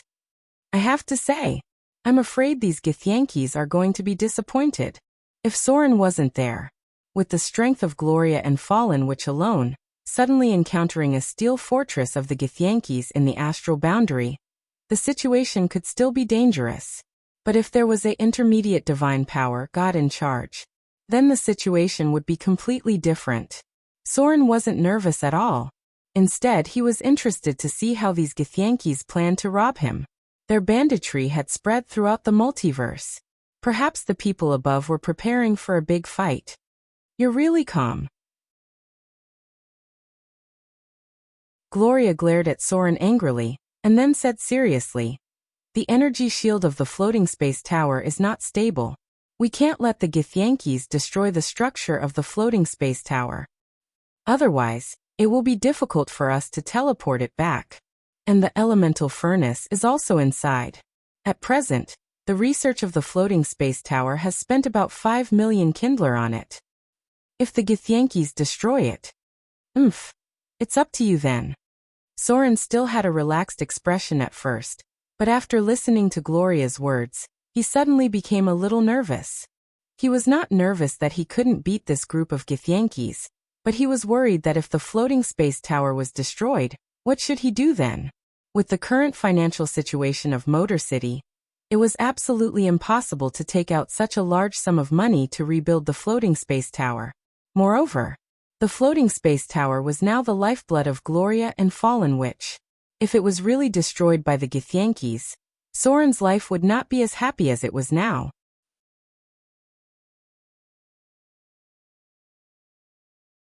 Chapter 893. The floating space tower was actually very fragile. At least before the core energy protection force field of the floating space city of the Arcane Empire was understood, the current floating space tower's protection level was about equivalent to a large-scale six-circle energy protection force field spell. Such a level of protection could only support Soren's full blow in the form of a god. It would only take a few attacks to fight against the Githyanki, and the floating space tower itself would have to withstand the damage. No one could say for sure what parts would be damaged in the process. As for the cost of maintenance, it was naturally high. The earth elemental pool affected the gravity inside the floating space tower. The wind elemental pool affected the air inside the floating space tower. The fire elemental pool maintained the temperature of the floating space tower itself. The current role of the water elemental pool was not very obvious. At least before Gloria and Fallen, which were ready to expand, the water elemental pool did not play much of a role. The four elemental pools maintained the normal operation of the floating space tower in the astral world. In the face of the plundering of the Githyanki, Soren had to ensure that the elemental pool would not be attacked in addition to defeating them. Otherwise, the consequences would be disastrous. The huge astral world fortress gradually approached. After seeing the huge iron lump in front of them, Gloria and Soren's eyes lit up. But the first to speak was Fallen Witch. She said seriously, Mordor City is currently preparing to make steel golems. At present, the steel reserves of Mordor City are not enough to sustain the consumption of a steel golem legion. And now, it seems that a huge iron lump is approaching us. According to the preliminary judgment, these steels are all simply enchanted with astral world materials. If we have them to make steel golems, the strength should be improved by a level. Mordor City lacked steel. No matter how hard Soren tried to strengthen the foundation of Mordor City, some things still needed time to accumulate. Originally, Soren's plan was to purchase a batch of enchanted forged steel from the Northern Witches, and then figure out a way by himself. However, based on the current situation, it seemed that there was no need for him to think of any other way. If they could tear down the steel fortress in front of them, it would definitely be more than enough for Mordor City to make a group of steel golems. The Githyanki had quite good forging skills. They wandered in the astral boundary all year round to plunder other creatures, and the materials used to make steel fortresses were naturally excellent. Something must be mentioned here. The steel fortress of the Githyanki was similar to a half-plane. They lived inside with militarized management. In addition to daily plundering, the Githyanki also cultivated food. That was right. They farmed inside the huge steel fortress. What did this mean? This meant that there was a good elemental balance within the steel fortress, and it even met the requirements for farming. With the simplest logical reasoning, it could be concluded that the gravity inside the steel fortress was very stable. The balance of the earth and water elements was enough for plants to grow. The fire element maintained the temperature very close to the material plane. The balance of the four elements directly transformed the steel fortress into a private kingdom that could be lived in for a long time in the astral plane. And it also met the requirements of the Githyanki in all aspects. Of course, this also meant that the entire steel fortress was very huge. A steel fortress represented a group of Githyanki, which may take them decades or even hundreds of years to complete. As the distance was getting closer little by little, Soren also estimated the diameter of the steel fortress. The height was about 100 meters, and the diameter should be close to 2 kilometers. It looked like a semi-permanent interstellar fortress. How many tons of steel is there? According to Soren's judgment, the interior of the astral fortress must be divided into residential areas, military areas, storage areas, farming areas, and so on. With the use of psionic power, the interior space was definitely larger than what it looked like from the outside.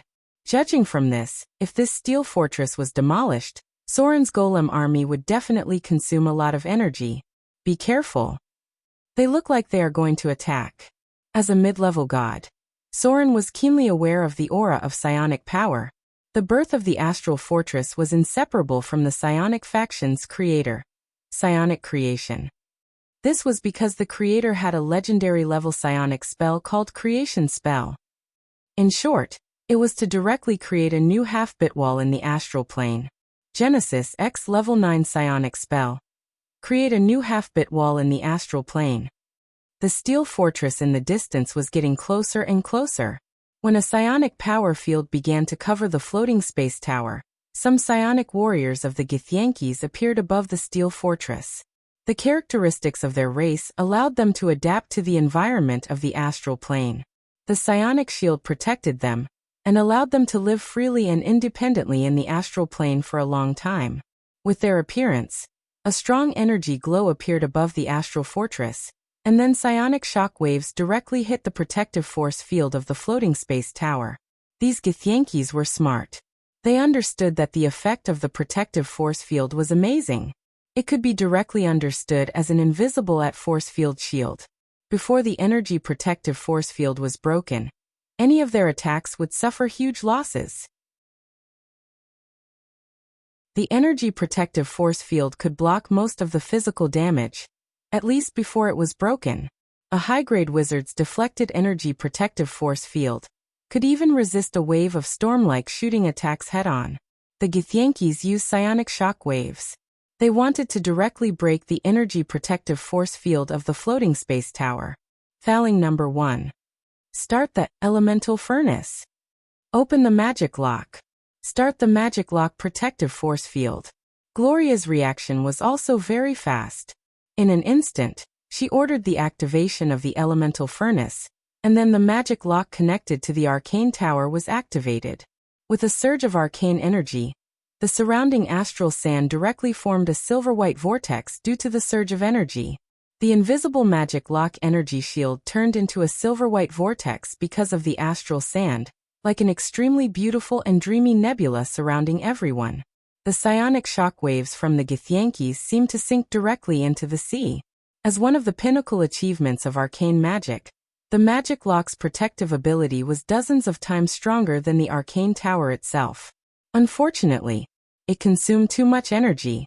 With the current energy supply of the floating space tower, the magic lock would soon be emptied of the stored arcane energy.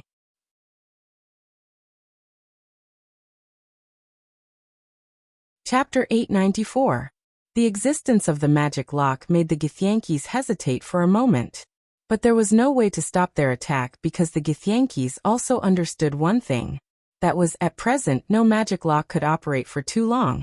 And if the magic lock was forcibly activated, it was easy to drain the energy in the elemental pool. The magic lock was originally born from the spell-weaving skills of the High Elves. After the Silver Age, the Ismit period, and the Arcane Empire period, the craftsmanship of the magic lock had gradually become almost perfect, but the larger the magic lock, the greater the consumption. Note: some magic information of the magic lock can be found in Baidu. The magic lock provided more constant magic buffs, even during the Arcane Empire period. Unless it was a floating city controlled by a core arcanist, ordinary floating cities could not use the magic lock to maintain the energy protection force field shield. At present, the magic lock covering the arcane tower provided the following 5 magic buffs. Increase resistance permanent, protection from evil permanent, blessing permanent, sharpness active, and lightness active. The magic lock was a special domain power. After the perfection of several glorious arcane civilizations, the existence of the magic lock was like a net that was constantly woven by extremely powerful spellcasters to add a variety of functions. At present, the magic lock grafted by the arcane tower was still in a relatively low-level state. It only added 3 permanent magic buffs and 2 large-scale magic buffs that could be activated, and they were basically aimed at demons. If the magic lock of the Arcane Empire period was to be really effective, Gloria and the Fallen, which also needed to incorporate special abilities such as anti-magic force field, as well as large-scale magic buffs that could be activated temporarily, The most powerful magic lock could even allow ordinary people within range to cast spells at will. But this required a lot of energy. The psionic warriors of the Githyanki have begun to land.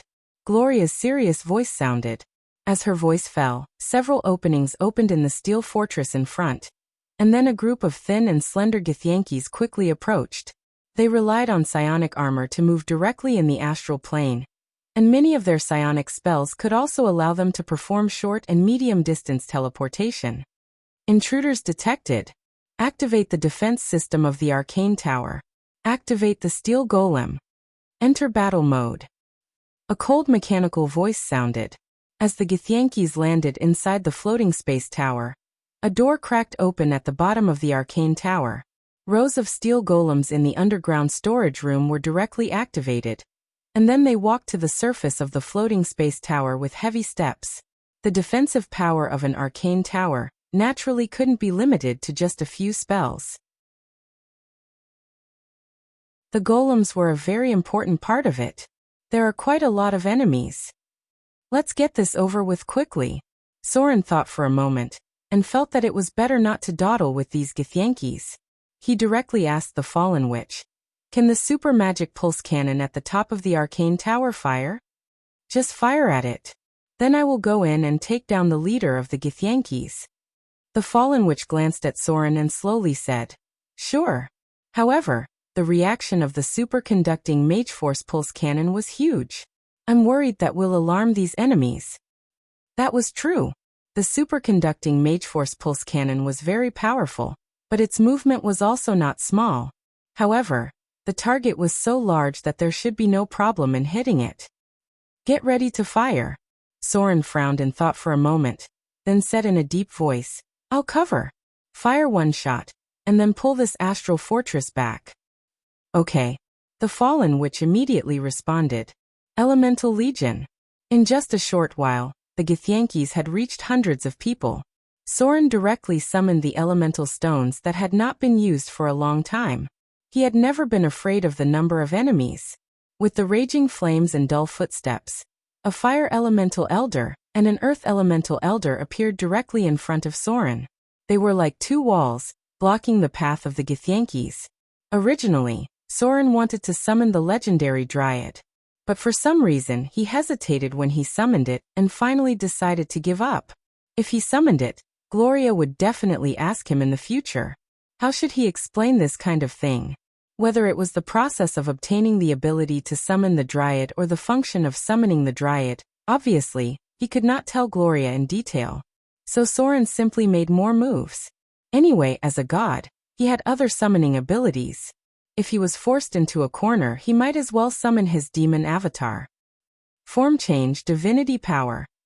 A golden light appeared in Soren's eyes, and he directly entered the form of the saint and activated his divine power. Then he waved his hand in front of him, and the land in front of him moved directly. In just a few seconds, it formed an earth wall about 5 meters high. The divinity power of form change could not only be used on himself, but also on anything else that was not divinity. Soren's exploration of the divinity power gradually increased over time.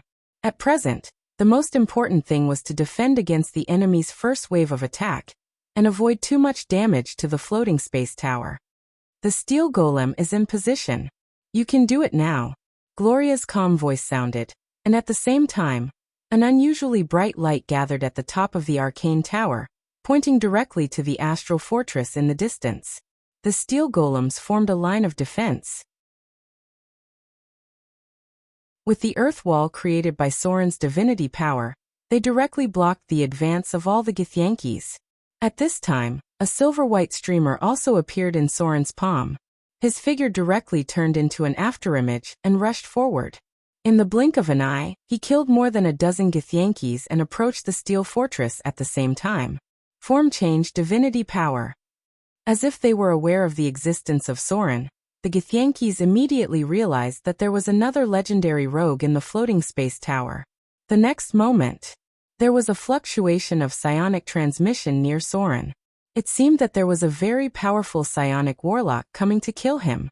In this regard, Soren could not help but have a playful smile at the corner of his mouth. He directly activated the divinity power that changed space and fixed the Githyanki's psionic warlock who had just arrived in place. As a mid-level divine power, Sauron was able to deal with these enemies with ease. Form change, divinity power. Shadow realm, arcane realm, fear realm. Boom. A dazzling light shot out from the top of the floating space tower and instantly pierced through the steel armor of the astral fortress. At the same time, Soren's figure also rose into the air at this moment. His figure was shrouded in golden light, almost entering the demigod form. He did not activate all the realm powers he had, but only activated the shadow, arcane, and fear.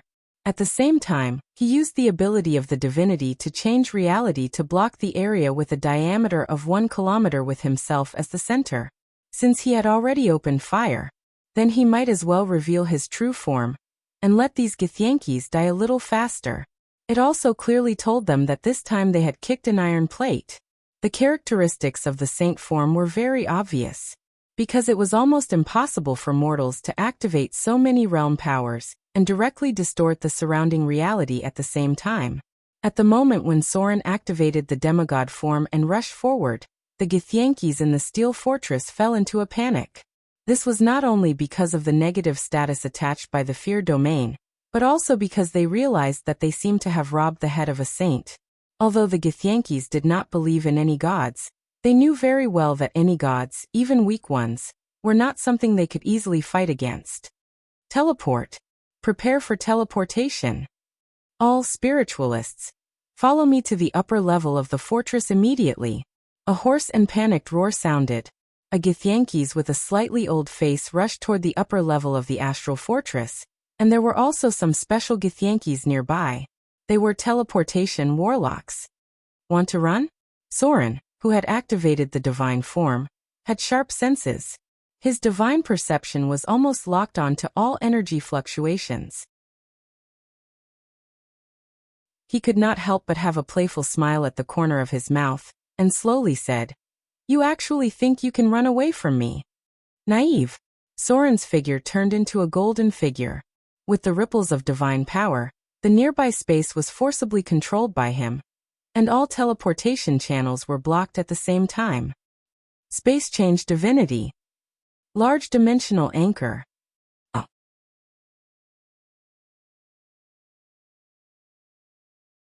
Chapter 895. Soren's figure instantly appeared inside the astral fortress. The pressure belonging to the gods enveloped all the Githyankis.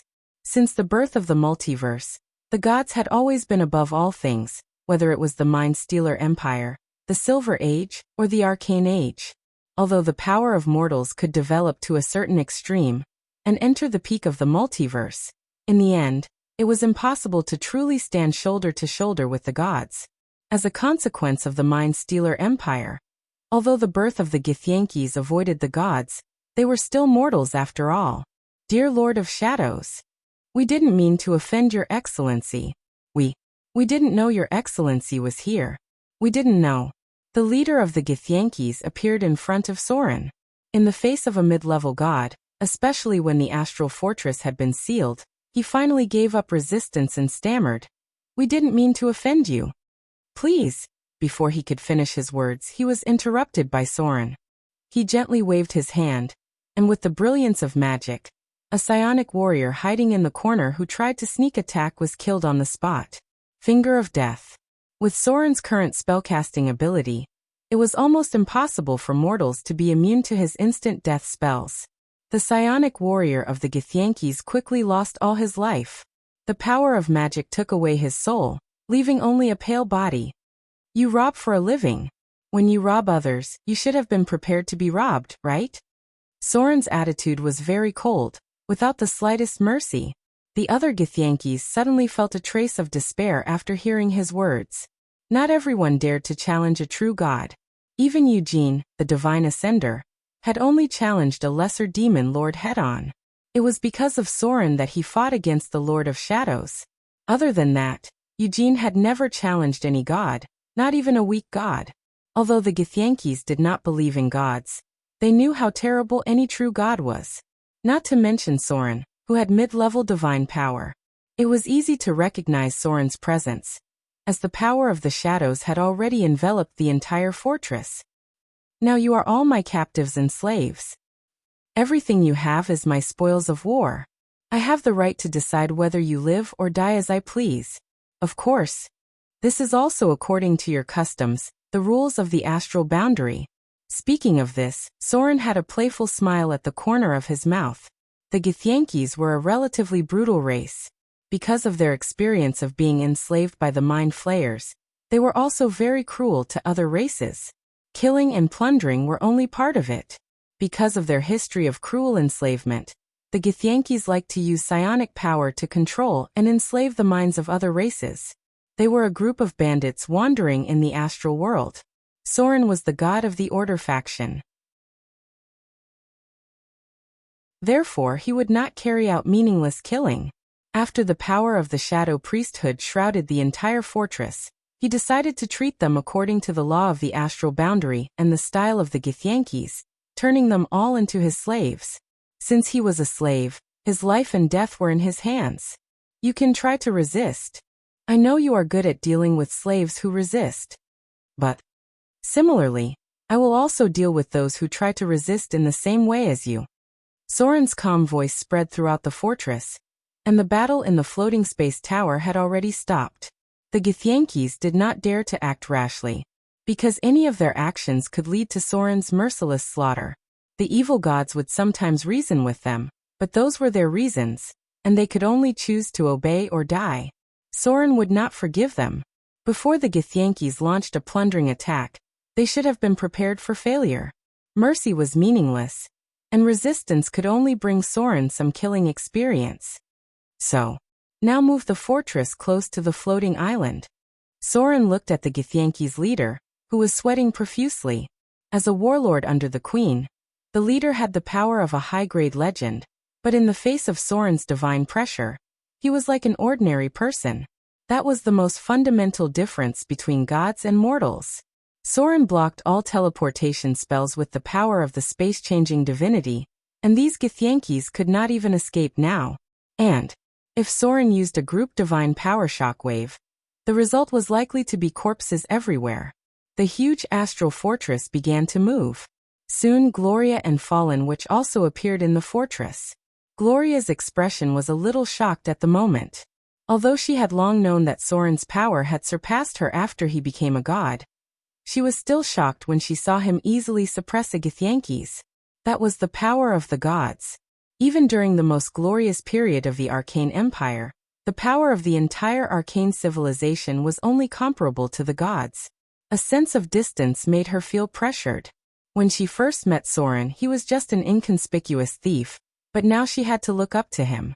The steel golem began to enter the fortress. Groups of Githyankis were escorted into the floating space tower. There were more than 5,000 Githyankis, and nearly half of them were combatants. The entire Githyankian race was scattered like this. Standing at the highest position was the Githyankian queen, who was close to an undead creature. Below her were many warlord leaders who controlled their respective astral fortresses, and constantly plundered other races to live. The leader of the Githyankis watched helplessly as the steel golem escorted his people together like slaves. He wanted to resist Soren, but he knew that it would only bring the destruction of his race. He kept trying to call the allies of the Githyankis, the legendary Red Dragon Covenant of the Mortals. Basically, in any Githyanki's astral fortress, there was at least one adult red dragon as an ally. The astral fortress in front of him had 3 adult red dragons as allies. When they encountered a powerful enemy, the leader could use the power of the covenant to summon them to help, and part of the wealth obtained from plundering would be shared with the evil red dragons. There was no response from the covenant. Even though the leader of the Githyankis kept calling, no red dragon responded to his call. This group of evil and cunning dragons had betrayed the ancient covenant.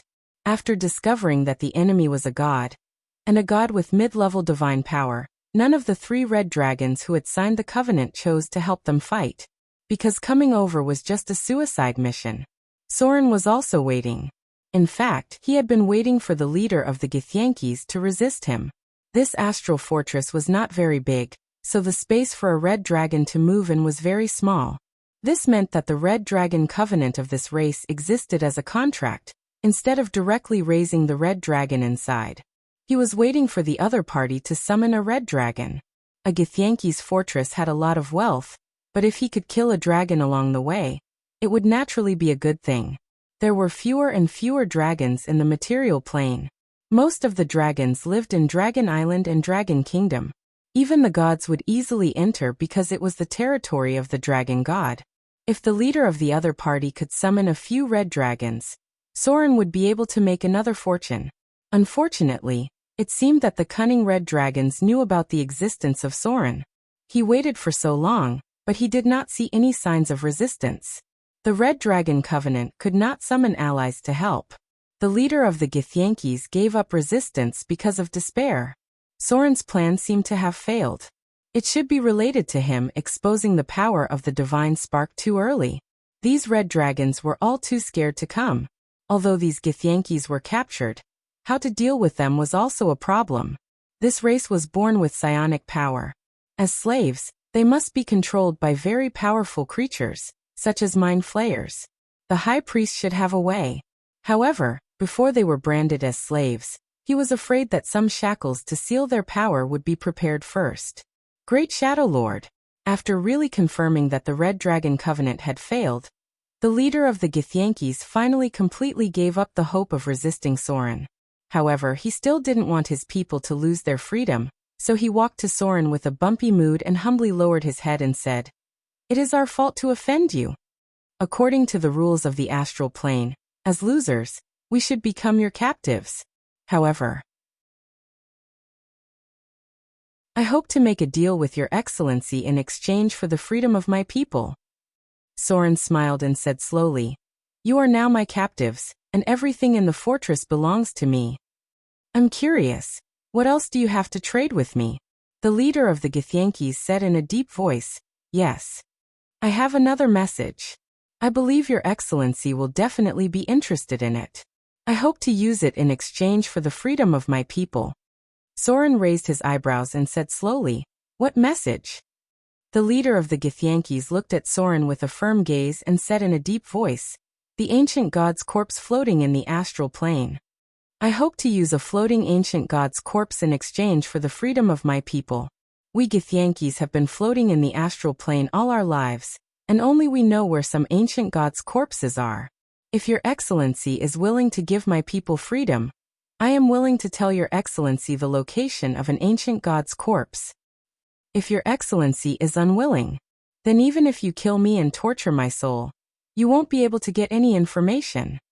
The heart and soul of the Githyankis have been tested by the mind flayers. I believe your excellency should know about an ancient god's corpse and a group of insignificant slaves. Which one is more important?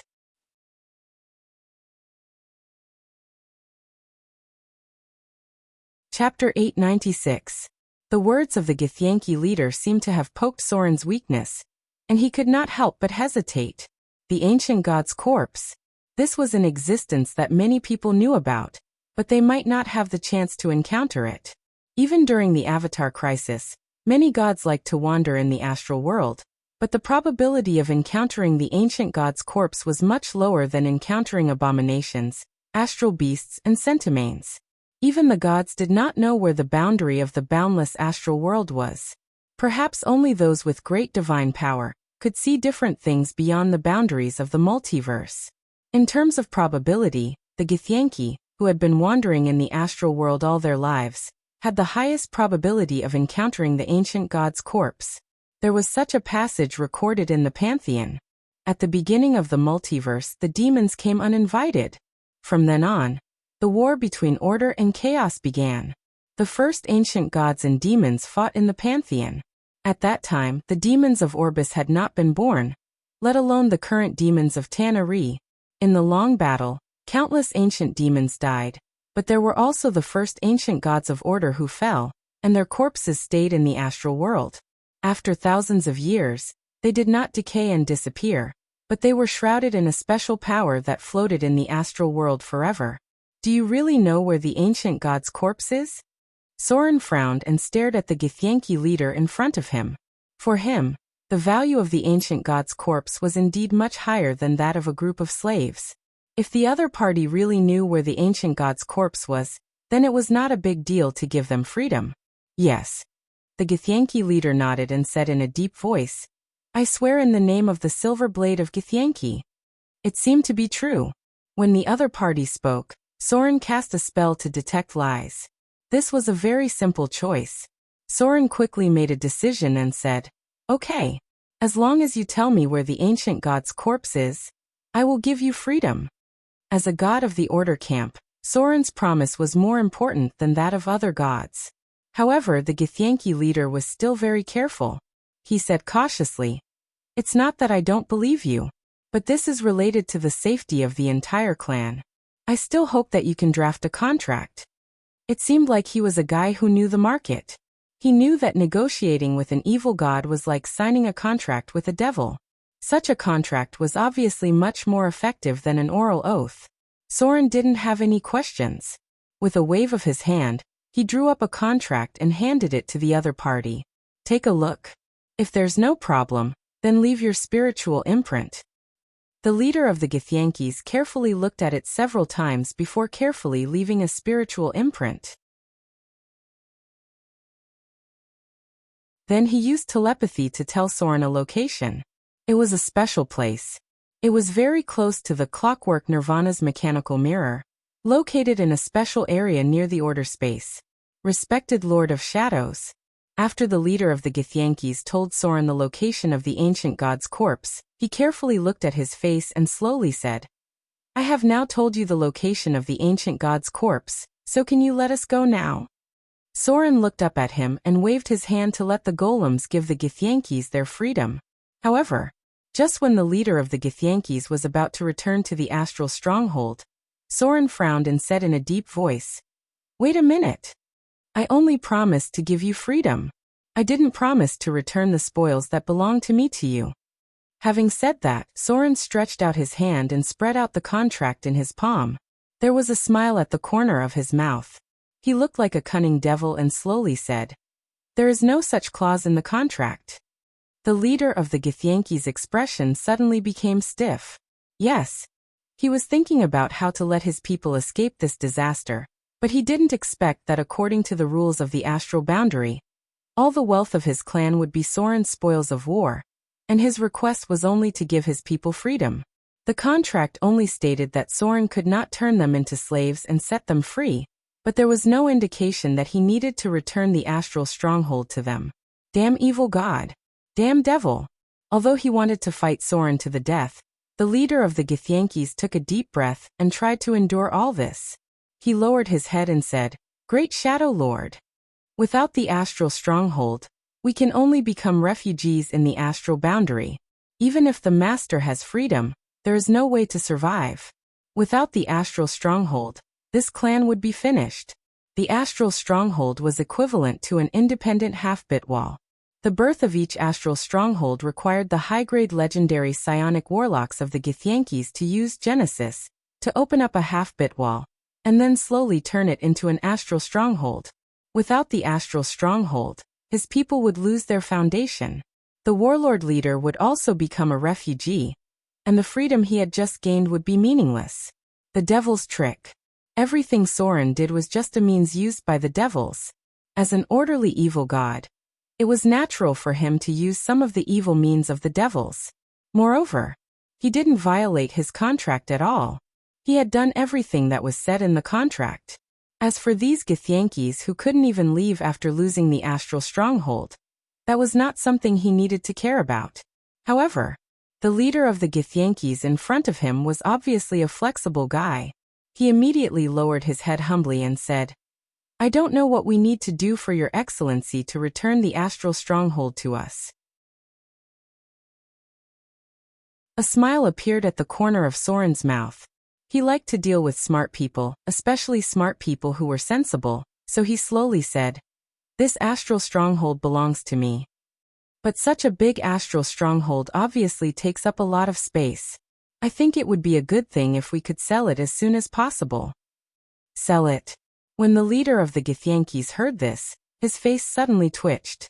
He felt his heart ache, but he still gritted his teeth and said, "If that's the case, Your Excellency might as well sell this astral stronghold back to us." He took the bait. Regardless of whether the other party was willing or not, this was what Soren wanted, so he pretended to be surprised and said, "You? Although I have promised to give you freedom. But you have just been my captives, and you have no money. If it weren't for my mercy, you wouldn't have left anything valuable on you. I'm curious. What did you use to buy such a valuable astral stronghold? I think maybe we should find another buyer of the Githyanki's. Maybe they will be willing to pay a high price." Next to him, Gloria had been silently watching everything in front of her, and Fallen, which also looked at Soren curiously.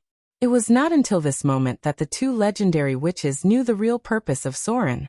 When they heard this, they couldn't help but open their mouths in surprise, and then a playful smile appeared at the corner of their mouths. Because Soren was really bad. Wasn't it obvious that he had dug a huge pit and waited for the leader of the Githyanki's to jump into it? This was obviously a trap. Furthermore, it was an unprecedentedly huge pit. But knowing that this was a super huge trap, the leader of the Githyanki's still jumped into it without hesitation, because if he didn't jump, he would lose everything. The anger of his people alone was enough to tear him apart. "I'll buy it." The leader of the Githyanki's gritted his teeth and said, "Although we don't have any wealth now, but just give us some time, we can buy it." Contract.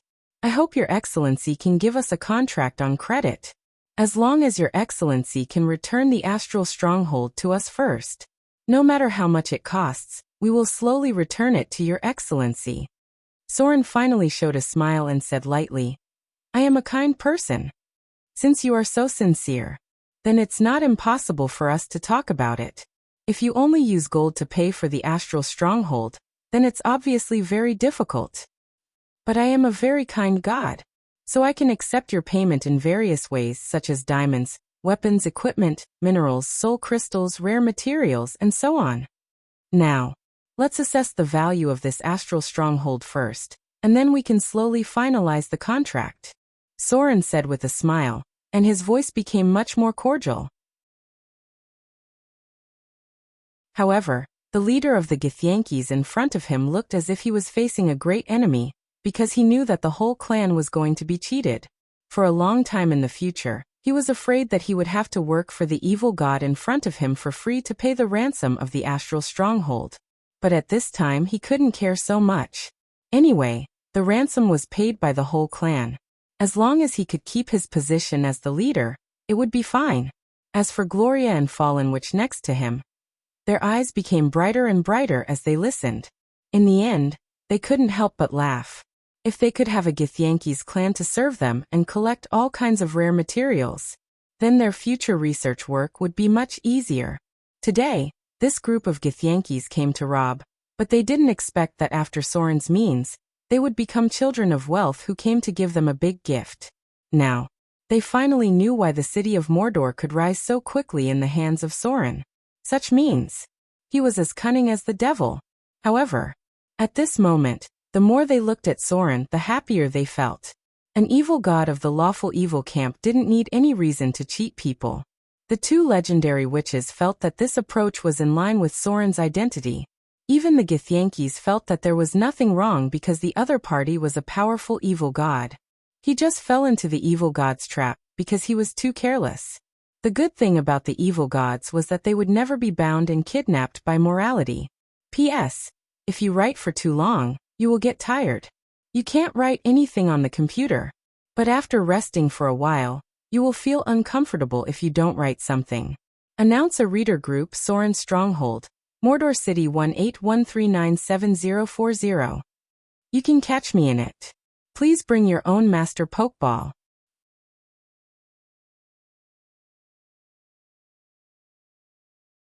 Chapter 897. That was the reality. As an evil god, Soren didn't hesitate to cheat the leader of the Githyanki's, but as the leader of the Githyanki's, he also didn't hesitate to cheat his own people. After Soren ordered the steel golems to gather the captives of the Githyanki's, the leader of the Githyanki's, named Karnost, didn't hesitate to sell all his people. According to the contract he signed with Soren, He couldn't mention anything about the ancient god's corpse. Otherwise, he would violate the contract and be punished by Soren. So, in the mouth of the cunning Githyanki's warlord named Karnost, he became a great hero who saved his people. Because he accidentally angered a terrible evil god, the entire Githyankis became lowly captives. And at this time, their brave leader stood up. Not only did he dare to face the terrible evil god Soren, but he also dared to bargain with him. In the end, he relied on his glib tongue to persuade the terrible evil god. He made him agree to give all the Githyankis freedom in exchange for enough offerings and ransom in the future to satisfy his greedy and endless desires. Soren temporarily left after releasing these Githyankis. The whole venue was given to Karnost to perform. This guy's acting skills were definitely at the level of a movie king, and his ability to deceive and coax was also first class. He forcibly distorted the whole process.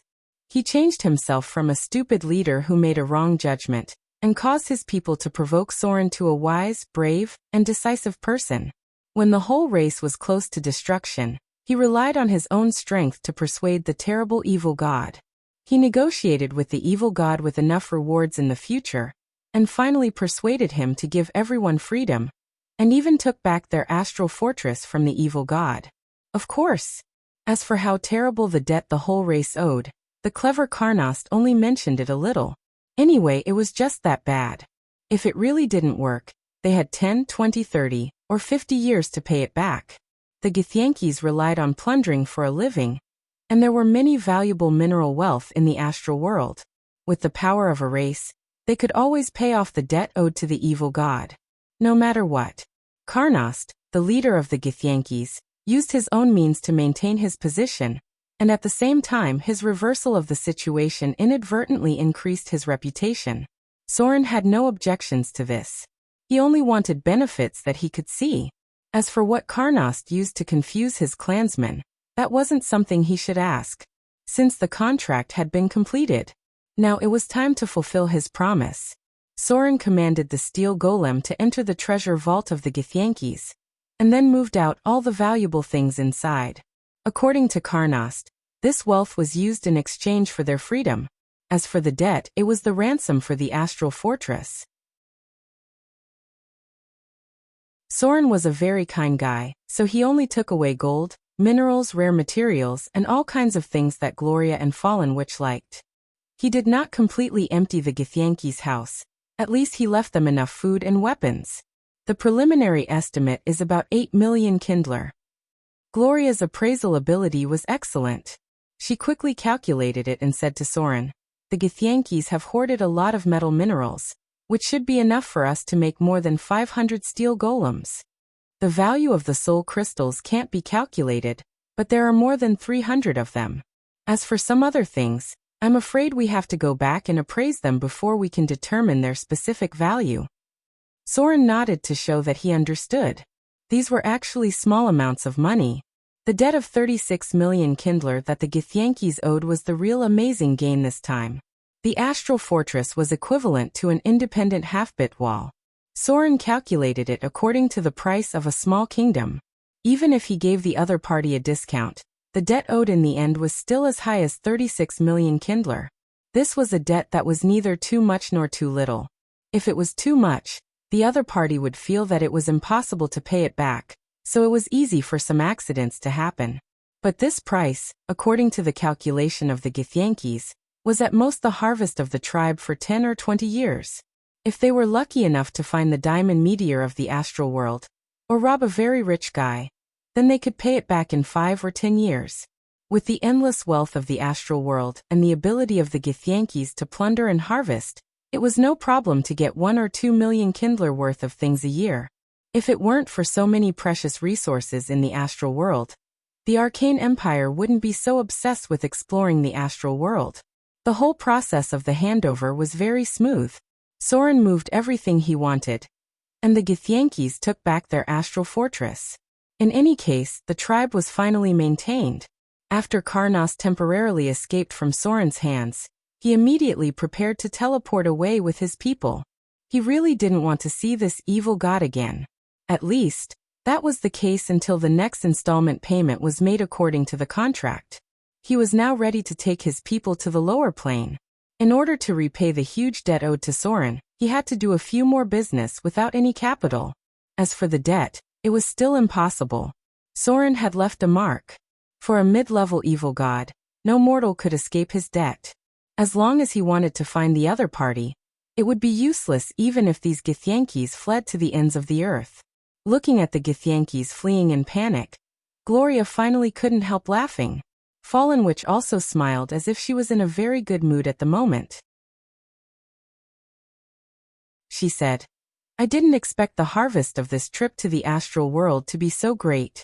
It seems that we have to come a few more times in the future." Soren also smiled and said in a deep voice, "It's impossible to be so lucky every time." This time, the Githyankis came to our door. The probability of encountering other creatures in the vast astral world is not high. If we encounter a wandering astral world beast, I'm afraid we can only fight. A large number of materials were piled up in the storage room of the arcane tower. With such a great harvest this time, there was naturally no need to continue to collect the astral sand. The Githyankis also stored this silver-white substance, and the weapons they forged were also mixed with the astral sand.